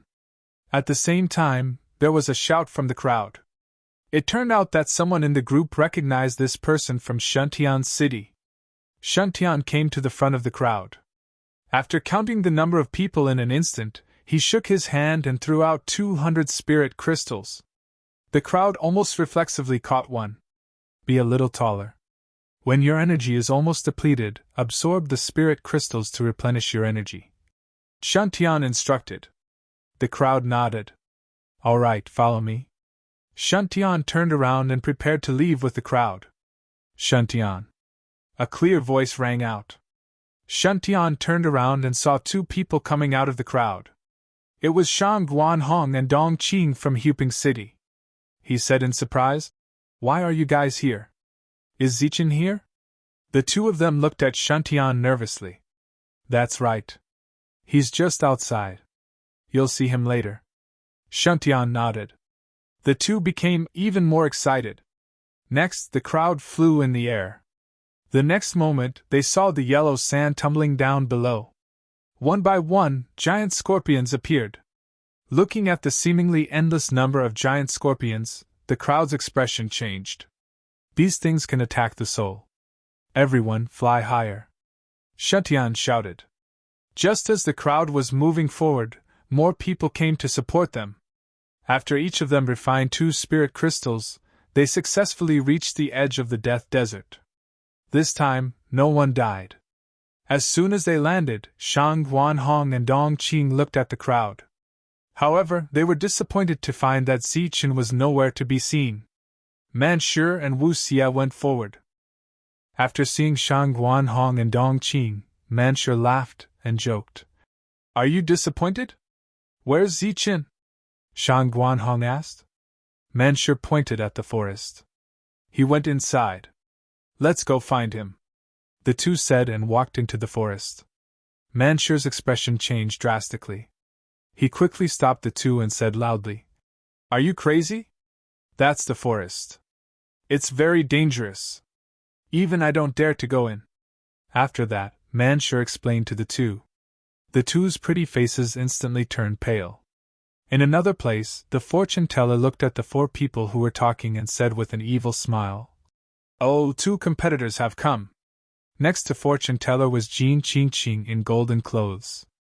Hearing this, she glared at fortune teller and then walked toward the 2 girls with a smile. Fortune teller sighed. Sigh, women are really strange creatures. Maybe they hate to death in their hearts, but on the surface, they are so close. Zichen didn't know about the arrival of the 2 girls. He directly entered the forest. Viper and Shomu didn't run away. They were still here. When he arrived, Zichen saw Viper sitting there with his eyes closed as usual.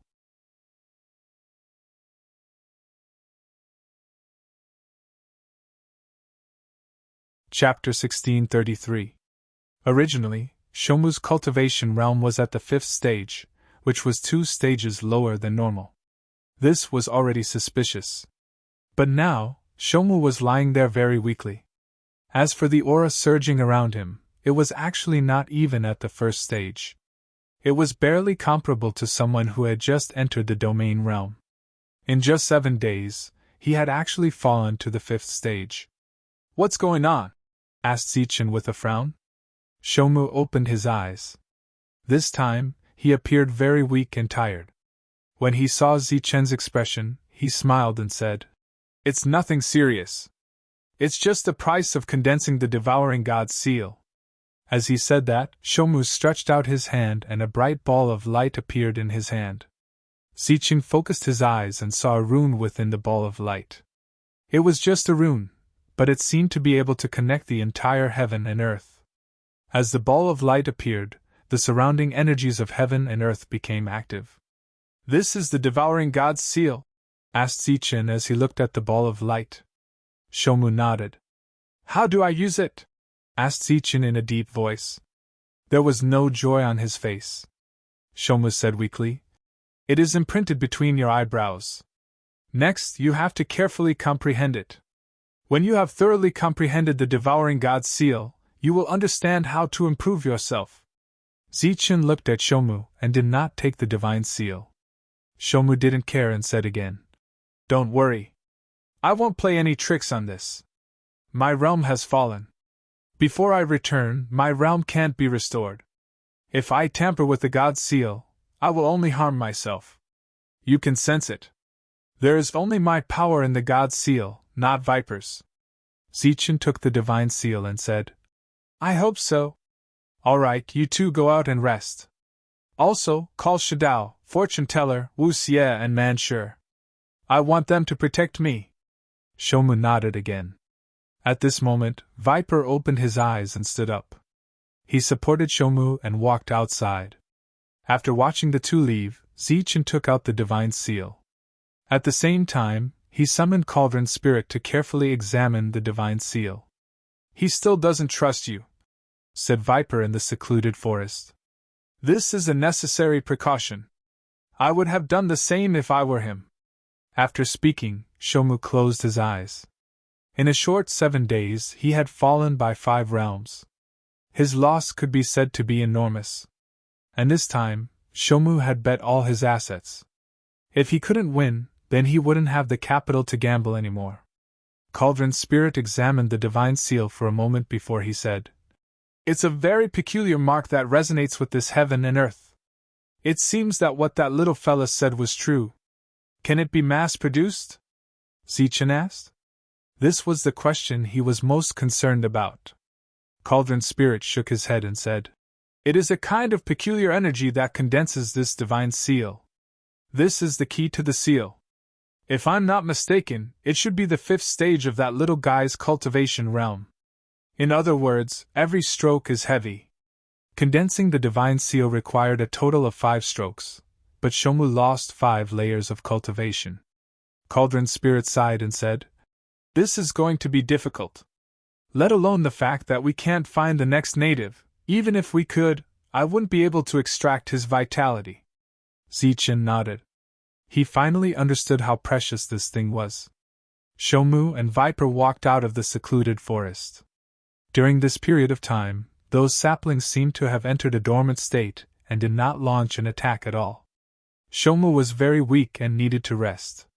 Viper said in a stupefied manner, "Obedient Wei, Fortune Teller, Manshur, Wu Xie, his lordship has asked you to enter." The party was chatting when Shang Guanhong heard Viper's words. She asked puzzledly, "Which lordship?" Manshur smilingly replied, "Of course it's Lord Zichen. He's our leader." "Then I'll go with you," Shang Guanhong immediately said.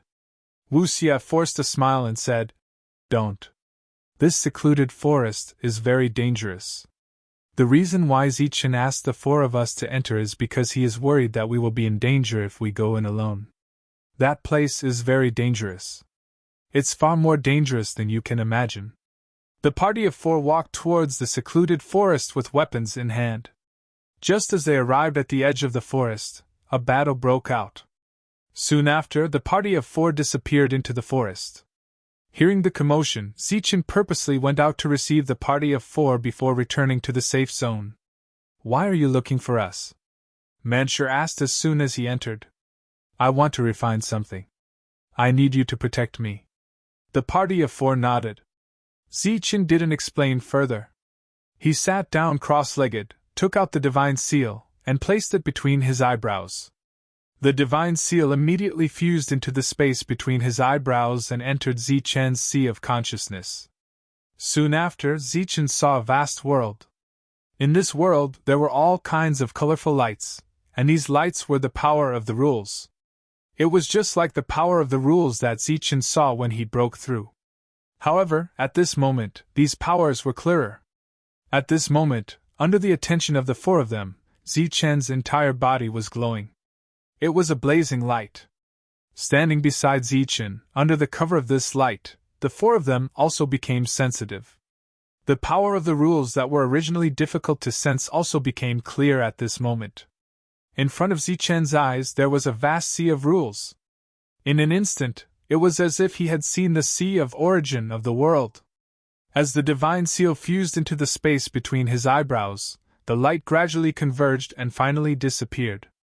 At this moment, Zichen's perception obviously changed. It was as if the oppressive rules had disappeared, or he had gained the recognition of this world. As Zichen's perception sharpened, the light around Zichen's body gradually converged and finally disappeared without a trace. Next, it was time to quietly comprehend the magic of the devouring divine seal. Zichen, who was sitting cross-legged, didn't move at all. He sat there for a whole month. During this month, the Dark Mantle members who didn't see Zichen took the initiative to take on the task of leading the newcomers. Although they didn't know Zichen's plan, they could vaguely guess that Zichen's time was extremely precious. Of course, all the spiritual crystals and other resources consumed during this period would be recorded in the account and handed over to Zichen to settle. It was time for the transaction again. Old Man Schenker had been here for a few days. While waiting for Zichen to come out, he had been sizing up these people. Speaking of which, he was still surprised for a long time when he saw Shomu, who was not even at first stage domain. Shang Guanhong and Dong Qing hadn't seen Zichen for more than a month since they came here. They seemed to be absent-minded, which led to them owing a lot of debts. Finally, there was some movement in the secluded forest. Trees fell down one after another. Amidst the rumbling sounds, Zichen and the other 4 walked out of the secluded forest, talking and laughing. For a moment, everyone's eyes fell on Zichen, especially some of the newcomers. They all wanted to meet this legendary leader. It only took him a month to refine the devouring divine seal. Shomu and Viper looked at Zichen in amazement. It should be noted that the existence back then had used a full 3 months. "Good boy, you finally came out? I thought you had died in there." Old Man Schenker walked towards Zichen with a smile. At the same time, the Dark Mantle and the others also came to Zichen to report on the situation over the past month. The people he had subdued also came forward, obviously waiting for the transaction. In an instant, Zichen was surrounded by people. This made it impossible for Shang Guanhong and Dong Qing to go forward, so they could only stand in the distance angrily. "Disperse, we will do the transaction later." Zichen waved his hand and then walked away with Old Man Schenker. "Little Zichen, what's the matter with that little guy in your team who has just entered the domain realm?" Old Man Schenker asked as the 2 walked forward. "His realm dropped due to serious injuries," Zichen said. "Bull*T in the battlefield of despair, there is no such thing as a realm drop due to serious injuries." Old Man Schenker refuted directly. Zichen smiled mysteriously and said, "That's a secret." Seeing that Zichen didn't want to say more, Old Man Schenker didn't ask any more, but said to himself, "This world doesn't belong to us, nor does it belong to other races. To be precise, this world hasn't been completely occupied. There are still some native humans alive. In their eyes, we are all invaders, aliens. They only have endless hatred for us. If possible, They would kill all invaders. Old Man Schenker looked at Ziethen meaningfully and said, "It's fine if you don't encounter them, but if you are lucky enough to encounter them, you have to be more careful, lest you fall into their trap. In the end, you won't even know how you died." Ziethen nodded solemnly, and remembered these words in his heart. Then he said, "All right, what did you bring this time?" "As per your instructions, 7 hearts, refined weapons without special effects, some defensive equipment, and of course, some things that little girl needs." After saying that, Old Man Schenker took out a storage pouch. Every time he came, he would specially bring some things for Jean Qingqing. These items were personally custom-made by Jean Qingqing, and were very expensive. Ziethen added, "The plan has already begun. Let's make it clear in advance, these things are all half price." Old Man Schenker laughed and scolded, "Stinking brat, are you afraid that this old man will cheat you?" After finishing the transaction with Old Man Schenker and seeing him off, Ziethen returned to the rendezvous point and started another transaction. This time, not only did the party want to exchange for spirit crystals, they also wanted to exchange for some principal crystals. More than 100 people wanted to exchange for them. Furthermore, Cauldron Spirit hadn't been working for the past month, so Ziethen had deliberately limited the number of transactions. More than 100 people wanted to exchange for principal crystals. Although there was no need to haggle, it still took quite a long time. As soon as the transaction was completed, Dark Mantle walked up and took out a bill. There were clearly some debts recorded on the bill. As for the profits, there was no tally yet. "Tally up the profits as well. Then, find me 30 people to take care of them." Due to the early arrival of these people, Ziethen's plan was completely disrupted. His original plan was to have all 50 or so of them break through. It seemed that the breakthrough would have to be delayed. Dark Mantle nodded and went to take care of these matters. Ziethen, on the other hand, was thinking about other things. Suddenly, Ziethen saw 2 familiar figures appear in front of him. Shang Guanhong and Dong Qing looked at Ziethen with nervous and excited expressions.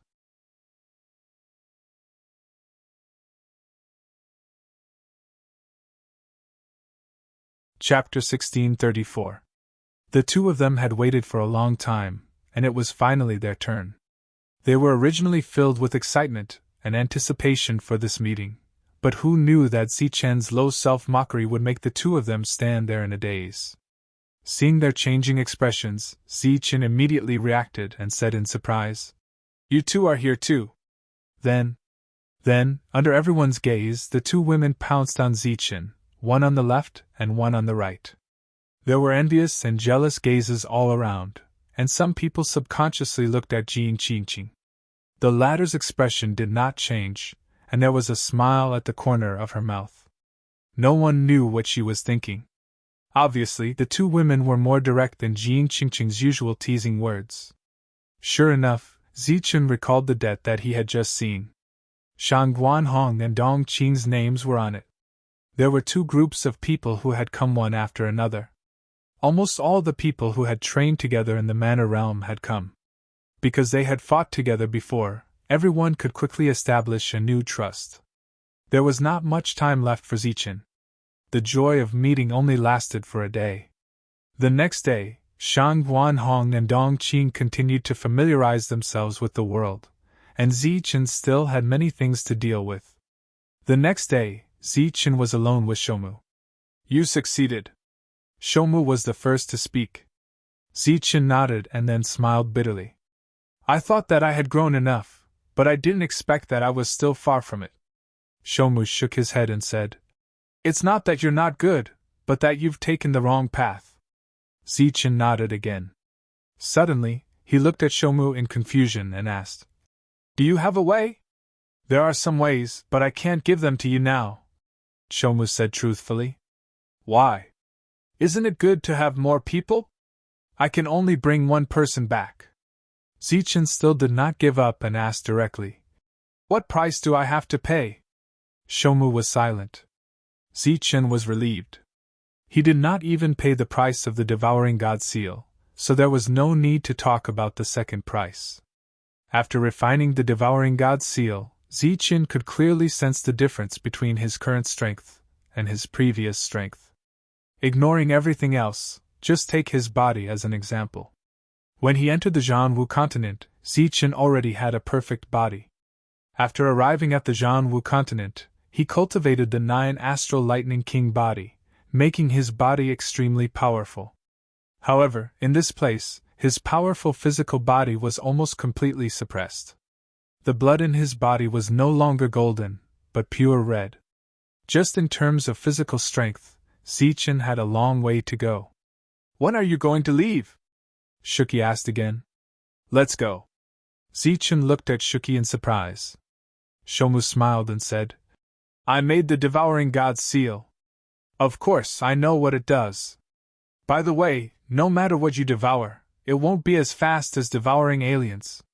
Zichen knew this very well. Furthermore, he suspected that the goal of the Devouring God's seal was to kill more aliens. As though he knew what Zichen was worried about, Shomu said directly, "You don't have to worry about anything here.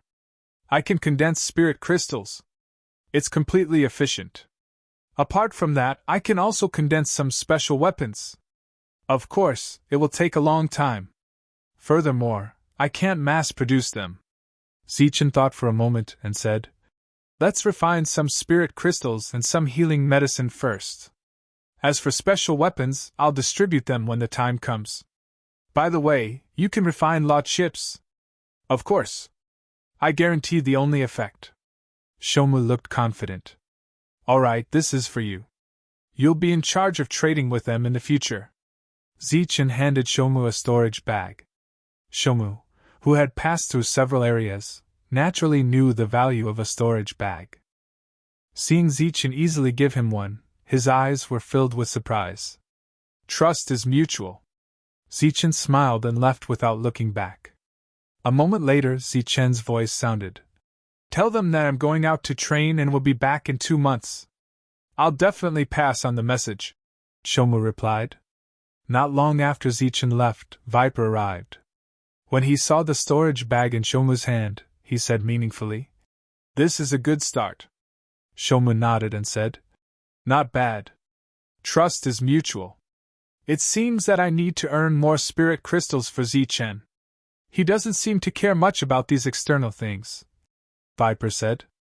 Shomu smiled and said, "Of course he doesn't care, but his expenses will increase next. Of course he needs to earn some." Viper was puzzled. "What do you mean?" An unfathomable smile appeared on Shomu's face. "Do you think that the 2 women from yesterday will work hard to repay the bill?" Viper suddenly said. "The girl in the golden dress seems to have been in debt. I heard that she already owes a lot. If those 2 have the same idea, then Zichen really needs to earn some spirit crystals." "Smart." Guardian Tree walked out of the gathering point. Viper watched his straight back as he walked. For a moment, it was as if he could see the 2 of them in high spirits when they first came out. But as time passed, their fighting spirit gradually faded away. In the end, they lived a muddle-headed life. And now, the former Shomu had returned. It seemed that he saw true hope from Zichen. Viper's mood improved a lot because of this. He smiled proudly and said, "Of course I'm smart. In fact, I'm smarter than Zichen. I've seen through women long ago. That's why I've never looked for women. Hee, my awareness is high and I can see further." Zichen went around the secluded forest and headed straight for the Dax Plains. His next goal was to hunt down the outsiders. As he passed by a forest, something suddenly shot out and shot straight at Zichen. A murderous aura filled the surroundings. Roar! When the thing got close, a deafening roar could be heard. Whoosh! Zichen tapped his foot against the ground and dodged the attack. At the same time, he slapped out with his palm towards the creature's head. A heavy object fell to the ground. It was a black tiger, and Zichen had knocked it unconscious. Gazing at the unconscious black tiger, Zichen's palm formed a 5-stroke seal. Rays of light shot out from the seal, enveloping the black tiger. In the next moment, the black tiger's enormous body visibly shriveled up. Rays of energy were absorbed by the divine seal through the light. After the black tiger's body completely shriveled up, its body exploded into nothingness. All of the black tiger's energy entered Zichen's body and was absorbed by his body. This was Zichen's first step. First, he had to let his perfect body recover. The devouring divine seal was a product of the laws, so it was more thorough in refining things. Each time, there wasn't much pure energy left. The energy of a single black tiger wasn't enough to awaken Zichen's perfect body. It only strengthened Zichen's body slightly. Because they hadn't been attacked by humans for almost a year, the alien races in the Dax Plains became active again. Like humans, they were hunting exotic beasts. Zichen soon encountered a Dax alien. Moreover, it was a mid-7th stage divine emperor. When the latter saw Zichen, his pupils shrank slightly. The two instantly clashed, killing each other with a single blow. The divine seal once again appeared on the alien's palm. The energy in the dead alien's body began to rapidly drain away. Even his heart, which stored his energy, began to wither. When all of his energy was gone, his body exploded into nothingness. After absorbing and refining this energy, specks of golden light finally appeared in Zichen's dark red blood. This was the beginning of his perfect body. Seeing these specks of golden light, Zichen was pleasantly surprised. What followed next was endless slaughter. Of course, during this slaughter, Zichen still took the time to have the cauldron spirit condense some armor-piercing weapons. A hunting squad appeared in his line of sight. The leader was a late-stage 7th-stage alien. Without saying a word, Zichen raised his blade and charged forward. When the aliens saw the humans, they all roared and charged at Zichen. As the saber light flashed, one foreign being after another fell, until the last foreign being was dead. There were a total of 9 aliens, and Zichen struck a total of 9 times. After extracting all of their energy, Zichen once again used his perfect body to condense this energy. This was his first month in the Dax Plains. At this moment, more than half of Zichen's blood had turned gold. Although it was light gold, he wasn't far from fully awakening his perfect body. After a month, it was time for Old Man Schenker to come again. At the same time, it was time for the second batch of 200 humans to arrive. Zichen didn't return, so Shuki replaced Zichen. After announcing this to the waiting crowd, everyone looked at Shuki strangely, especially the more than 50 people who knew of Shuki's existence. They couldn't understand why Zichen trusted this guy so much. They had only known him for 2 months, but he was already putting him in an important position. "You can represent Zichen," said a clear voice. Shuki looked at the woman who spoke and nodded. "All right, I need 2 storage pouches," said the woman directly. Beside her, Dong Qing tugged at the corner of Shang Guanhong's clothes and whispered, "1 is enough. We can use both of them," Shang Guanhong said. "How can 1 be enough? I want 2. Also, I need some special defensive equipment. 7 to 8 pairs of boots, with different colors. Defensive earrings." Shang Guanhong listed out the items she needed. Everyone looked at each other, because this was an unimaginable number of spirit crystals. Viper, on the other hand, was hiding in a corner, secretly proud of his own cleverness. Shang Guanhong finally finished reporting what she wanted, and then looked at Shuki. In the face of such a huge number, the latter didn't feel any pressure. He just nodded and said, "Okay, no problem. I'll send them to you next month." Shang Guanhong snorted proudly, like a victorious little hen, holding her head high. Others, such as Fortune Teller and the others, hid at the side and laughed secretly. Sure enough, where there are people, there will be Jianghu, and where there are women, there will be war, even if the war is invisible. Next, Shuki made a deal with Old Man Schenker, and at the same time, reported all the things he needed to the other party. Hearing these miscellaneous things, Old Man Schenker was stunned for a long time. Soon, the second month passed, and the blood in Zichen's body finally turned completely golden. The perfect body was stimulated at this point. The blood flowed in his body, and golden light flowed along the blood to all parts of his body. The golden blood surged with a thunderous sound.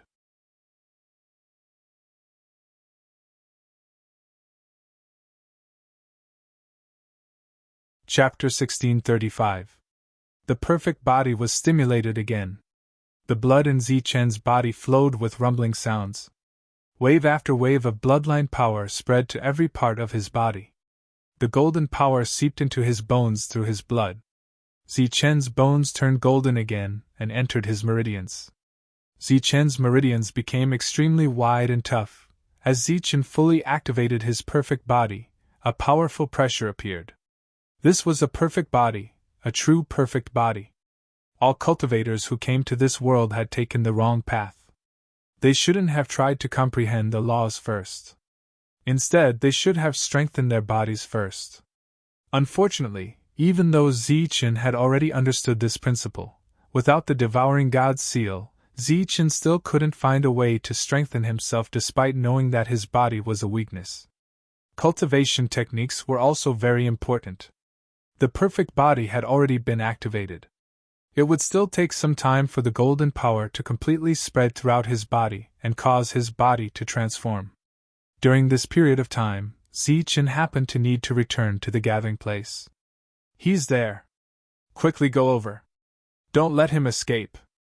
In the past 2 months, he had killed more than 1,000 aliens. Although he hadn't seen any corpses, he had already attracted attention. At this moment, coupled with the fact that Zichen had caused a huge commotion, it immediately attracted the attention of the other aliens. A team of aliens discovered Zichen and rushed over. There were actually 2 8th firmament aliens in the team. Zichen didn't escape. Instead, he stayed where he was and waited for the aliens to arrive. With the sound of air being torn apart, the aliens quickly arrived and surrounded Zichen. However, before the 2 8th firmament aliens could say anything or ask anything, Zichen attacked. He took a step forward and immediately traversed dozens of meters to arrive in front of the 8th firmament alien. A golden light flashed across his clenched fist as he punched the 8th firmament alien. Ha! The latter reacted quickly and immediately blocked with his weapon. With a bang, he was sent flying with his weapon. After activating his perfect body, Zichen's strength had increased by countless times. It was very easy for him to suppress a cursed 8th stage alien. The foreign being who had been knocked flying coughed up blood, and his face was filled with shock. In the next instant, he saw the human pointing a finger at him, and a golden sword she shot toward his face. The golden sword she was so fast that he couldn't dodge it in time. After that, his vision turned black and he fell down again. Killing an 8th stage divine transformation stage divine transformation stage divine transformation stage divine transformation stage divine transformation stage divine transformation stage divine transformation stage divine transformation stage. Zichen abruptly turned around, his eyes gleaming with coldness. The void behind him was torn apart as a fist shrouded in lightning appeared. Like a meteor, Xingqian landed right in the middle of the group of strange races and exploded. Thunder King Meteor Fist. Ever since he had refined the Devouring God's seal, Zichen was able to use many combat techniques, such as this meteor punch. However, its power was still unable to reach its peak in the outside world. The fist light exploded with a loud bang, and terrifying energy spread out in all directions. Other than the 8th firmament alien who had barely dodged it, the others were all sent flying and injured. However, the 8th firmament alien who had just dodged the attack was once again met with Zichen's golden fist. Then, he was sent flying with a punch. It was obvious that he had the advantage in speed and strength. In front of these strange races, Zichen was invincible. Soon, this small group of strange races was dealt with. Zichen immediately devoured their strength, and transformed it into perfect spiritual senses through the divine seal. The perfect body of the perfect series was activated, and only spiritual senses and strength were left. Of course, Zichen would strengthen his spiritual senses first. After watching the corpses of these strange races turn into nothingness, Zichen headed toward the human gathering place. When he arrived at the human gathering place, Old Man Schenker had not arrived yet. Zichen saw the humans who had arrived last month, and then saw 2 bills from Shomu. One bill was from Shangguan Hong and the others, and the second was from the new cultivator who had arrived last month. Seeing those inconspicuous but densely packed numbers, Zichen just nodded and did not say much. Suddenly, he saw a long string of spirit crystal numbers behind the two lists, and Zichen raised his eyebrows slightly. Shomu stood respectfully beside Zichen and seemed to have guessed the reason for Zichen's frown. He said, "The two of them would always choose something by themselves, and the number was almost the same as Miss Jean. Sir did not come back, so I had to exchange according to the instructions." Next, Zichen put away the bills and said lightly, "If they want to owe, then let them owe, but they can't be lazy in their cultivation." Shomu spread his hands. It seemed that he, as an alchemist, could not control things like cultivation. Shun Tianao. Zichen called Shun Tianao, whose strength had broken through to the middle stage. "Next time when you go out, take special care of the three of them," Zichen whispered. Shun Tianao asked knowingly, "Which three? How do I take care of them?" Zichen used telepathy for the next sentence. He was afraid that the walls might be eavesdropping. "Just let them suffer a little. They're here to train, not to enjoy life. Death is around the corner, so we have to be on our guard at all times." Shun Tianao nodded in agreement, and then asked, "Why don't you go?" Zichen's face showed anger. "I don't have time." Next to him, Shomu turned his head and looked to the side. It was obvious that he was very uncomfortable holding back his laughter. "Okay, but—" Shun Tianao looked at Zichen with an embarrassed face. "The debt can be negotiated," Zichen said angrily. "This guy actually took advantage of the situation to rob." "Deal." Shun Tianao happily agreed, then turned his head and shouted, "Three beauties, let's go. Zichen arranged for me to take you to a good place, and I guarantee that you will never forget it." Zichen's face was as black as charcoal, and he was on the verge of exploding in an instant. Seeing that the situation was not good, Shomu ran to the distance and laughed. Seeing Shomu so happy, Viper also gave a rare smile. The three women's gazes fell on Zichen. Zichen's expression changed instantly, and he said to the people around him with a serious face, "Cultivate well." After saying that, he immediately entered the secluded forest. Just as his figure disappeared, another voice sounded, "Shomu, come with me." Shomu was still secretly laughing, so he didn't respond. "You are very happy." Viper came to Shomu's side. Shomu's smile gradually disappeared, and then he said, "Didn't you notice that this team is very interesting? They don't respect their lord at all.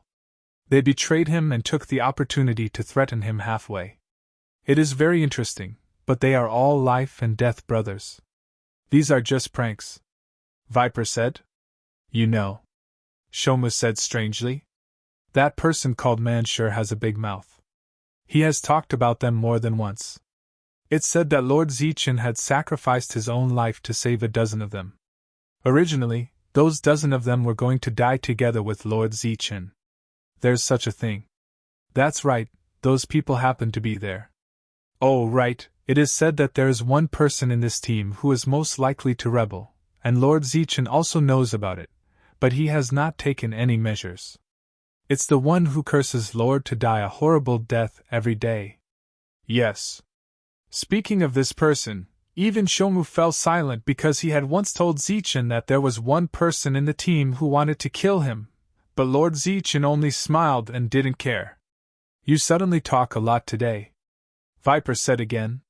"You talk a lot too," Shomu said. After that, the two fell into silence. After a long silence, the two of them actually spoke at the same time. "I want to pass the cultivation method to them. I want to pass the cultivation method to one person." After the two of them finished speaking, they were both stunned. Viper's expression changed and said, "You want to pass it to everyone?" Shomu didn't answer and asked, "Who do you want to pass it to?" Viper sighed and said, "I can feel that it won't be long before they fight with the foreign races. That should be a very dangerous battle. Recently, I've found Manshur very pleasing to the eye. He's very forthright and honest.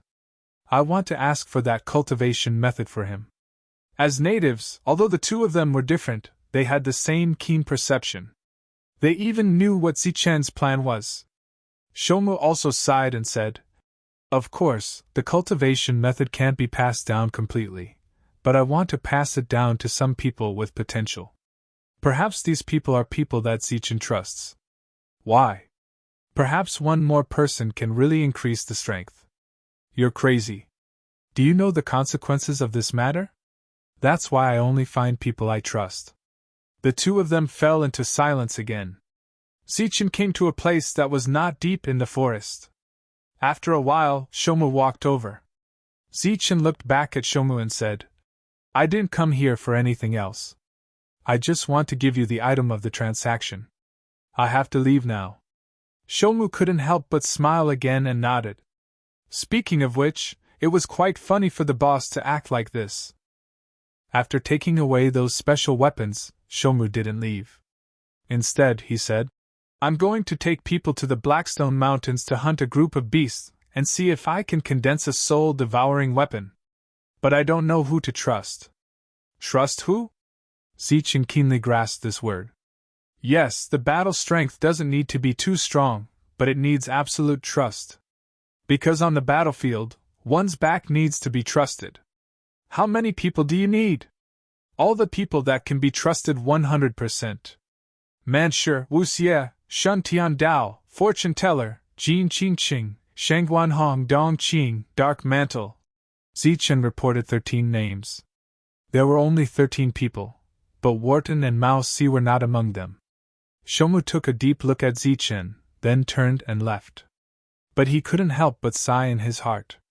This was a lord with extraordinary wisdom. He must have guessed his intention, so he only reported 13 names. Among the few people that Shomu guessed, Zichen actually didn't name them. And it was obvious that these 13 people were the people that Zichen trusted the most. They were the people that he could entrust his life to. So, these 13 people obtained this strange cultivation method during the process of going to the Blackstone Mountains. After Shomu left, Zichen fell into deep thought. Through this matter, Zichen clearly saw the trustworthiness of Shomu, but this kind of trust couldn't last long. It was only until Zichen fulfilled his promise. As for what would happen next, it would depend on the subsequent development. With Shomu, Zichen could allocate a large part of his energy to improve his battle strength. After staying in the forest for 7 days, his perfect body was completely activated.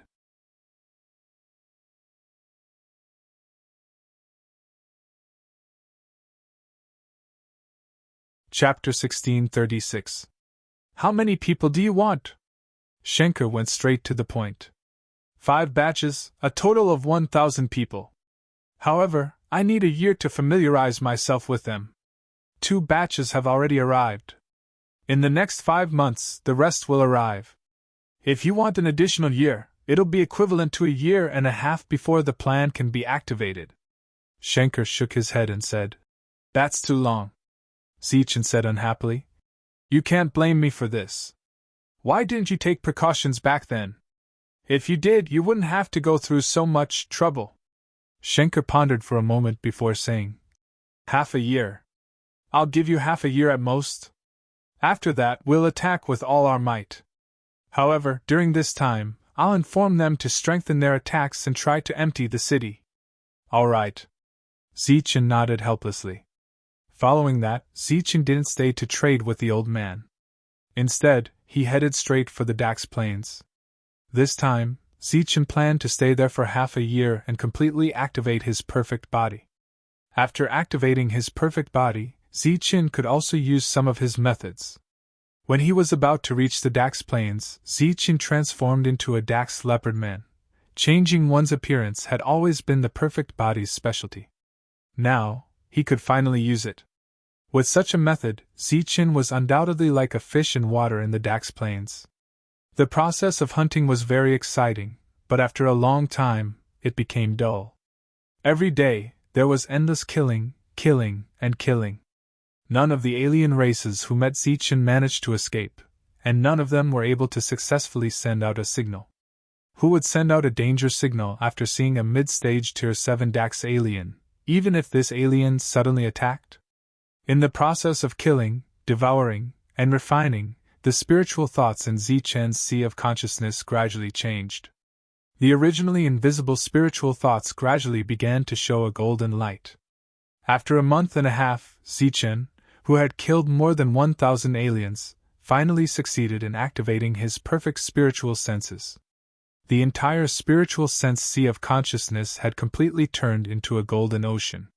With the perfect spiritual senses, Zichen's spiritual senses privilege appeared again. After that, it was the power in his body. However, as he refined it, Zichen's perfect power was no longer pure gold, but gold and silver. Due to his original cultivation method, the perfect power in Zichen's body was still the power of thunder. It was still divided into golden yang thunder and silver yin thunder. In the Royal Sky City, the place that belonged to the weapon ranking of the absolute regions, Zichen's contribution points were rising rapidly. But sadly, there were no longer any outsiders guarding this place. Naturally, no one noticed this point. As time passed, Zichen's contribution points continued to increase. First, it reached 3,000, then 4,000, then 5,000, and now, it had passed the 6,000 mark. Speaking of which, the number of outsider kills that Zichen had made in the past few months had already far surpassed the total number of kills that Wharton had made in the past 10 years. Zichen wasn't far from Suho's 7,501 kills. In the outskirts of the Desert of Death, batches of humans arrived one after another. These people were all arranged by the Dark Mantle and Shidao Tiandao, who provided them with unlimited resources. In the blink of an eye, 5 months had passed. It was time for the 5 batches of humans to arrive. Next, Zichen had to go back and try his best to greatly increase their combat strength in the next half a year. After 5 months of killing, Zichen had already infiltrated into the city of the aliens. At this moment, Zichen was walking around the city in his human form. Occasionally, he would even exchange a few words with a few aliens. It had been half a month since he arrived in this city, but no one had discovered Zichen's human identity. Raising his head, Zichen saw a rather large shop and walked in. "What are you buying?" The shop owner was a leopard man. Seeing Zichen walk in, he asked calmly. To the aliens, one's cultivation level was everything. A mere mid-stage level 7 alien was not enough to make a level 8 shop owner stand up and greet him. Zichen smiled and released his perfect spiritual sense. This shop had 2 floors.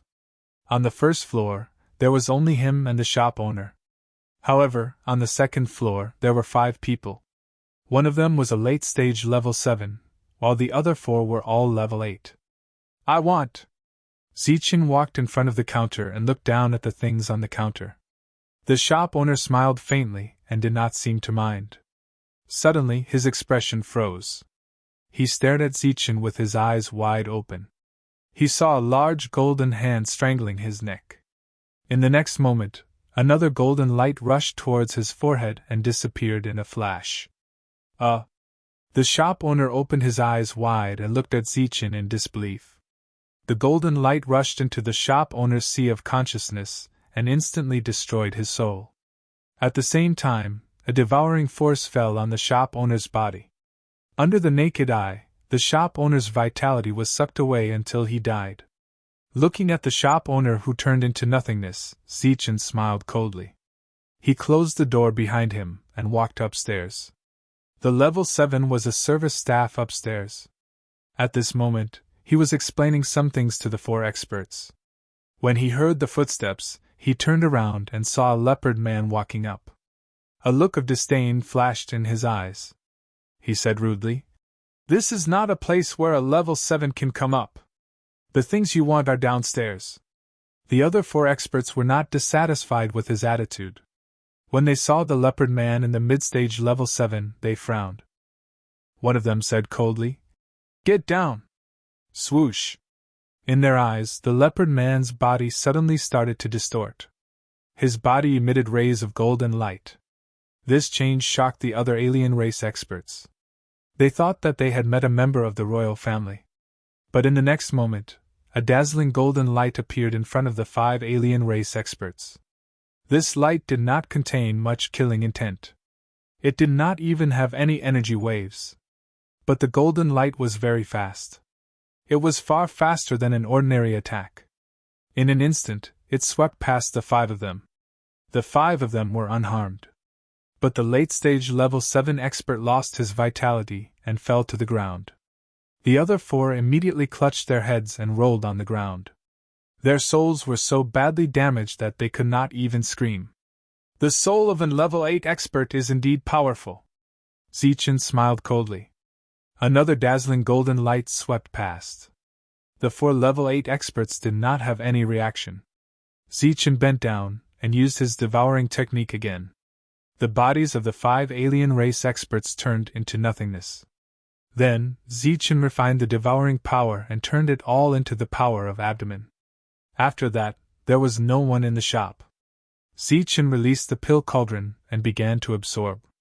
It took a full 15 minutes for Zichen to take away all the goods on the 2nd floor. The value of the goods was no less than 1,000,000 spirit crystals. Then Zichen walked out from the back door and onto the street. His gaze fell on the 2nd shop. About 5 minutes after entering the shop, it closed again. At this moment, the 1st floor was empty. Zichen stepped onto the 2nd floor. Moments later, the 2nd floor was filled with corpses. But soon the corpses disappeared. After deciding to leave, Zichen prepared to go all out. Thus, on this day, 6 shops suddenly closed. Such a strange movement naturally attracted the attention of the other alien races. Just as they were discussing, Zichen walked out from the back door and headed out of the city.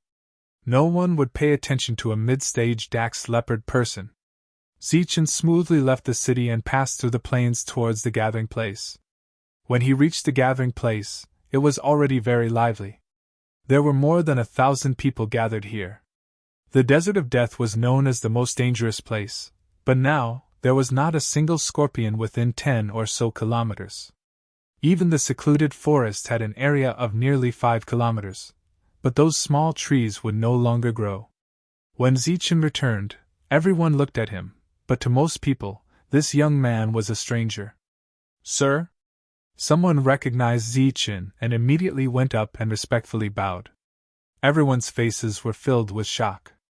Who would have thought that this young man was the mysterious Sir who had not appeared for half a year? Zichen nodded at everyone and asked, "Where's Shuntian Dao and the others?" "They haven't returned from the Blackstone Mountains." Looking at these unfamiliar cultivators, Zichen saw piles and piles of male scorpion corpses. There were hundreds of piles of them, and there were at least tens of thousands of them. Zichen pointed at the male scorpion corpses and said, "Check them and then come to me to exchange them for spirit crystals." After plundering 6 shops, Zichen had hundreds of thousands of spirit crystals on him, not to mention the other materials. Some of the newcomers were pleasantly surprised. They were very clear about what they hunted, so they quickly came up. "I only want the male scorpion stinger tail. I don't want anything else." Zichen waved his hand and said.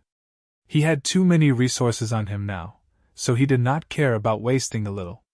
The number was quickly counted. Zichen spent a full hour to complete the transaction. Then, he entered the secluded forest and began to count his gains. Among the gains, there were 8 heavy weapons and high-quality law crystals. It seemed that this kind of thing was used by humans, but also by foreign tribes. After counting, Zichen put away some of the things that he did not need for the time being and threw them all to Old Man Schenker. In the secluded forest, Shomu was not far away. When he saw this scene, he could not help but be surprised. He was surprised that Zichen had obtained so many things in the past 6 months. He was also surprised that this small cauldron was actually a spatial equipment. "You didn't go with me," Zichen said without turning his head. Shomu was surprised again. He did not expect Zichen's perception to become so sharp. As a native, he was almost integrated with the surrounding environment. "No, I'm condensing spirit crystals." Shomu walked over. Zichen poured out the male scorpion stingers from his storage bag and threw them into the small cauldron one by one. Now that his soul was strong enough, he did not care about a little consumption. Shomu looked at Zichen. After seeing tens of thousands of stingers thrown into the small cauldron, he asked in surprise, You can condense so many at once. Is it a lot? I can also refine these, Zichen said casually.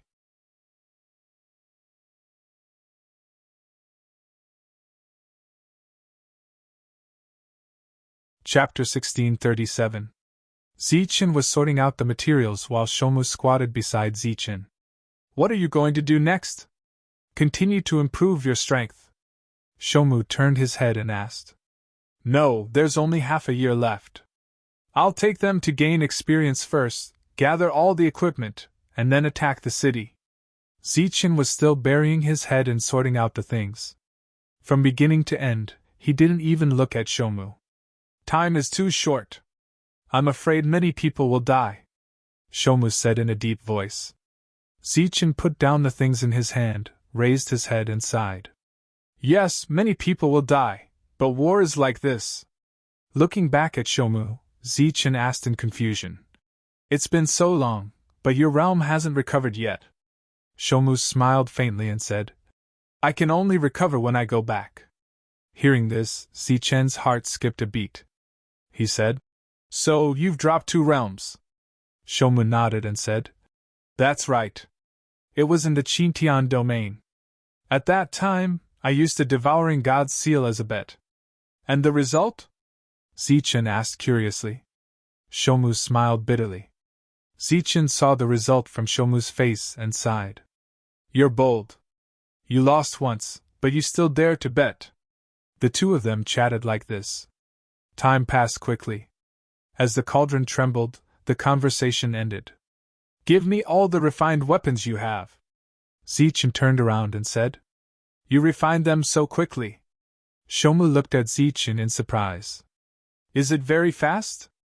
Zichen was slightly proud. Incredible, really incredible. You can refine so many scorpion tails in such a short time. It seems that this small cauldron is a rare treasure. Where did you get such a treasure? Shomu looked at the cauldron in amazement and curiosity. The world I live in has been with me for more than 1,000 years, Zichen said calmly. Your world? How is this possible? This should be something from this world. Shomu exclaimed and lost his composure. If the small cauldron was a treasure of their world, he could accept it. After all, they were all products of the same rules, but if it was something from the Jianwu continent, how could it be recognized by this world? Zichen didn't explain, but continued to throw the refined weapons into the pill furnace, until the last one was thrown in. Before long, he would be able to obtain a new batch of armor-piercing weapons. Find a way to contact Shuntian and have them return as soon as possible. I have new arrangements. Shomu nodded and left. He had been greatly provoked by the small cauldron. 3 days later, everyone had returned. A total of 1336 people had gathered in the spacious area. During this period of time, Myosi and the others who had been training outside had also brought back close to 200 human experts one after another. His gaze swept across the crowd. Many people were looking at Zichen with curiosity and awe. More than half of them were seeing Zichen for the first time. Everyone, from now on, stop all operations and attack the Desert of Death with full force. Zichen's words spread throughout the battlefield. As soon as he finished speaking, there was a small disturbance in the crowd. We're going to clean up this desert, Manshur asked, his eyes flashing with excitement. No, we're just training. The time limit is half a year, Zichen said loudly. Everyone has to kill the male scorpions, and you can kill some female scorpions while you're at it. However, the male scorpions must be the main force. The old rules apply. The male scorpions will be 10 spirit crystals, and the female scorpions will be 5 spirit crystals for the time being. But before that, all of you at the early stage of the 7th rank must form a team. Every 5 people will form an attack group. After giving out the instructions, Zichen waved his hand and said, Next, let's start the exchange. As usual, everything will be half price. A new batch of armor-piercing weapons has been released. 50,000 spirit crystals each. If you don't have enough spirit crystals, you can buy on credit. The early stage of the 7th rank was quickly divided into groups. Next, they all entered the Desert of Death in groups. During this period, Zichen divided a group of people to guard the periphery in case the aliens suddenly arrived here. Zichen followed the large group into the Desert of Death. The next refining process would be carried out in the desert. According to the previous agreement, Old Man Schenker, who came this time, brought hundreds of refined weapons without any special effects. After accepting these refined weapons, Zichen said, "Next time, bring all the armor and boots at once." Okay. After a few simple words, Old Man Schenker looked at the results of everyone and left in satisfaction. At the beginning of the battle, there was an endless supply of male scorpions for Zichen, so Zichen specially spent his free time refining armor-piercing weapons. As for the female scorpions' corpses, they were handed over to Shomu. He extracted a kind of soul substance from the female scorpions, and after neutralizing it with several kinds of medicinal herbs, he was able to refine some simple elixirs. These elixirs could effectively defend against soul attacks. The Desert of Death became a battlefield and a target for training. As time passed, the cooperation of the 5 people gradually became better. Half a year was not enough for them to refine too many law crystals. Even if they did, it would not be of much use in the battle. Therefore, Zichen arranged for them to fight. Only in battle could they stimulate their potential. Half a month later, the group advanced more than 10 miles in the Desert of Death, killing countless twin scorpions. Zichen also finished refining all the special effects weapons in this half a month. Now, he could guarantee that each of the 1,300 people had an armor-piercing weapon in their hands. In addition, Zichen still had dozens of weapons on him. Therefore, the mission to hunt down the twin scorpions came to an end. Zichen ordered the group to start going deeper into the desert to another area. 2 days later, the group arrived at the habitat of the giant lizards. This was the world of the giant lizards. Before coming, Zichen transferred all the people in the periphery away. They would spend the next half a year in the depths of the desert. Each of the giant lizards in this area was more than 5 meters tall. They were slow, but they had strong defenses and strong attacks. What Zichen needed was the defensive special effects on the giant lizards. The group, who were used to killing the twin scorpions, immediately suffered losses when they came into contact with the giant lizards. Fortunately, the continuous fighting made their cooperation more and more tacit, and they soon became familiar with this place.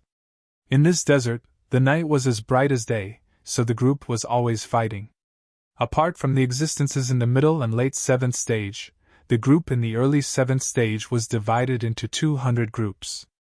On average, every 100 groups had to fight in the desert for 12 hours every day. During this time, the group's gains were all given to Zichen. Zichen used the pill cauldron to refine battle armors with defensive special effects, and sold them to the group at half price. The yellow sand below kept rolling, and one after another, giant lizards suddenly appeared and attacked the humans. Zichen held the dragon spear in his hand, standing high in the air. His ice-cold eyes looked down below, constantly scanning the surroundings. Suddenly, Zichen noticed that somewhere below, the yellow sand was rolling very violently, and a deep gully appeared after the rolling yellow sand. A cold light flashed in his eyes, and golden energy surged around his body. His whole body was like a steady mountain, falling from the sky. Bang!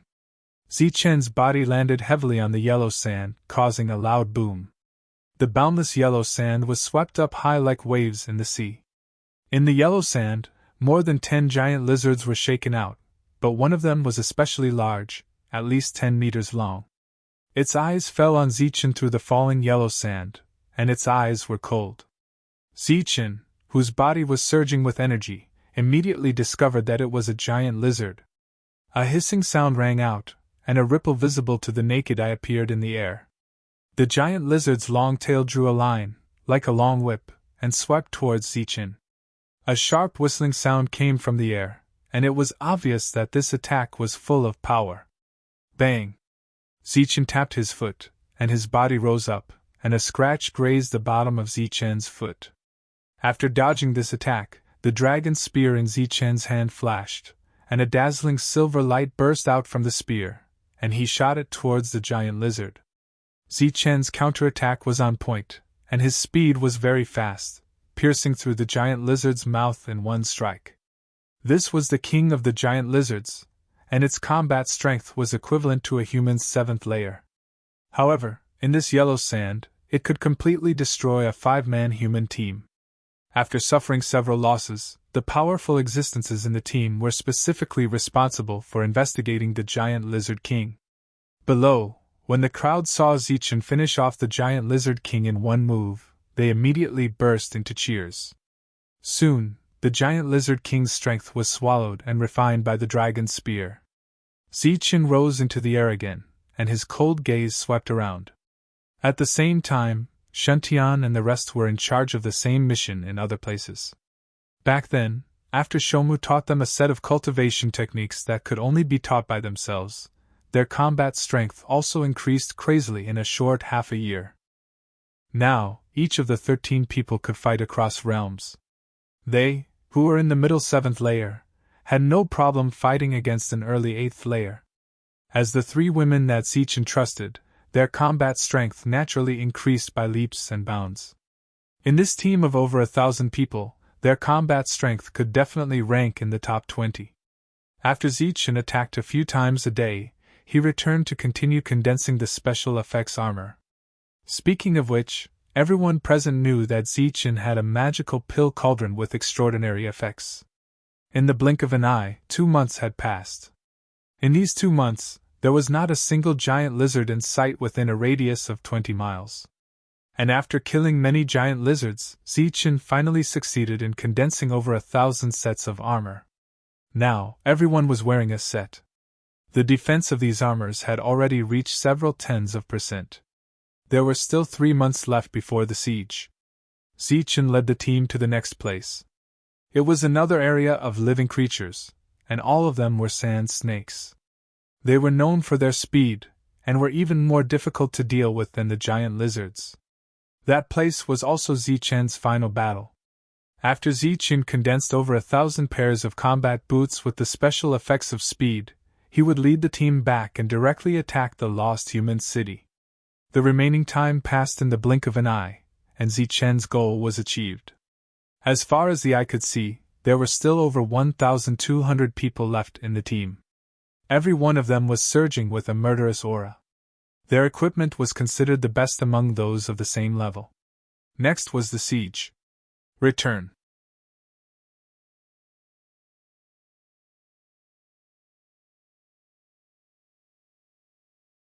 Chapter 1638. In the past half a year, they hadn't rested at all. They had been fighting all day. Compared to half a year ago, their cultivation levels hadn't changed much, but their combat power had greatly increased. Everyone was filled with a murderous aura, which was the result of half a year of killing. Zichen had also condensed thousands of items in the past half a year. Now, everyone had top-grade items in their hands. With these items, they could definitely kill an alien at the same level as them. After several months, they returned to their former gathering place. Old Schenker had been waiting for them for a long time. "Have you prepared everything?" Zichen asked. Old Schenker pointed behind him and said, "The quantity is enough." Large wooden barrels were placed there one after another.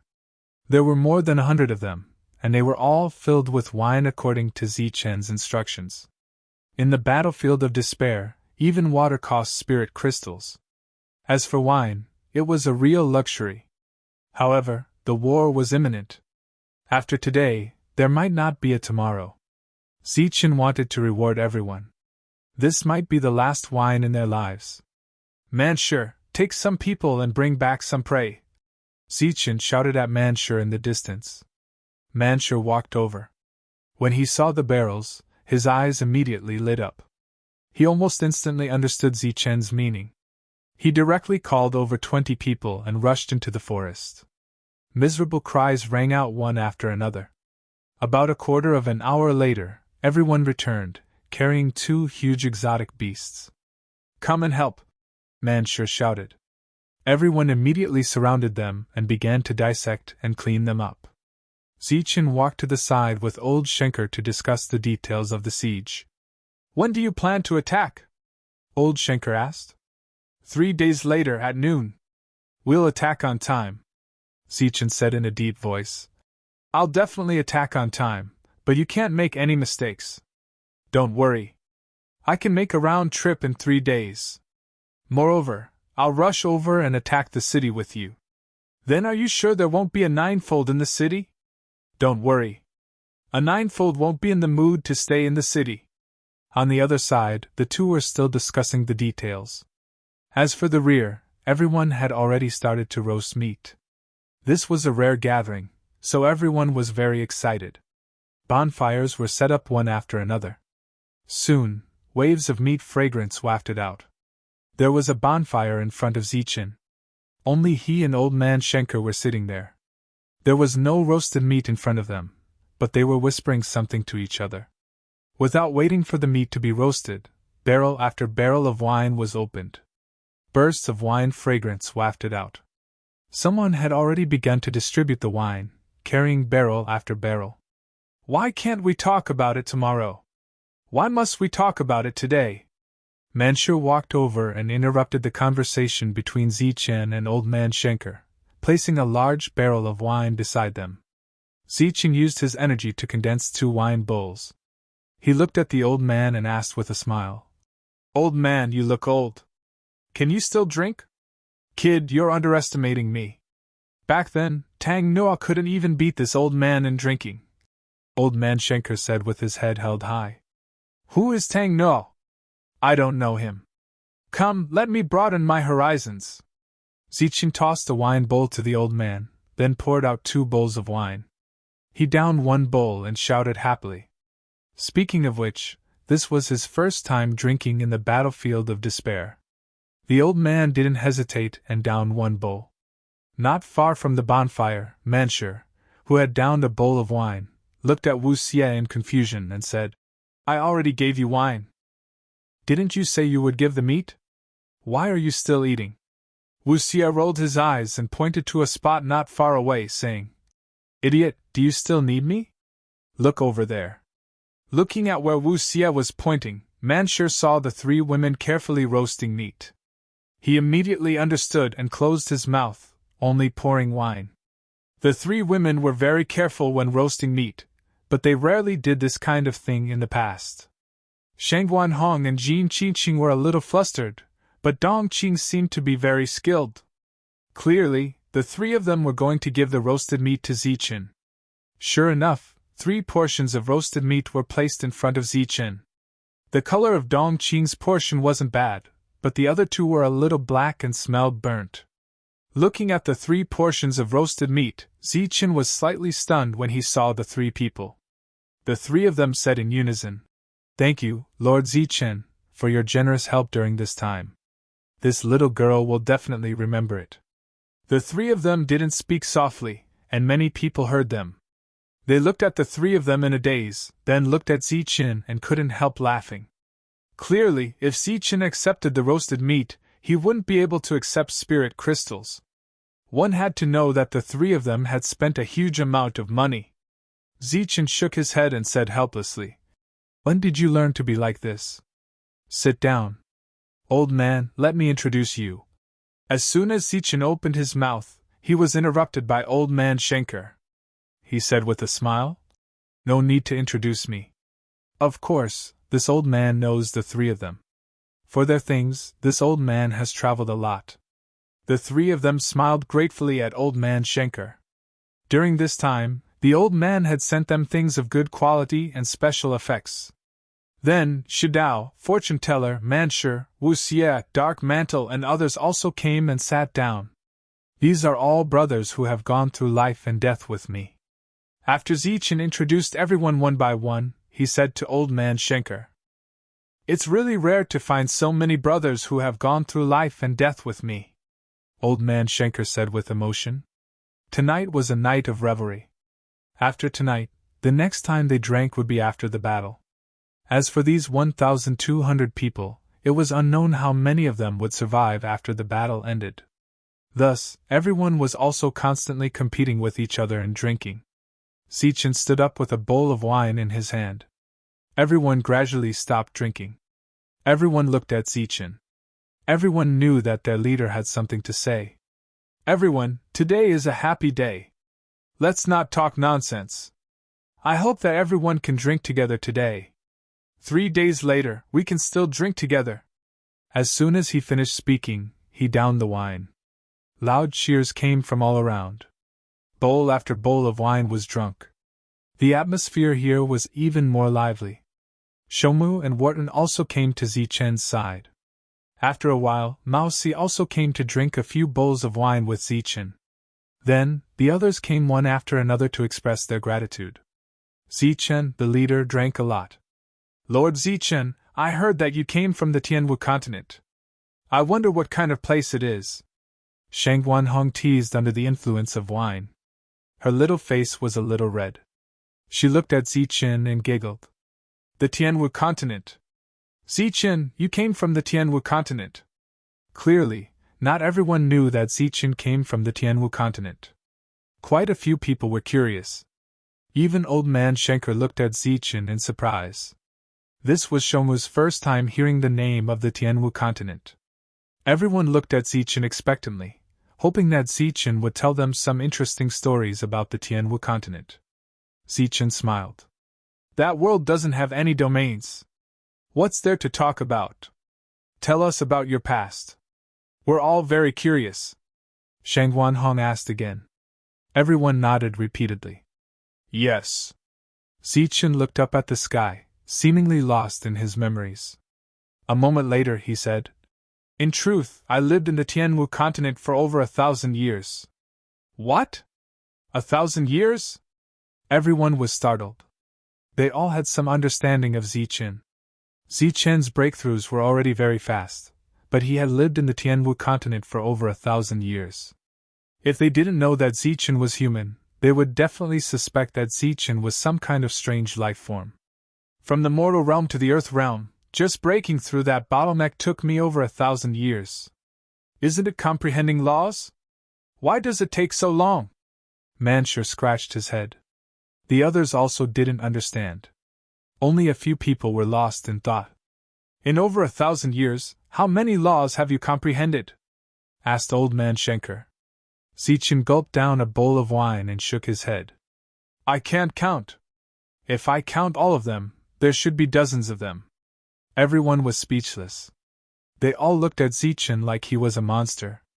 Tell me, what kind of friends did you make in the Tianwu continent? Did you have any life and death friends? Asked Shang Guanhong. This was the thing she was most concerned about. As if recalling a memory from the bottom of Zichen's heart, Zichen suddenly felt a little tipsy, and his head was a little dizzy. He said, Of course there are life and death brothers. Oh right, one of them is my brother. Everyone was a bit dumbfounded. A chosen beast was in existence that was even stronger than a higher life form. If they weren't mistaken, then a chosen represented a chosen. That was an existence that far surpassed a world master. There was also a flying divine tiger that I suspected to be a chosen beast. A barbarian dragon, or perhaps a cyan barbarian dragon. He was from the dragon race, and a very pure kind. He should count as a chosen beast. There was also a devil ape. He was a heaven-splitting battle ape. No matter how weak he could count as a higher life form.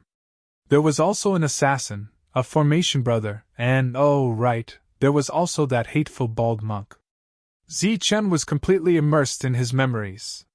His eyes shone brightly as he spoke of their names and their deeds. Everyone was stupefied. They sighed inwardly. These people were all extraordinary existences. Baldi Hishan was called good and evil. However, I only saw his evil side and never saw his good side. This guy didn't have the slightest bit of compassion for the state of the universe. Instead, he was greedy by nature. He was proficient in swindling and cheating. However, his battle prowess was very strong. When I first met him, I couldn't beat him. Later on, as my realm increased, when we were on the same level, I could barely suppress him. Everyone's expression changed. They were all existences that had fought side by side with Zichen. Zichen's battle prowess was definitely unrivaled within the same level. If those friends of his were really as strong as Zichen said, then wouldn't it mean that they were equivalent to the titled existences of the Shantian Tao? Zichen spoke very energetically. Everyone listened attentively. However, Shang Guanhong was somewhat absent-minded. She didn't want to listen to this. She wanted to listen to something else.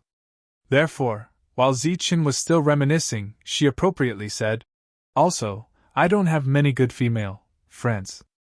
Everyone looked at Shang Guanhong strangely. However, Zichen didn't notice anything unusual.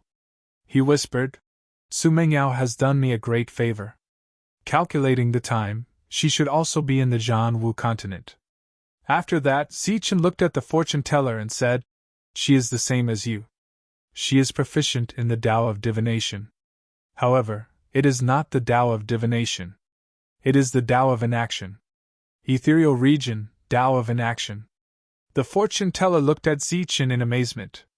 That was very famous. He didn't expect that Zichen's confidant had comprehended this Tao. Shang Guanhong got the answers she wanted to know. Now, she finally understood why Zichen's heart was closed. It turned out that Zichen's heart was already occupied by someone else. "Are there any experts in the Tianwu continent?" Without Shang Guanhong interrupting, Manshur asked. Zichen nodded. "Usually, the Earth primes are the strongest. However, if something big happens, experts will appear." "What big thing?" "For example, when the lightning divine temple appeared, many false heavens appeared. However, several of them died." "Oh right, I also saw a heaven-defying artifact that killed several false heavens in one move." When this sentence was said, everyone was at a loss. They didn't understand at all. On the other hand, Old Man Shink's expression changed again and again. His eyes were filled with unconcealable shock. The Tianwu continent truly lived up to its reputation. "What is a false heaven?" Manshur asked again. Zichen shook his head. "I'm not sure. It is a realm second only to the heaven realm. As for its combat power, it is hard to estimate. However, it can probably kill hundreds of world lords with one slap." You're tuning into the Phoenix Knights YouTube channel. Don't forget to subscribe and join us on this journey to catch the most captivating stories.